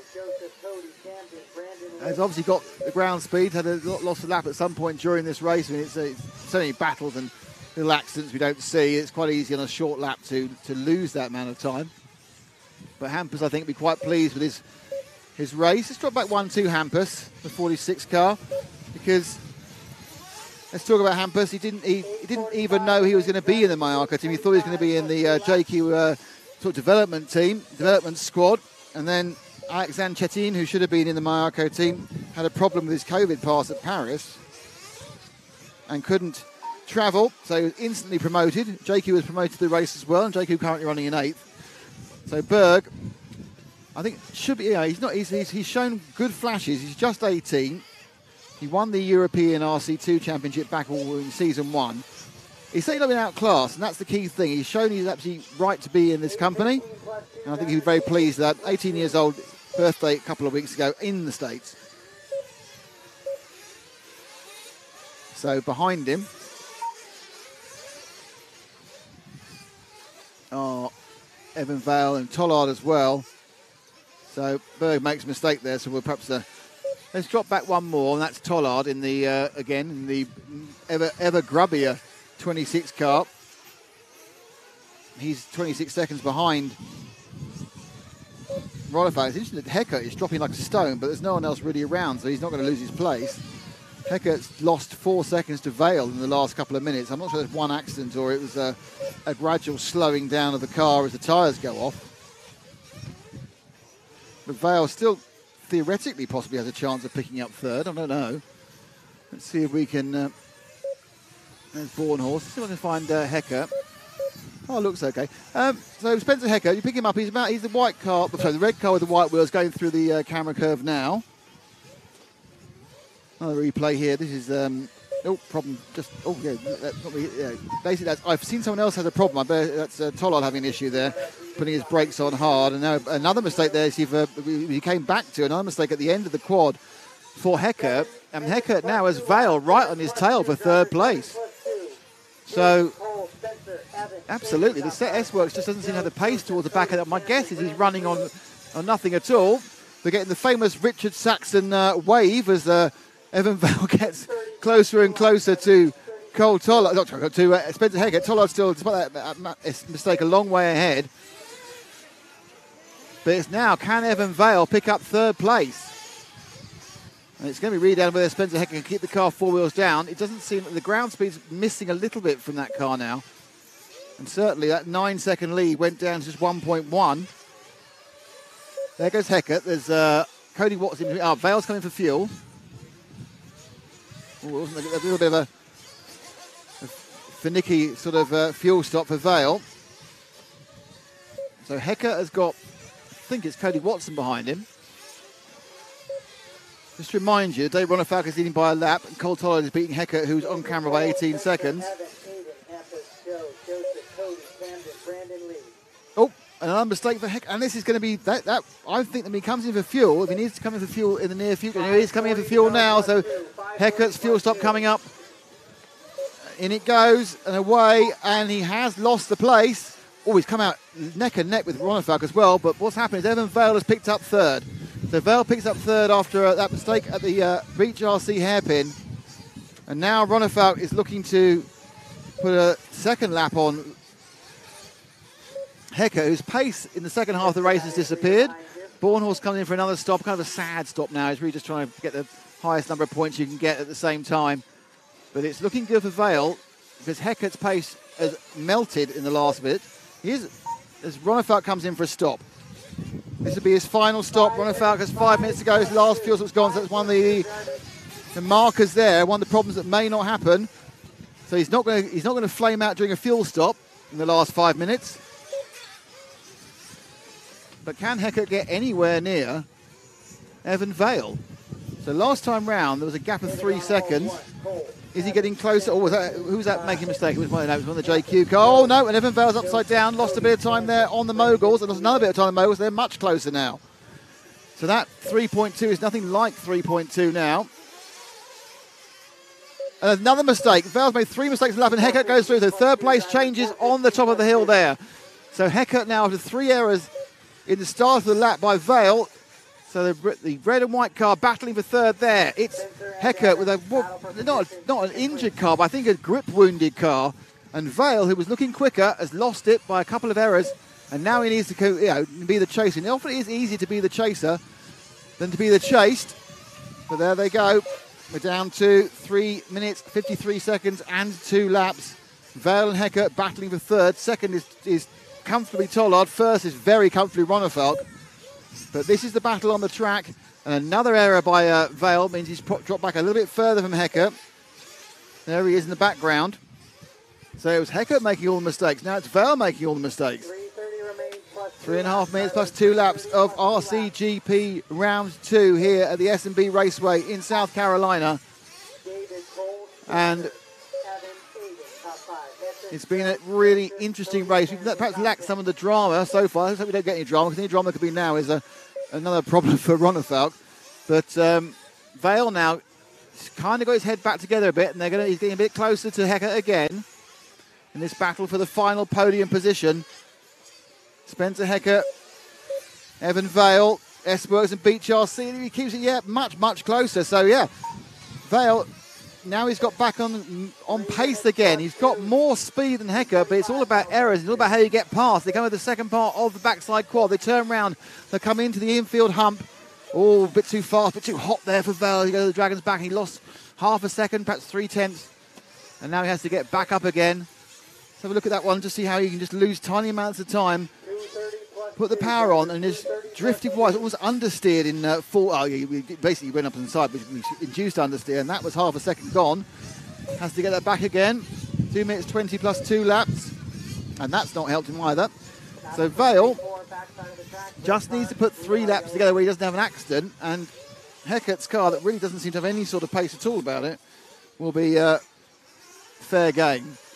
But that's a big if and but. And Heckert, despite the problems with the car, is driving very well at the moment. I'm pretty sure that car's either got bald tyres or another problem somewhere, because it just hasn't seemed to have the ground speed. Cole Tollard's still in second, and our leader is still David Ronnefalk, obviously, and there are big gaps. So we're concentrating on the closest gap, which is the gap between Spencer Heckert from S-Works in third, and and Evan Vale from the Beach RC team in fourth. Evan just trying to put together that run that we're getting back on the tail of Heckert. Aidan Horn in fifth, about 7 seconds back from the pair of them. And another error from Vale seems to have perhaps confined that one to not happening. So it's really whether Heckert can keep it all 4 wheels down for the next couple of laps. He just slides it round. As Vale's pushing has kind of led to mistakes. So as we get towards the end of the race, 1 minute. Oh, then it's a mistake by Heckert, and there we go. So now third has changed. So Vale picks up third place on a mistake by Heckert with a minute to go in 2 laps. And luckily for us, Dave Ronnefalk's right behind them. So following Ronnefalk over the line is not going to be an issue with these two still scrapping. So it's Vale with the yellow wheels and the blue and white car for Beach RC being chased down by Heckert. He is quicker, I think, at this point in the track, but in the race, but it's more of a question mark about whether he can avoid the accident. And Heckert now really pushing hard to try and get that final podium position to come round in front of us. Over the moguls. And we are now down to 3. There's this lap and 2 more in the first round, first long race in RCGP. RCGP round 2 here in event 1 at the S&B Raceway. Oh, and a mistake by Vale, and in back into the lead goes Spencer Heckert. So Heckert gets ahead of Vale. If Ronnefalk's got any... Heckert's going over and under, and he's been lapped as well. And that's going to probably put it... I think that maybe it's a Newmont. Let's see what happens then again at the back of the Dragon's back. Comes up and over. He's leading at this point. He just go a bit short. Yeah, just a bit short. Land the top and then sprung over. And it's... I'm watching it still. It's still very, very close between those two. And we're down to the last 2 laps. Now, the interesting thing is, I think Ronnefalk is going to finish, and they're going to have another lap to go, because they will not have finished that lap. So what we will do is you move back to Heckert as the concentration, the second car as your concentrating point. because we now can pick up the last lap of them. Now move back to Ronefalk for his last lap. But when we get over the line, we need to move back forward again because they won't have finished unless he manages to lap either of them in this lap. So Hecker is ahead of him, but this is Ronefalk, and it's been an absolutely superb performance over the course of 58 minutes and 2 laps. He took the lead. He's never lost. He's never looked challenged. Beat away the big challenge of Bornhorst in what has been a fantastic performance for David Ronefalk. Ronefalk is going to take the win. And now he needs to move forward to the second and third battle because the second and third battle is still live for this last lap. Fantastic. Oh, and Hecker makes a mistake. But Vale wasn't particularly good round the corner either. Let's move forward to Vale in the with the yellow wheels to see if he can bring it home in third. Cole Tollard will be second. Another fantastic result for the American. But it's now, can Evan Vale pull it through for Beach RC to make it a 1-2-3, which no one would have predicted. But here we go. Vale's got 2 corners to go. He has to get over the line. The race is not over as far as I know. He has to cross it. He has done it. Vale picks up third. So it's Ronefalk from Tollard, from Vale, from Hecker. Great racing. Ronefalk, absolute masterclass of driving in every possible way. Fantastic performance by Ronefalk. You really can't do any better than that. Great stuff. Didn't work out for some of the others, but it did work out for Ronefalk, and we'll make sure he gets held there, I think.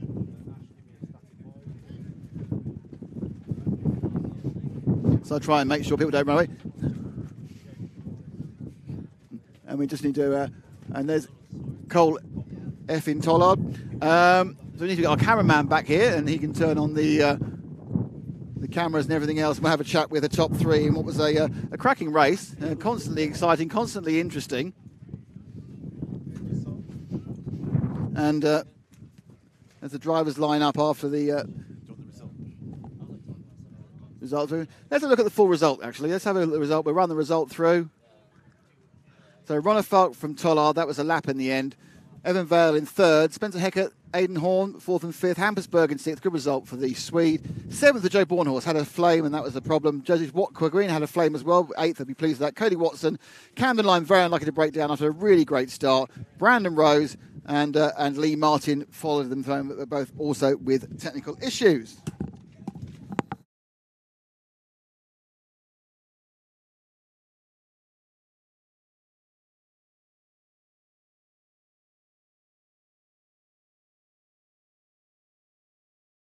So now it's a chance to talk to the top 3. Where's Evan? Evan, congratulations. Third place. That was a real fight, wasn't it? Oh, yeah. Yeah, the beginning was terrible for me. I got a lap down like 4 minutes in, but then just didn't wreck after that and kept my head in it. So big battle with Spencer towards the end. Obviously, you had more pace, but it was all about who was going to make the most mistakes. Oh, yeah. The wind was gnarly out there. I was just basically just trying to get through that double section, whatever it's called. So, yeah, I'm super excited about it. So it's awesome. It's my home track, and it felt like it was a pretty good run. Evan, great stuff. And a great third place for Beach RC. And now we need to introduce everyone to... Oh, very popular there. But in second place, it's Cole effing Tollard. Cole effing Tollard. What the effing heck were you doing in qualifying? You're rubbish in qualifying, great in finals. Yeah, I guess the gate starts were not my friend this weekend, but had a blast in the 60 minutes, and I felt like I had a really good car all weekend. And it just kept on getting better, but yeah, the longer events really seemed to suit myself, so... Yeah, it was noticeable, really. You kind of slowly crept. You didn't stop particularly well. You crept up, and then once you got ahead, it was just easy, wasn't it? Yeah, I got up to second, and it was like the middle of the race. I'm like, okay, I just have to kind of, because David was right behind me. I'm like, if I keep him behind me, I might have a chance if something happens. It's nitro, anything's possible. Oh, well done. Great performance. And of course, 2 seconds overall. I think he was probably actually now leading overall in points because Joe was down in 7th. So well done. Congratulations. Thanks, Cole. Cole Tollard there from Team Association. And finally, finally, the luck changes. Yeah, I mean, as I've said, the stuff has been good all weekend, and I just haven't had the luck on my side in the gate starts. Superpole was good, was able to get up front, and then, as long as I kept those couple of first minutes clean there in the long main now, I knew I would have a good chance. Just hoped everything would stay together. It did, so it was really hard to focus the last half. I'm feeling I'm having a cold, so it was good to have Collard pretty close. Yeah, I don't know if it's COVID or not. Luckily, we don't have to test ourselves going back home. But yeah, it was good to have Cole there close with me on the for the last half of the race. Really, I could kind of pace myself, so I didn't lose too much focus. And of course, it feels good coming out on top after having the speed, but not being able to show it really until now. And how much were you sitting there going, don't break down, don't break down, don't break down? Yeah, I was close. I mean, I had a moment there on the back jump section. I was like, I told my dad in the headset that that was close of being a front arm right there. But yeah, luckily it stayed together, and I was kind of trying to stay clean for the rest of the run. So you never know if something would be cracked or something like that. So I tried to stay as safe as I could over the jumps, even though the wind was picking up and it was pretty bad towards the end there. But all good. I'm happy to be able to get the win, and it will feel a little bit better going back home with one win at least. First big win for your new package as well. Yeah. Well, I won the e-buggy at the end. Yeah. I guess it does. Yeah.